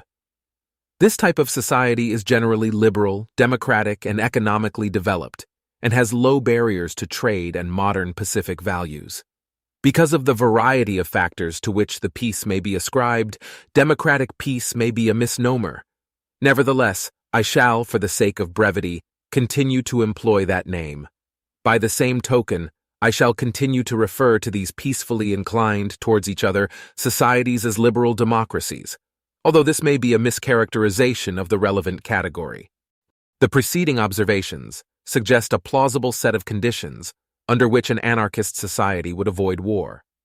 First, the society should be located in a region surrounded by strong liberal democracies. This would render it highly improbable that the society would be attacked by non-liberal nations. Wars between distant nations are rare in general, 50, and in this case an invader would have to cross through one of the liberal democratic states. Second, the society should share the characteristics of liberal democracies apart from those that inherently require government. It should be affluent. It should share broadly liberal, peace-loving values, and it should possess numerous and strong commercial relations with its neighbors. Third, the society must be established with the consent, or at least without the opposition of the surrounding liberal states. Under these conditions, the society is very unlikely to suffer attack by foreign states. Are these conditions realistic? The first condition is certainly realistic. Large regions of the globe are controlled by liberal democracies. These regimes generally appear highly stable, and ever more of the globe has come under the control of liberal democracies over the past 2 centuries. So there are many suitable regions, and many more will exist in the future. The second condition is also realistic, though not inevitable, provided that anarcho-capitalism is workable in other respects. Of course, if anarchy degenerates into universal fighting and pillaging, then the anarchist society would not be affluent and would not maintain strong commercial ties with its neighbors. The arguments of previous chapters regarding the internal peacefulness and stability of the anarcho-capitalist order are thus important also to establishing the potential for peaceful relations between an anarchist society and its neighbors. If those arguments are correct, and if an anarchist society were started by initially affluent, liberal, peace-loving people, then the society would continue to share those traits. It is the third condition that would be the most difficult to realize. Since every habitable portion of the Earth's surface is presently controlled by states, the anarchist society would seemingly have to be founded within the territory of some state. This seems unlikely at present, mainly because almost no one believes in anarchism. Indeed, very few have even heard of the form of anarchism discussed in this book. This suggests that anarchism will not be adopted anytime soon. Nevertheless, I maintain that, in the event that it were adopted, it would be a successful social system. If the only obstacle to its success is that people refuse to try it, then I think this is no obstacle to holding that it is the correct social system. March 6, 12. If you desire war, prepare for war. I have argued that an anarchist society could be relatively free of the factors that typically cause states to become involved in war. But what if there were some feature unique to anarchist societies that would cause them to become involved in war? This feature would not have appeared in any of the historical studies of the causes of war. There is one obvious difference between anarchies and states that seems relevant. Almost all states maintain standing armies, whereas an anarchist society would presumably have no standing army. Would this make the anarchist society more prone to war?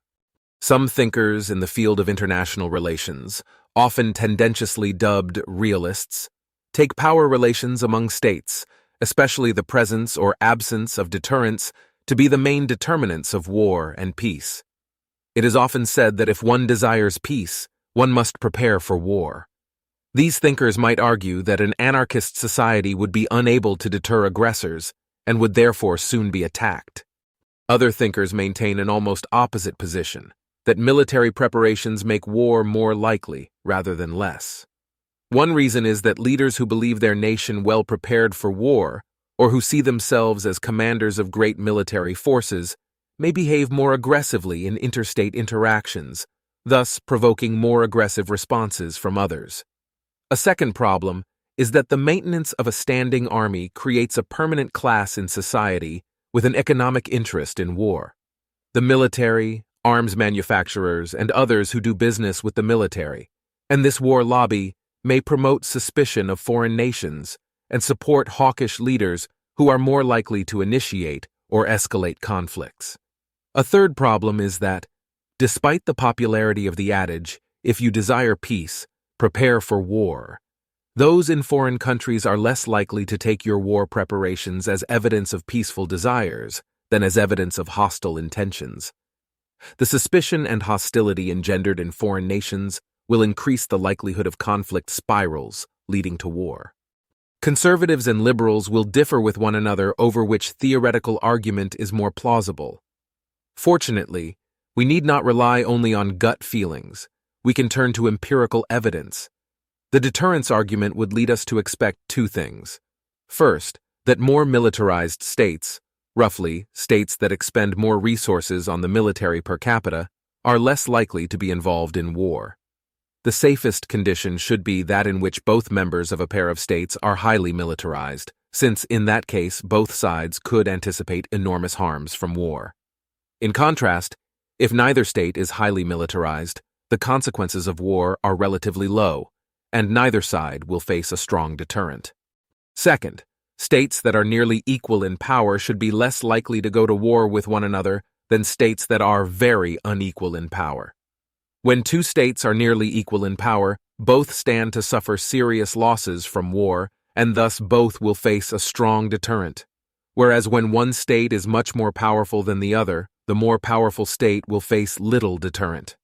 We cannot be absolutely confident of either of these predictions. Perhaps states that are already more likely to go to war are also, for that reason, more likely to make preparations for war. And perhaps powerful states refrain from attacking their weaker neighbors because their weaker neighbors simply accede to all the demands of the powerful states. These possibilities would interfere with the predictions I have suggested. Nevertheless, it seems that, on balance, the finding of an inverse correlation between militarism and war would be taken by most observers as at least some evidence in favor of the theory that military preparation deters war, as would the finding of an inverse relationship between equality of power and war. Conversely, then, positive correlations in each of these cases would undermine the theory that military preparation deters war. Political scientist Stuart Bremer analyzed data on all wars between 1816 and 1965. Among other things, he found that militarization either had no effect on or slightly increased the probability of war. He also found that states were most likely to go to war when they were roughly equal in power, and least likely to go to war when there was a large power difference. Both of these factors, relative power and militarization, were less important than the factors of democracy and economic development, suggesting that the emphasis of the realists is misplaced. Another way of testing the theory that military deterrence is necessary for a society to be secure against foreign invasion is to examine cases of societies that have little or no military forces. The deterrence theory would predict that any such society would quickly be taken over by another country. just as an anarchist society allegedly would be. At present, there are at least 15 countries without military forces, including Andorra, Costa Rica, the Federated States of Micronesia, Grenada, Kiribati, Liechtenstein, the Marshall Islands, Nauru, Palau, St. Lucia, St. Vincent and the Grenadines, Samoa, the Solomon Islands, Tuvalu, and Vatican City. Most of these nations have nonetheless remained at peace for decades. The largest of these nations is Costa Rica, whose last war was a civil war in 1948. The following year, the country adopted a constitution banning the military. Costa Rica has been at peace ever since. Advocates of the need for deterrence might seek to explain away these cases in either of two ways. First, each of these nations maintains a national police force, and perhaps it is this police force that deters invaders. Given that none of these police forces could be expected to defeat a traditional army, their military deterrence value is open to question. But if they provide sufficient deterrence against invasion, then the private security agencies and ordinary armed citizens in an anarchist society should provide a comparable deterrent as well. Second, if any of these nations were invaded, some other state might come to its defense. In many but not all cases, these demilitarized countries have understandings with more powerful nations, whereby the more powerful nations are responsible for their defense. Even without any agreement, there is a good chance that some other nation would intervene to stop a hostile invasion. The United States, for example, has a history of intervention in many parts of the world, including an invasion of Grenada in 1983, in which U.S. forces overthrew a Marxist military coup and restored democratic government.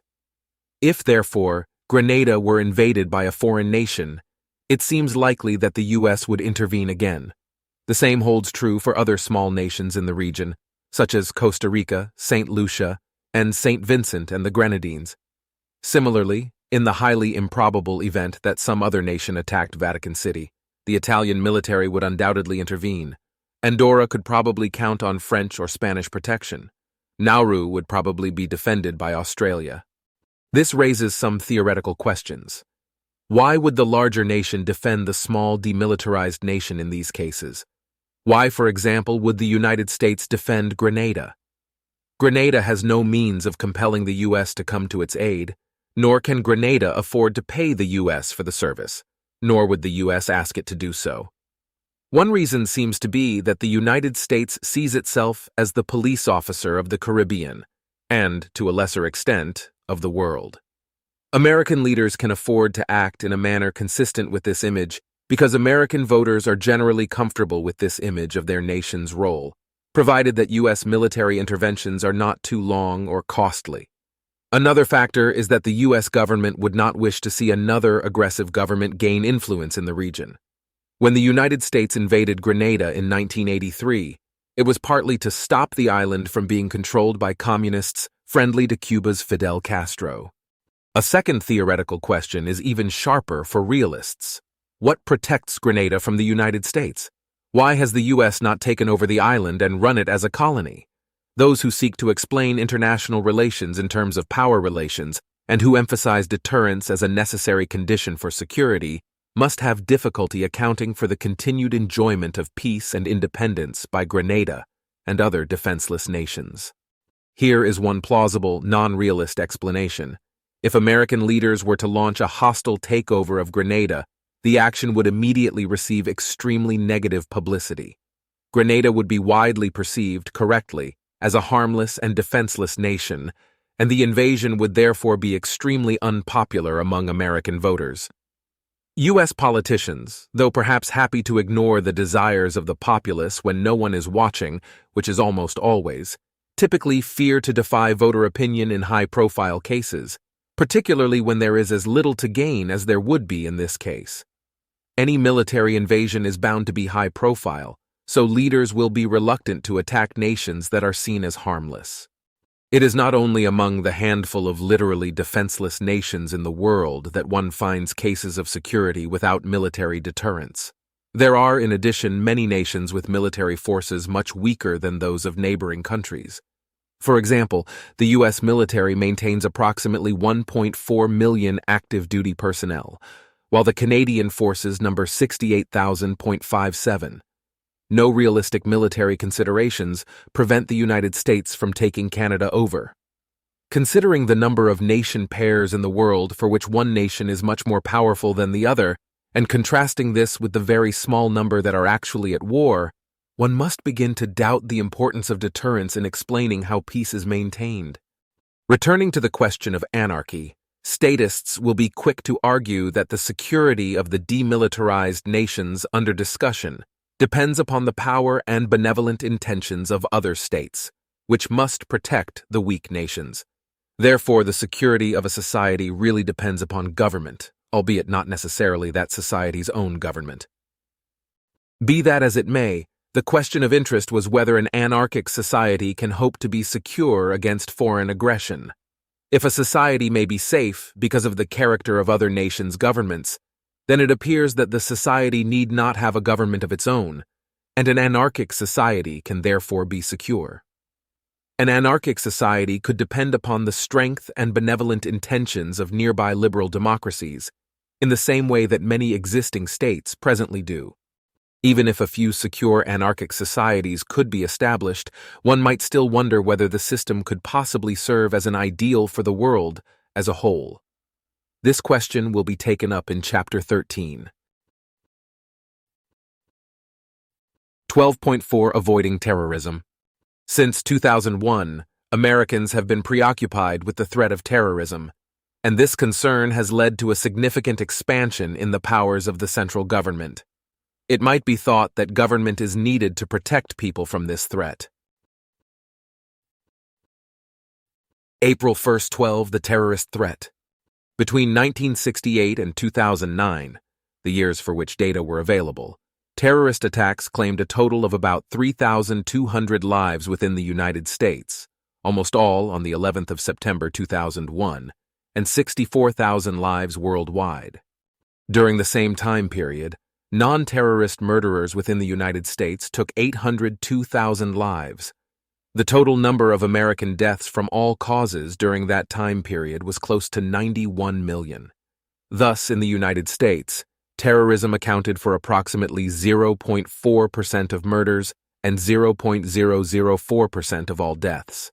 These figures initially make it difficult to see terrorism as among the most serious threats facing either the United States or the world. The only way in which one could see terrorism as a serious threat, therefore, is if one suspects that future terrorism will be many times worse than past terrorism. This might be true if terrorists gained control of nuclear or biological weapons. There is no reliable way of estimating the odds of such an occurrence. However, some experts on the subject have given alarming assessments. In 2005, U.S. Senator Richard Lugar surveyed 85 non-proliferation and national security experts from around the world on their assessments of the risk of terrorism involving weapons of mass destruction, WMD. On average, respondents considered a terrorist nuclear attack somewhere in the world within the following 10 years to be 29% likely and a major biological attack 33% likely. In 2008, the U.S. government's Commission on the Prevention of WMD Proliferation and Terrorism deemed it more likely than not that a WMD terrorist attack would occur somewhere in the world by the year 2013, with a biological attack being more likely than a nuclear attack.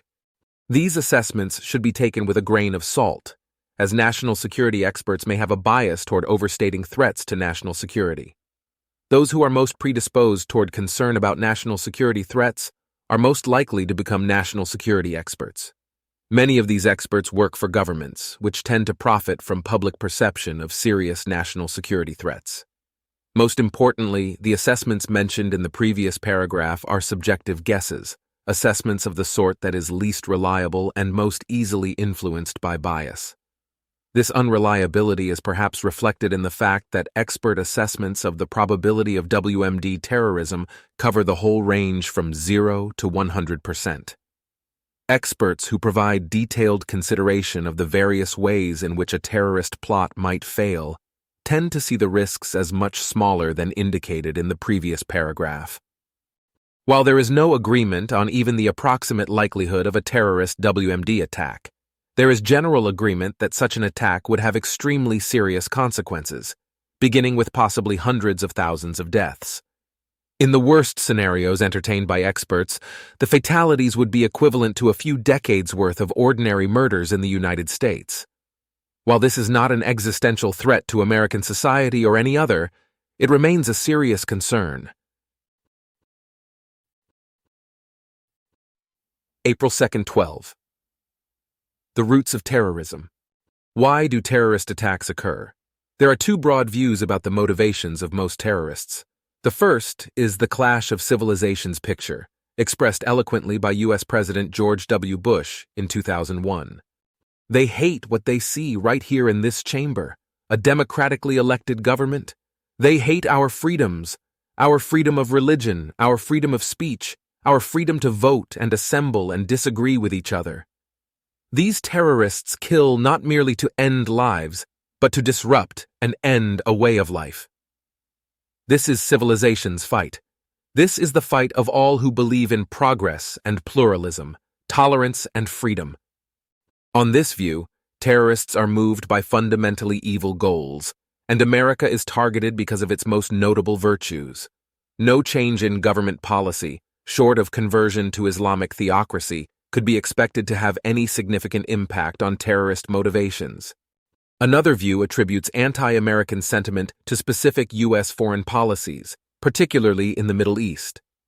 Among these policies are the U.S.-sponsored sanctions against Iraq following the First Persian Gulf War, U.S. support for Israel in what some describe as the oppression of the Palestinians, the continuing presence of U.S. troops in Muslim countries, particularly on the Arabian Peninsula since the First Gulf War, the recent invasions and occupations of Afghanistan and Iraq, with the consequent deaths of hundreds of thousands of citizens of those countries, and the abuse of prisoners at Abu Ghraib and elsewhere. Each of these actions, it is argued, contributes to a tide of resentment towards America, particularly in Muslim countries, thereby enabling terrorist groups to recruit additional members. Which of these basic conceptions is more accurate? The evidence weighs heavily in favor of the foreign policy retaliation theory. To begin with, the actual statements of bin Laden and other terrorist leaders in calling for jihad against America cite particular American foreign policies as justification, chiefly the presence of U.S. troops in the land of the two holy places, the Arabian Peninsula, U.S. support for Israel, and the U.S. war and economic sanctions against Iraq. They do not cite America's liberal democratic values, nor do they target liberal democracies with no Middle East involvement.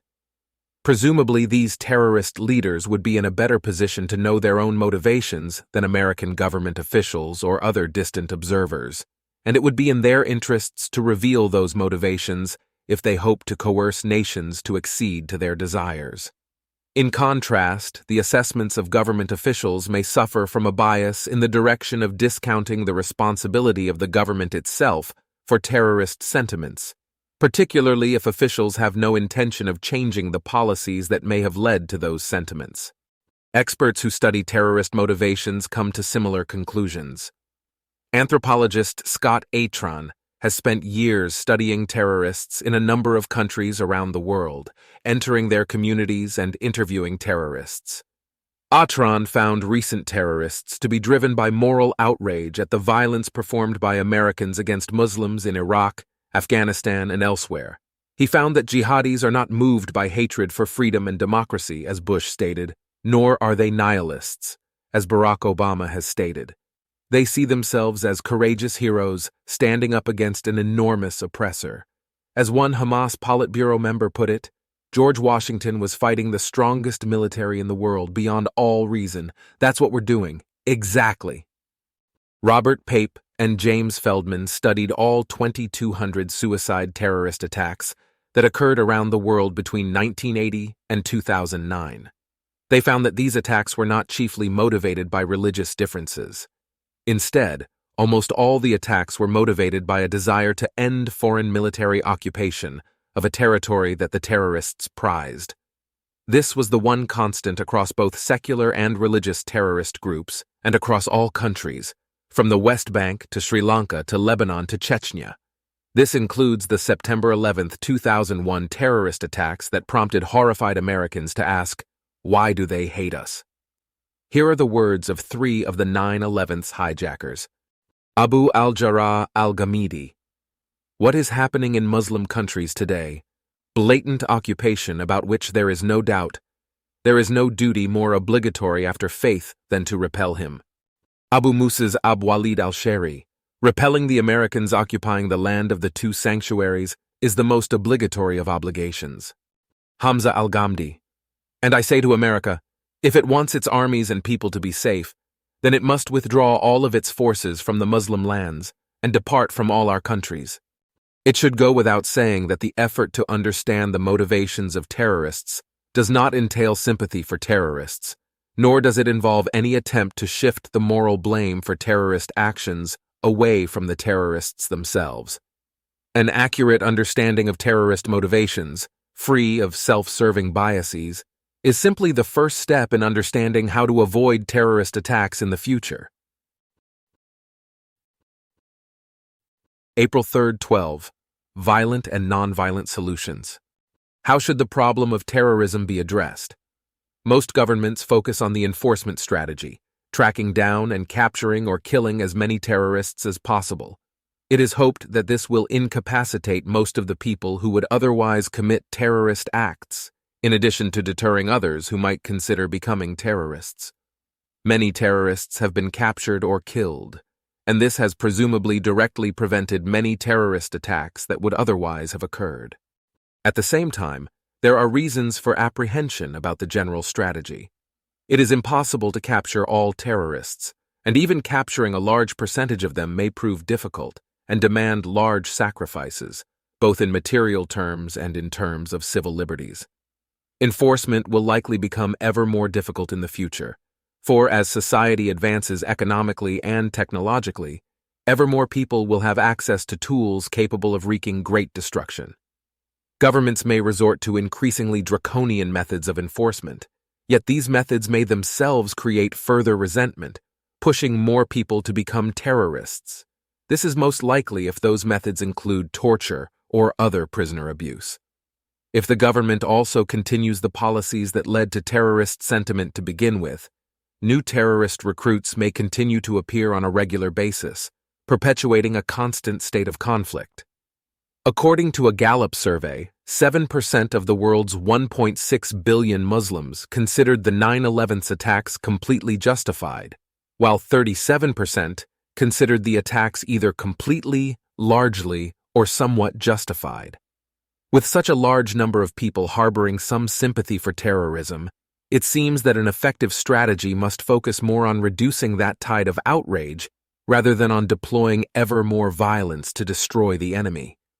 When faced with opponents who are drawn from a community containing tens or hundreds of millions of outraged people, a purely combative strategy is most likely to produce an endless cycle of bloodshed that will prove tragic for both sides. The ideal approach to terrorism would be to somehow act so that no one, or at most very few people, the sort of anger that would motivate them to commit terrorist attacks to begin with.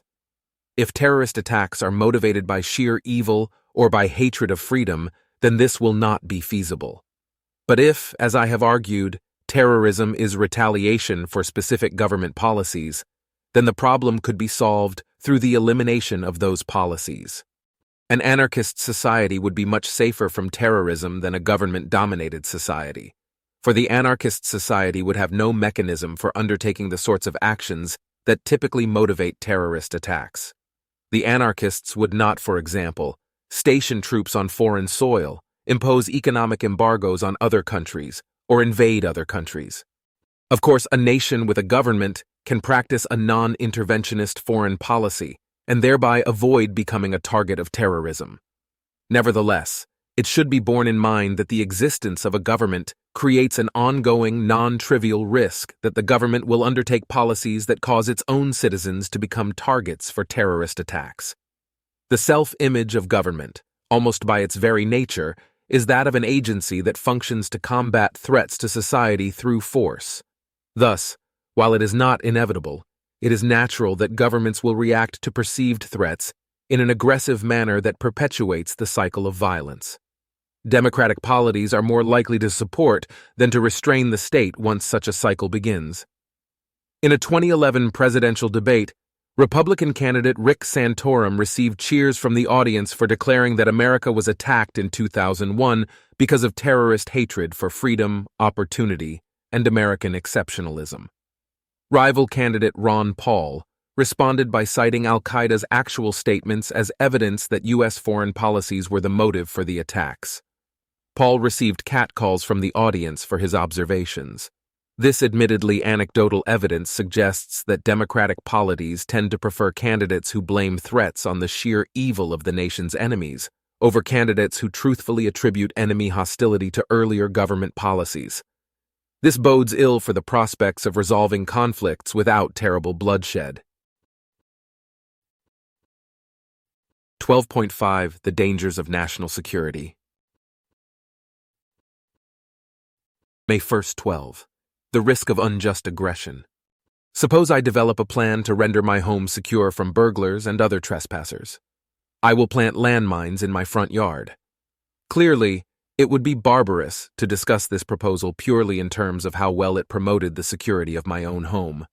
I would be ethically bound to consider as well such questions as what will happen if neighborhood children stray onto my lawn, even if they are not my children. Similarly, any society is ethically bound to consider how its national security apparatus affects not only its own security, but also the security of other peoples around the world. This question is particularly pointed for Americans, whose defense apparatus includes over 700 military bases in 39 foreign countries and has recently been involved in the Middle Eastern conflicts mentioned above. But it is not only Americans who have cause for moral concern about their government's actions. 27 countries sent troops to join the war in Iraq, including over 10,000 British troops. One might wonder whether the recent aggressiveness of the American and Allied governments is a historical accident, or whether there is something in the nature of government that encourages such results.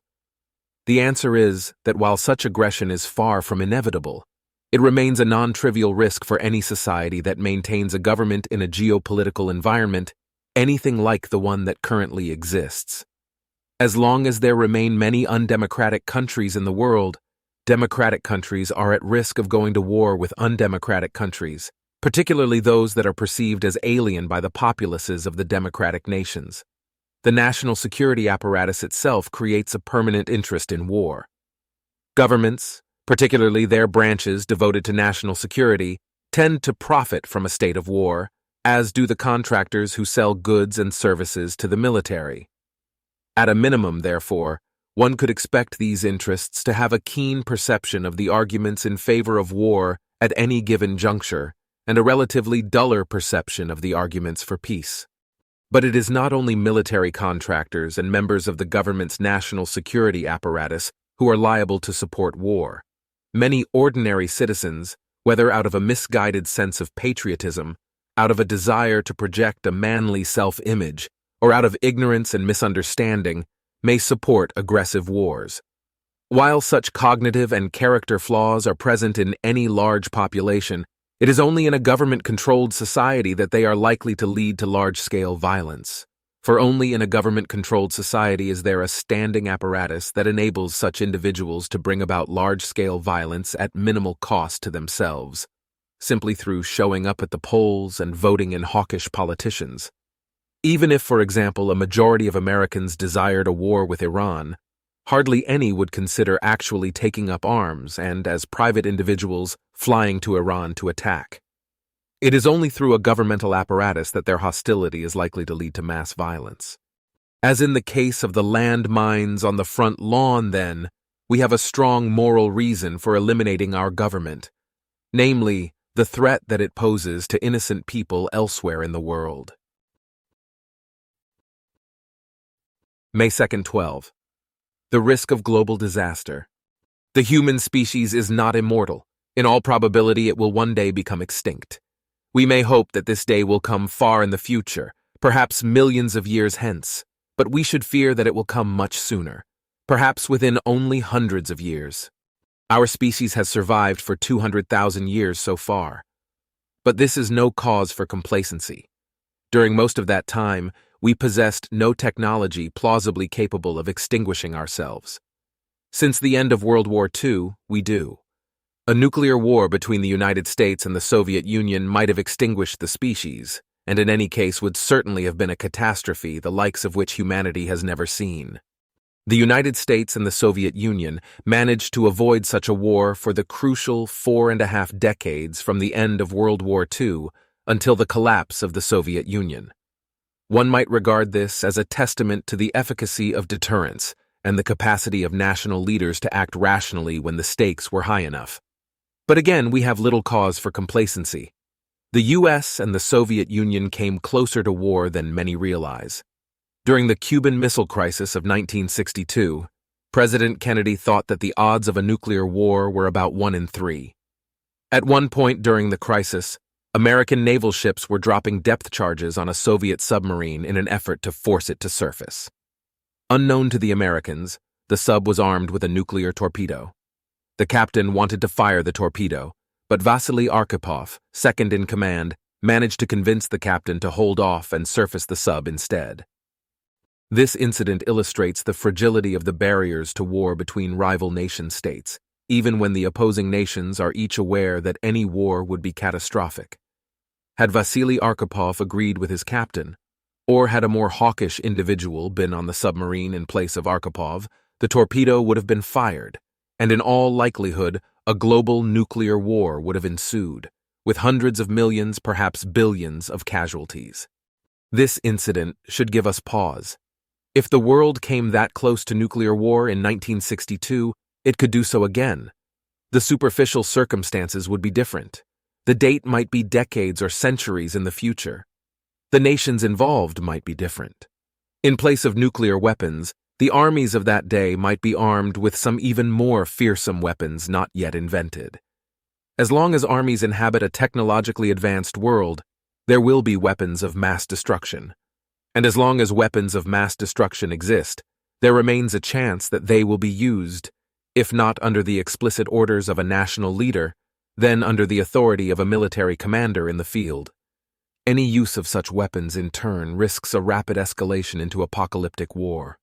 How does this threat relate to the case for or against government? Government is the source of all presently existing weapons of mass destruction. The U.S. government invented nuclear weapons and remains the only organization ever to have used them in anger. A handful of national governments, particularly the U.S. and Soviet governments, are responsible for building all of the presently existing nuclear weapons. If history is any guide, the next weapons of mass destruction to be invented will almost certainly be invented by some national government, most likely the U.S. government, whose military budget, as of this writing, accounts for 40% of the entire world's military spending. Whatever this technology will be, it will probably pose an even greater threat to the survival of humanity than nuclear weapons. Thus, the apparatus we have devised for rendering ourselves secure against foreign aggression is itself the primary source of the greatest danger that the human species has ever faced. 12.6 Conclusion. Without the state's national security apparatus, its armies, intelligence agencies, and so on, how could a society hope to be safe from foreign threats, such as hostile foreign governments and terrorist organizations? There are several plausible answers to this. First, a society could be defended against foreign invaders by guerrilla fighters. Several recent historical episodes suggest that native insurgents can pose an extremely serious problem even for the most advanced and powerful of armies seeking to occupy foreign lands. Second, nonviolent popular resistance movements have often proven highly effective in convincing oppressive governments to give people their freedom. Third, an ungoverned society is much less likely to become involved in violent conflicts to begin with than is a government-controlled society. The great majority of wars are caused by intergovernmental disputes, and all or nearly all terrorist acts are performed in retaliation for government policies. Fourth, an anarchist society might be established under conditions that make war unlikely, provided that The society were established in a region otherwise dominated by liberal democracies. The society itself embraced liberal values. The society maintained strong social and economic relations with its neighbors. The society lacked large internal religious or ethnic tensions. The society were not established in a region of long-standing territorial dispute. The society were established through an indigenous movement rather than being imposed by foreign powers, and the society were established with the consent of the state previously controlling the territory. Then an anarchist society would probably be stable and free from violent conflict with other nations. The first 6 of these conditions, in conjunction, are entirely realistic. Only the 7th seems unattainable in the near future, chiefly because very few people have accepted the theory defended in this book. Finally, it is important to consider the danger that one's own national security apparatus poses to the rest of the world. As long as it exists, the state has a non-trivial risk of committing unjust violence against others in the form of aggressive war, as well as a non-trivial risk of developing and using weapons of mass destruction, which threaten the survival of the human species. We are morally and prudentially obligated to minimize these risks. 13. From democracy to anarchy. Anarchy may be desirable in theory, but is it attainable? In this chapter, I argue that the eventual development of an anarcho-capitalist order, while not inevitable, is neither impossible nor exceedingly improbable. 13.1. Against presentist bias, the prospects for radical change. We may be tempted to conclude that the rise of an anarcho-capitalist world is exceedingly improbable or impossible, simply on the grounds that anarcho-capitalism has never been realized and is very different from the status quo. I argue that we should resist this temptation. 3 broad observations contribute to my optimism. First, many radical changes have occurred in human history, including major political and cultural changes. Second, the future will most likely see even more rapid change than the past. Third, some of the most important long-term social changes have been in a direction consistent with the eventual emergence of anarcho-capitalism. To elaborate on the first observation, anatomically modern Homo sapiens emerged 200,000 years ago. For the first 190,000 years, there was no civilization, and humans lived mainly as nomadic hunter-gatherers. Little changed during all that time. An alien observer would have long since given up on seeing anything interesting. But around 10,000 years ago, human beings began the radical shift from primitive society to civilization, which has by now encompassed nearly the entire species. During most of the history of civilization, human society was organized in a manner that could best be described as tyranny. Societies ruled by individual autocrats, or small groups of aristocrats, with little regard for the rights or interests of the citizens. Democracy had been tried only sporadically and very imperfectly.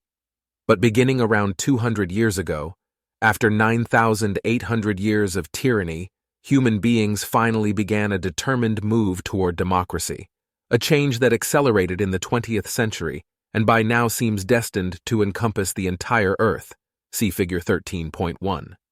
Human beings are unusual among nature's products.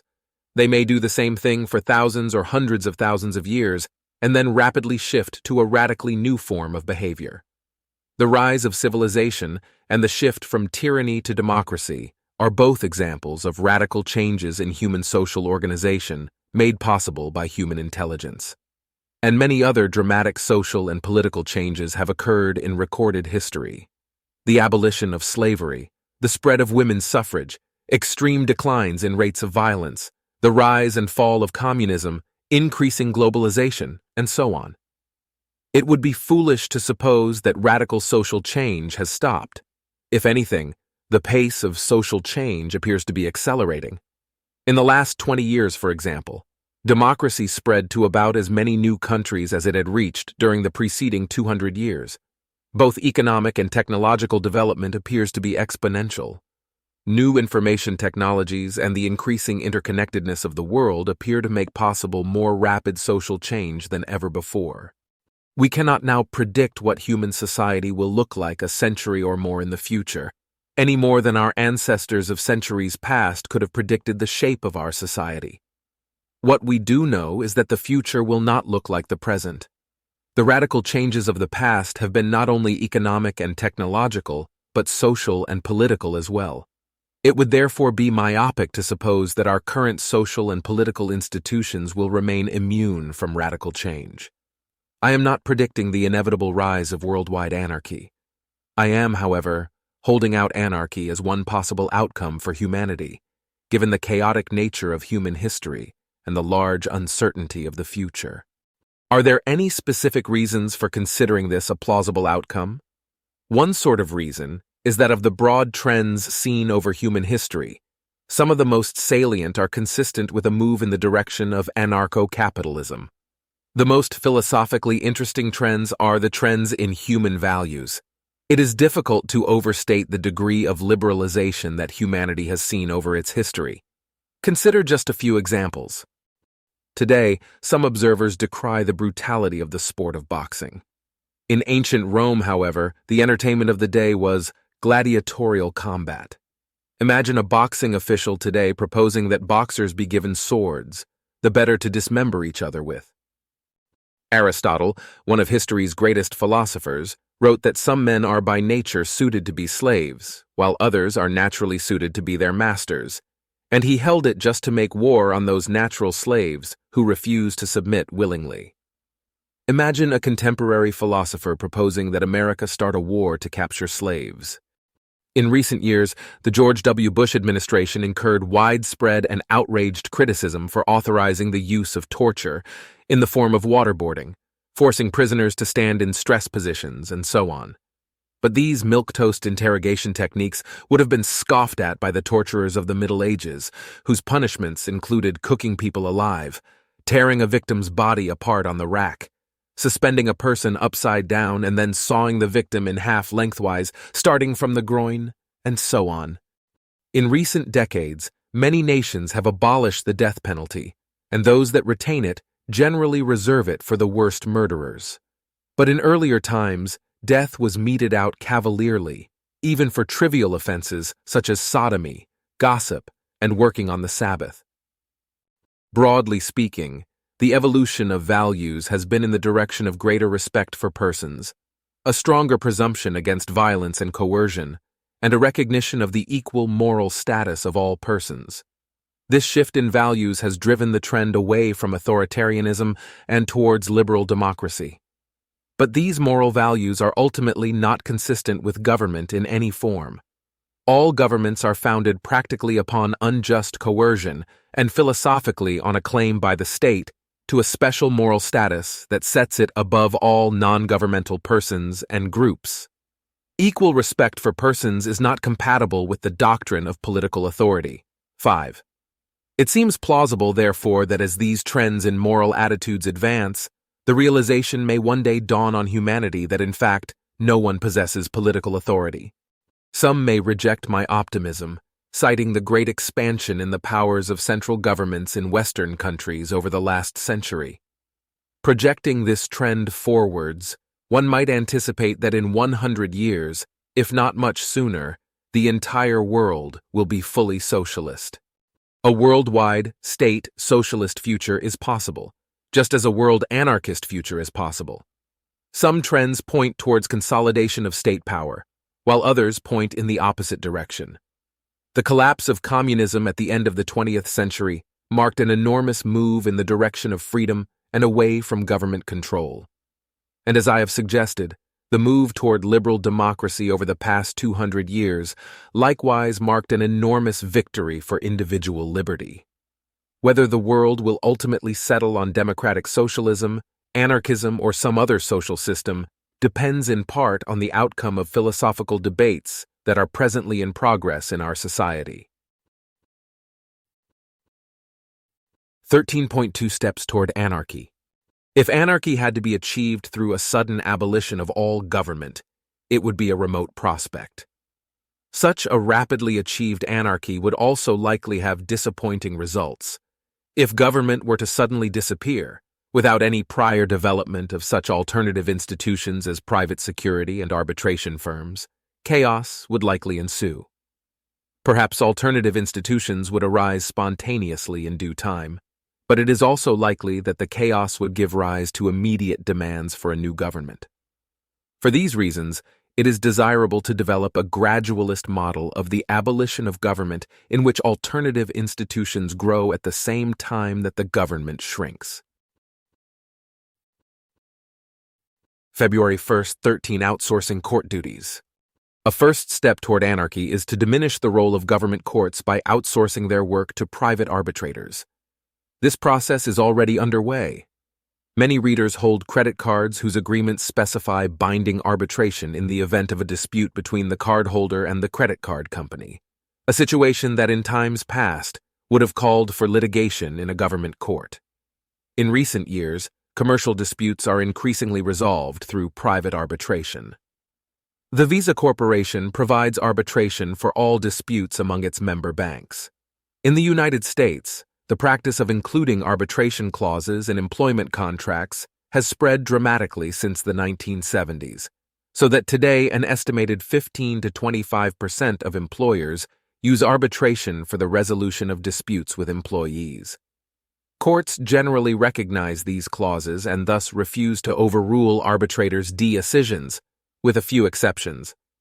Private arbitrators thus form an effective substitute for government courts in a wide range of cases. It is easy to imagine this trend continuing until private arbitrators hear almost all disputes between parties to a contract. Government could push the process further by declaring that its courts will no longer hear certain kinds of cases and referring these cases to arbitrators. For example, a great burden would be lifted from the court system if all divorce cases had to be handled through private arbitrators, even without a prior agreement between the parties to that effect. The most controversial step would be to outsource the resolution of criminal cases. This step would be more plausible once we began to view criminal cases, not as disputes between the defendant and the state, but as disputes between the defendant and the crime victim. When viewed in this way, there is no reason why these cases, too, could not be handled through private arbitration. Why would any government agree to promote its own eventual obsolescence by outsourcing one of its most central functions? One reason is that courts are severely overburdened and would welcome the lightening of their caseloads. Some state legislatures and courts in the United States already require certain disputes, particularly those involving automobile insurance claims, to be resolved by arbitration. Another possible reason is public opinion. Should the public become sufficiently disenchanted with the government's court system, a democratic legislature might pass laws requiring the sort of changes described above. February 2nd, 13 Outsourcing police duties. Along with court duties, the government could outsource its policing duties. This process, too, is already underway. According to a recent report, there are now 20 million private security guards worldwide, about twice as many as the number of government police. In America, private security guards number about 1 million, compared to 700,000 government police. In some cases, the government itself hires private security guards to protect public spaces, including the Liberty Bell in Philadelphia, the Statue of Liberty in New York, and the main bus terminal in Durham, North Carolina. If this trend continues, we could one day see a situation in which all public spaces are protected by private security guards. In many countries, the United States, the United Kingdom, Canada, Australia, and others, private citizens are legally authorized to make citizens' arrests. The conditions for a legal citizen's arrest, however, tend to be much more restricted than the conditions under which government police may make an arrest. Legal authorization for citizens' arrests may be limited to certain kinds of crimes, and the arresting citizen may be required to personally witness the crime in progress. One could imagine a liberalization of such laws, permitting citizens' arrests for all crimes, including cases in which the suspect's guilt is established by investigation after the fact. Private security agencies could then take over not only patrol duties, but duties of investigation and arrest of suspected criminals. Care would need to be taken in making this transition. If a state or local government were to give up its monopoly on policing only to grant that monopoly to a private corporation, the private corporation could be expected to exhibit the same problems as government police, possibly even more problems. The keys to realizing the benefits of the free market are voluntariness and competition. Thus, in making the transition to private enforcement of laws, we must preserve a number of competing private security agencies, and small groups of citizens must choose their protectors. For instance, individual neighborhoods or apartment buildings should have the choice of which security agency would be responsible for security on their grounds. Again, there are two reasons why governments might acquiesce in this social change. First, overburdened governments facing budget pressures might welcome the lightening of their policing duties. Second, an enlightened public may one day recognize the need for competition and voluntariness in traditionally governmental services and demand reforms from their representatives. February 3, 13. The end of standing armies. In early America, the idea of maintaining standing armies in peacetime was controversial, with several of the American founders warning against the dangers such armies posed to freedom. Today, the debate has been resolved in favor of standing armies, with very little dissension. But it is not obvious that we have resolved the issue either correctly or permanently. Future generations may prove ever more peace-loving, continuing the trend of past centuries and millennia. As war becomes ever more despised, perhaps in a world dominated by liberal democracies, the idea of maintaining vast armies at all times, equipped with city-destroying weapons, may come to seem increasingly foolish and primitive. Some national governments are already in a position to drastically reduce their militaries without fear of endangering national security. The United States, for example, could cut its military budget by 83% and still remain the largest military spender in the world. Such a change would probably require much greater public awareness of the facts about the military budget, as well as a greater disposition towards peace on the part of American citizens. If the nations with the world's largest militaries were to begin to draw down their forces, other nations, perceiving a reduced foreign threat, could also reduce their militaries. Two key facts would drive this process. First, a military is needed only to counter other nations' militaries. If no one had a military, no one would need a military. Second, it requires more military power to invade a country than it does to defend a country. Therefore, if in each year, every country were to maintain only the military force needed for defense, the world level of military forces would continually ratchet downwards until ultimately no nation either had or needed a standing army. Since one militaristic nation can stall it, this process is likely to be slow and may have to wait on the emergence of a worldwide culture of anti-militarism.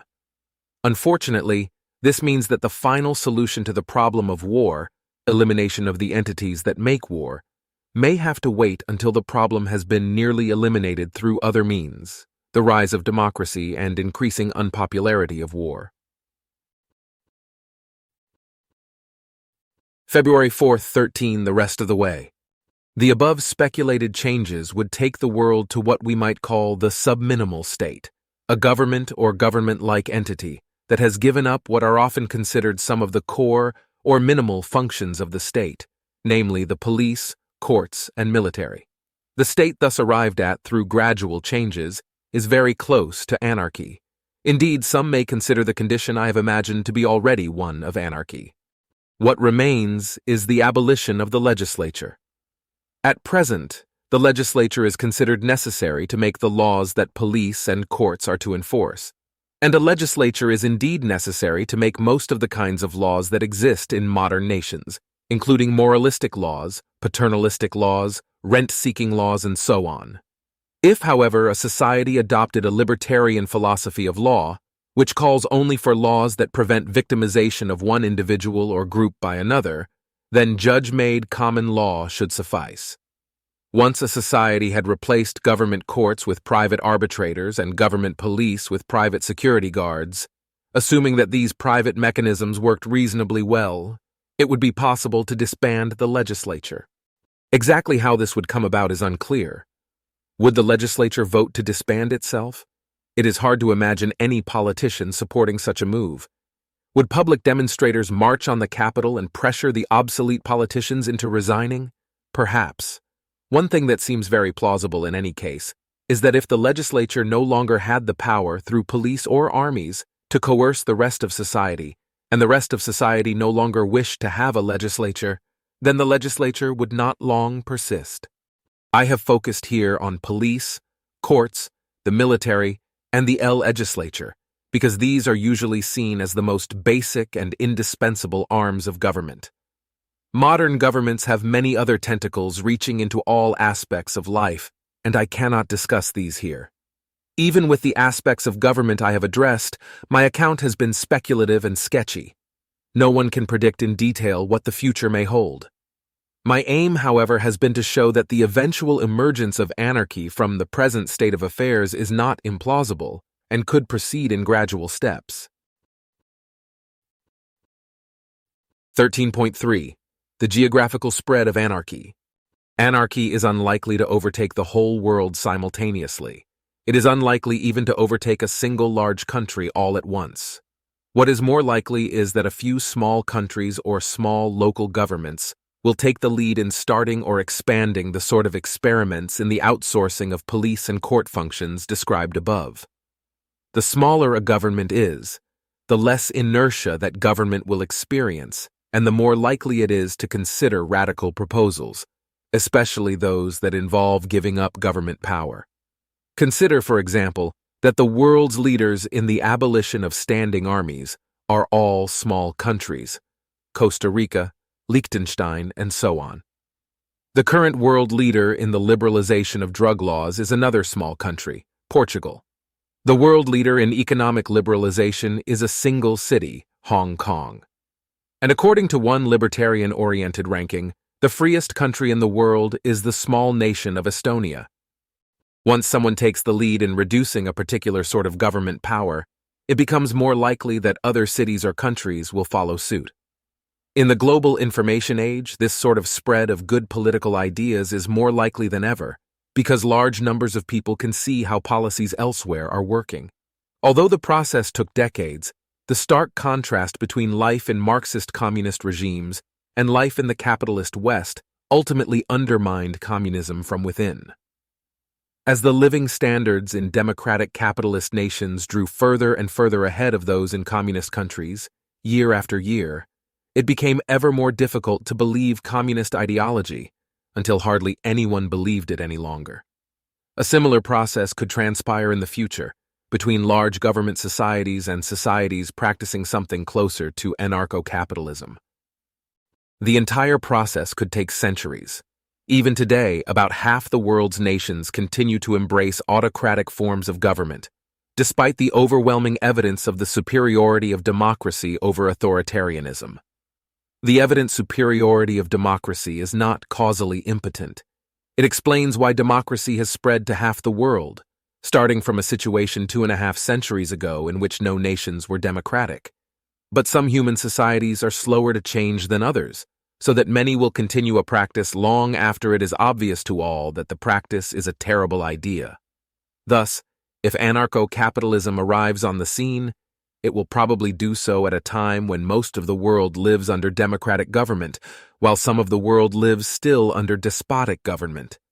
Nations bordering on despotic countries will be ill-advised to abandon their governments until after their neighbors' despotic governments have finally fallen.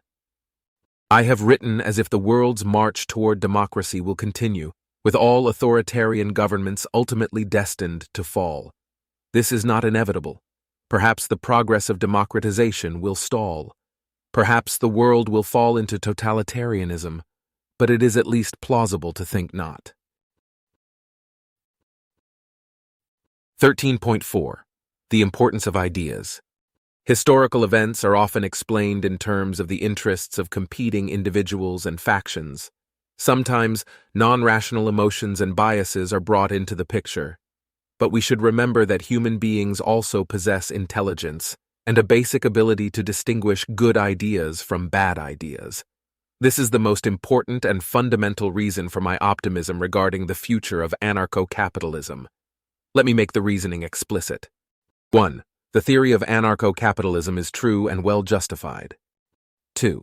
If the theory of anarcho-capitalism is true and well justified, it will come to be generally accepted. 3. If the theory of anarcho-capitalism becomes generally accepted, anarcho-capitalism will be implemented. 4. Therefore, anarcho-capitalism will be implemented. The first premise is supported by the rest of this book. The second premise rests on the general tendency for correct ideas to win out in the long run. At any moment in history, it will be tempting to look around at all the people with bad ideas and conclude that humanity is too irrational and ignorant ever to grasp the important truths. But this is historical myopia. The most salient and important trend that stands out in any study of the intellectual history of the past 2,000 years must surely be the gradual accretion of knowledge and the corresponding move from worse ideas to better ideas. The process is, of course, not monotonic. There are cases of stagnation and regression, but the undeniable difference between humanity's knowledge today and its knowledge 2,000 years ago is staggering. In the short run, the forces of prejudice may outweigh those of rationality, but prejudices can be worn down over time, while the basic truth of a given idea remains intact over the centuries, exerting whatever force it has on the human mind. Sometimes it is said that, unlike the sciences, fields such as philosophy, ethics, and politics have made little or no progress in the last 2,000 years. While the natural sciences have made the most impressive intellectual progress, the dramatic progress that has occurred in philosophical, moral, and political matters can be missed only through a modern lens that filters out all those issues that we no longer consider worth discussing because we have already resolved them. Throughout most of human history, slavery was widely accepted as just. The mass slaughter of foreigners for purposes of capturing land and resources, forcing conformity to one's own religion, or exacting vengeance for perceived wrongs against one's ancestors was often viewed with approval, if not glorified. Alexander the Great was so called because of his prowess at waging what nearly anyone today would unhesitatingly judge to be unjust and vicious wars. Judicial torture and execution for minor offenses was widely accepted. Witches were burned at the stake or drowned. Despotism was the standard form of government, under which people were granted no right to participate in the political process. Even when democracy was at last accepted in some countries, half the adult population was denied any rights of political participation because they were deemed inferior.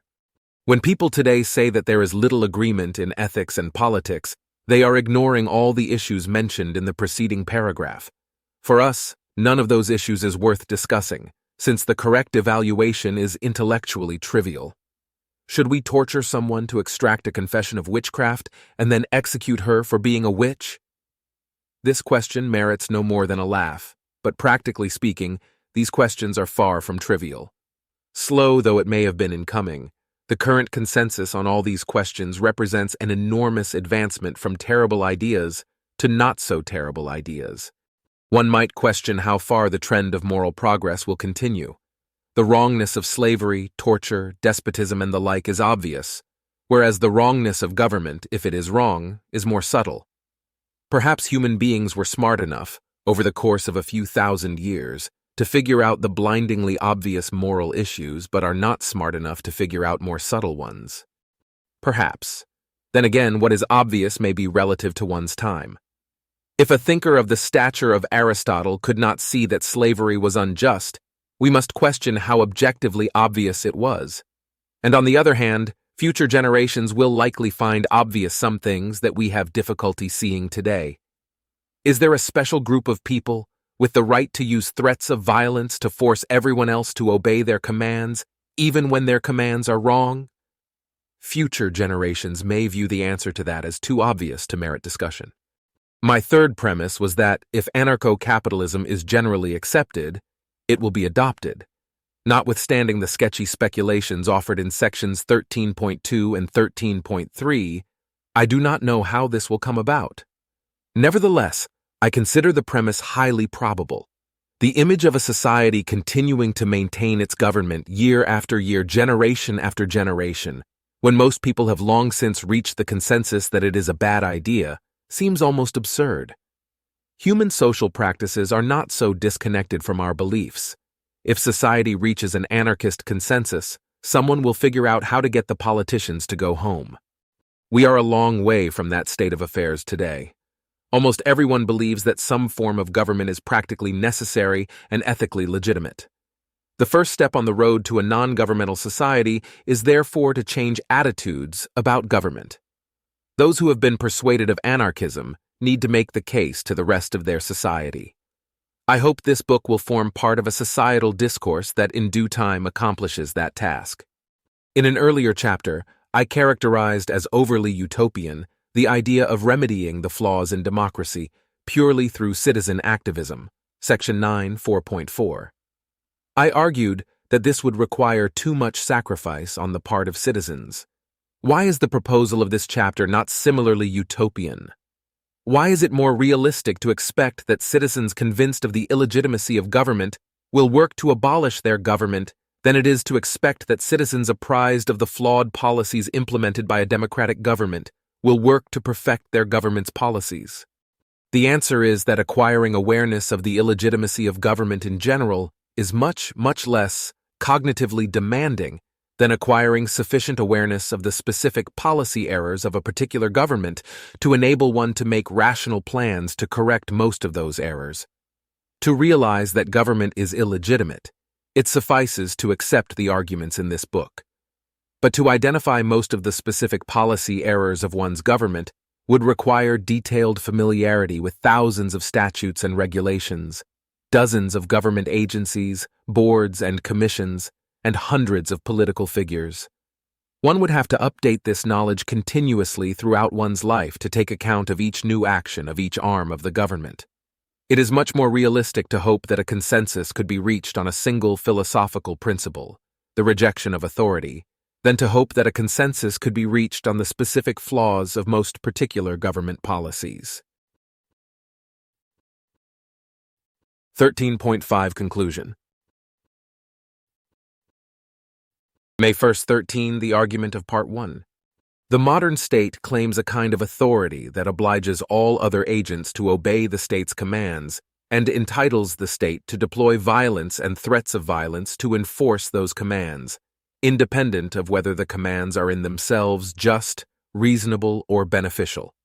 The argument of the first half of this book is that that sort of authority, political authority, is an illusion. No state is legitimate, and no individual has political obligations. This leads to the conclusion that at minimum, the vast majority of government activities are unjust. Government agents should refuse to enforce unjust laws, and individuals should feel free to break such laws whenever they can safely do so. The argument against political authority proceeded by examining the most important arguments for authority and finding each inadequate. The traditional social contract theory fails due to one salient fact: there is no actual contract. The most common theory of contemporary social contract enthusiasts, that an arrangement is rendered voluntary and contractual by the fact that one could have escaped its imposition through relocation to Antarctica, would draw scarcely more than a laugh in any other context. The alternative of a purely hypothetical social contract fails for two reasons. First, there is no reason to think that all reasonable persons could agree, even in idealized circumstances, on even the most basic political theory. Second, a merely hypothetical contract is ethically irrelevant. However fair, reasonable, and impartial a contract might be, one is not typically thereby entitled to force others to accept it. The democratic process fails to ground authority, as one typically does not acquire a right to coerce someone merely because those who want one to coerce the victim are more numerous than those who want one to refrain. The appeal to the ideal of deliberative democracy fails, because no actual state remotely resembles an ideal deliberative democracy, and in any case, no mere method of deliberation negates the rights of an individual. The appeal to the obligations to promote equality and to respect others' judgment fails for several reasons, including that these obligations are not strong enough to override individuals' rights, that they are not the sort of obligation that may typically be enforced through coercion, and that the idea of political legitimacy itself is a much clearer violation of the value of equality than the failure of individuals to obey democratically made laws. The appeal to the good consequences of government fails to ground authority because an individual's obedience to the law has no impact on the state's ability to provide those benefits, and an agent's provision of large overall benefits does not confer on the agent an entitlement to coerce others to obey the agent's commands, independent of the content of those commands. The appeal to fairness likewise cannot ground an obligation to obey harmful, unjust, or useless commands, nor an ethical entitlement to deploy coercion in support of such commands. A review of psychological and historical evidence concerning human attitudes to authority suggests two important lessons. First, most individuals have strong pro-authority biases that render their intuitions about authority untrustworthy. Second, institutions of authority are extremely dangerous, and the undermining of trust in authority is therefore highly socially beneficial. May 2nd, 13. The Argument of Part 2. Pace Hobbes, when diverse agents have roughly equal power, it is prudentially irrational for any agent to initiate conflict. In contrast, centralization of power invites exploitation and abuse by the powerful.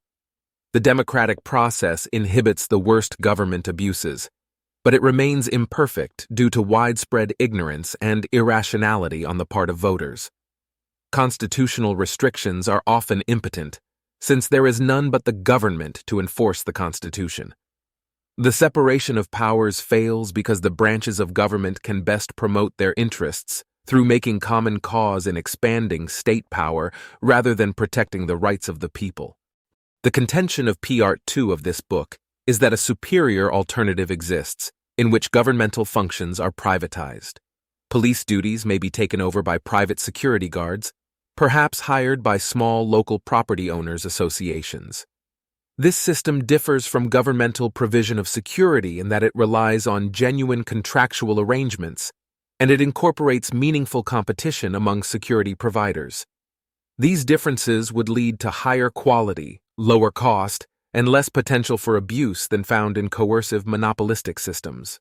Resolution of disputes, including disputes about whether a given individual committed a crime, and whether a given type of conduct ought to be tolerated, would be provided by private arbitrators. Individuals and firms in an anarchic society would choose this method of resolving disputes because it is far less costly than resolution through violence.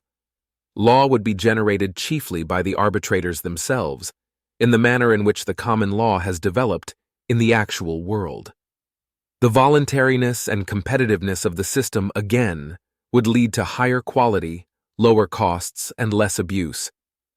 The elimination of government military forces need not leave a society insecure.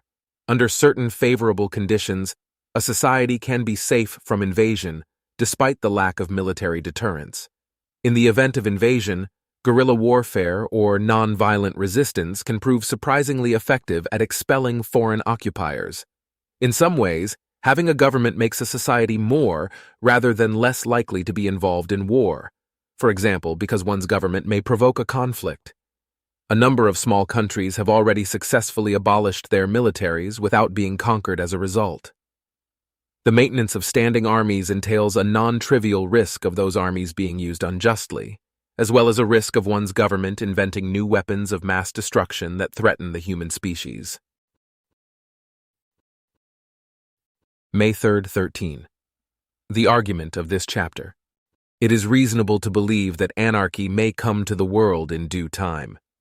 The most plausible transitional model is one in which democratic societies move gradually toward anarcho-capitalism through progressive outsourcing of governmental functions to competing businesses.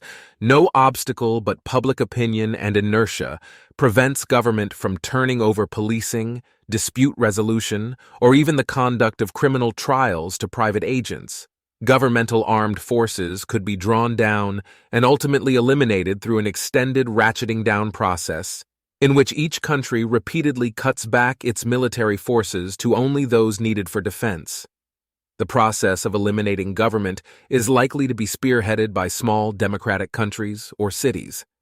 Larger countries could be expected to follow suit only after the success of small-scale experiments was evident to most observers.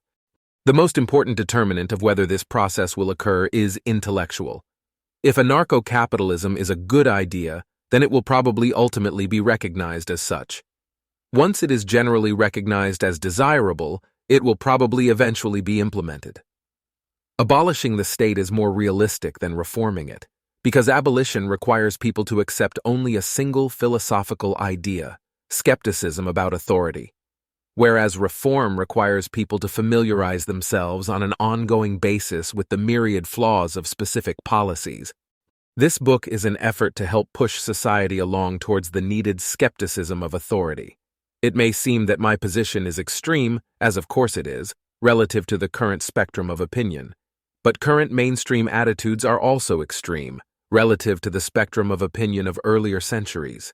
The average citizen of a modern democracy, if transported back in time 500 years, would be the most wild-eyed, radical liberal on the planet, endorsing an undreamt-of equality for both sexes and all races, free expression for the most heinous of heretics, infidels, and atheists, a complete abolition of numerous standard forms of punishment, and a radical restructuring of all existing governments. By current standards, every government of 500 years ago was illegitimate. We have not come to the end of history, pace Fukuyama. The evolution of values can proceed further in the direction it has moved over the past 2 millennia.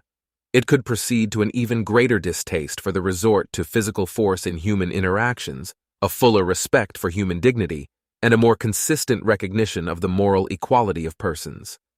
Once we take these values sufficiently seriously, we cannot but be skeptical of authority. My method of pushing readers along this path has been to appeal to implicit values that I think you share. I do not rely on an abstract, theoretical account of these values. I rely on the intuitive reactions we have to relatively specific scenarios. Nor do I rely on tentative or controversial intuitions. I rely on clear, mainstream intuitions. For example, the judgment that an employer who draws up a fair and reasonable employment contract would not thereupon be entitled to force potential employees to accept it. Section 3.3, is not particularly dubious or controversial. It is not something that only libertarian ideologues would agree to. Consider now the anti-war argument offered by the Chinese philosopher Mozi in the 5th century BC.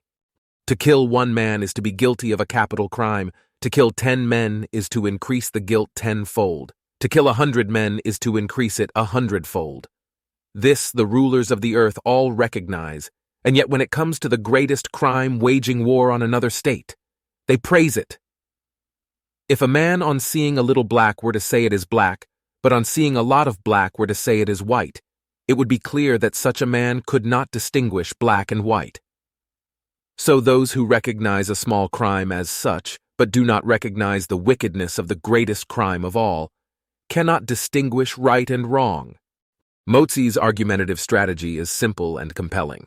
He begins from an uncontroversial ethical prohibition, applies the same principle to a particular kind of government policy, and finds that the policy is morally unacceptable. It is in the spirit of Mozi that I question the institution of government as a whole. If one individual travels to another country to kill people, coercively extracts money from members of his own society, forces others to work for him, or imposes harmful, unjust, or useless demands on others through threats of kidnapping and imprisonment, the governments of the world all condemn that individual. Yet these same governments do not shy away from undertaking the same activities on a national scale. If we find Mozi's argument compelling, then it seems that we ought to find similarly compelling the argument that the great majority of government actions are ethically unacceptable.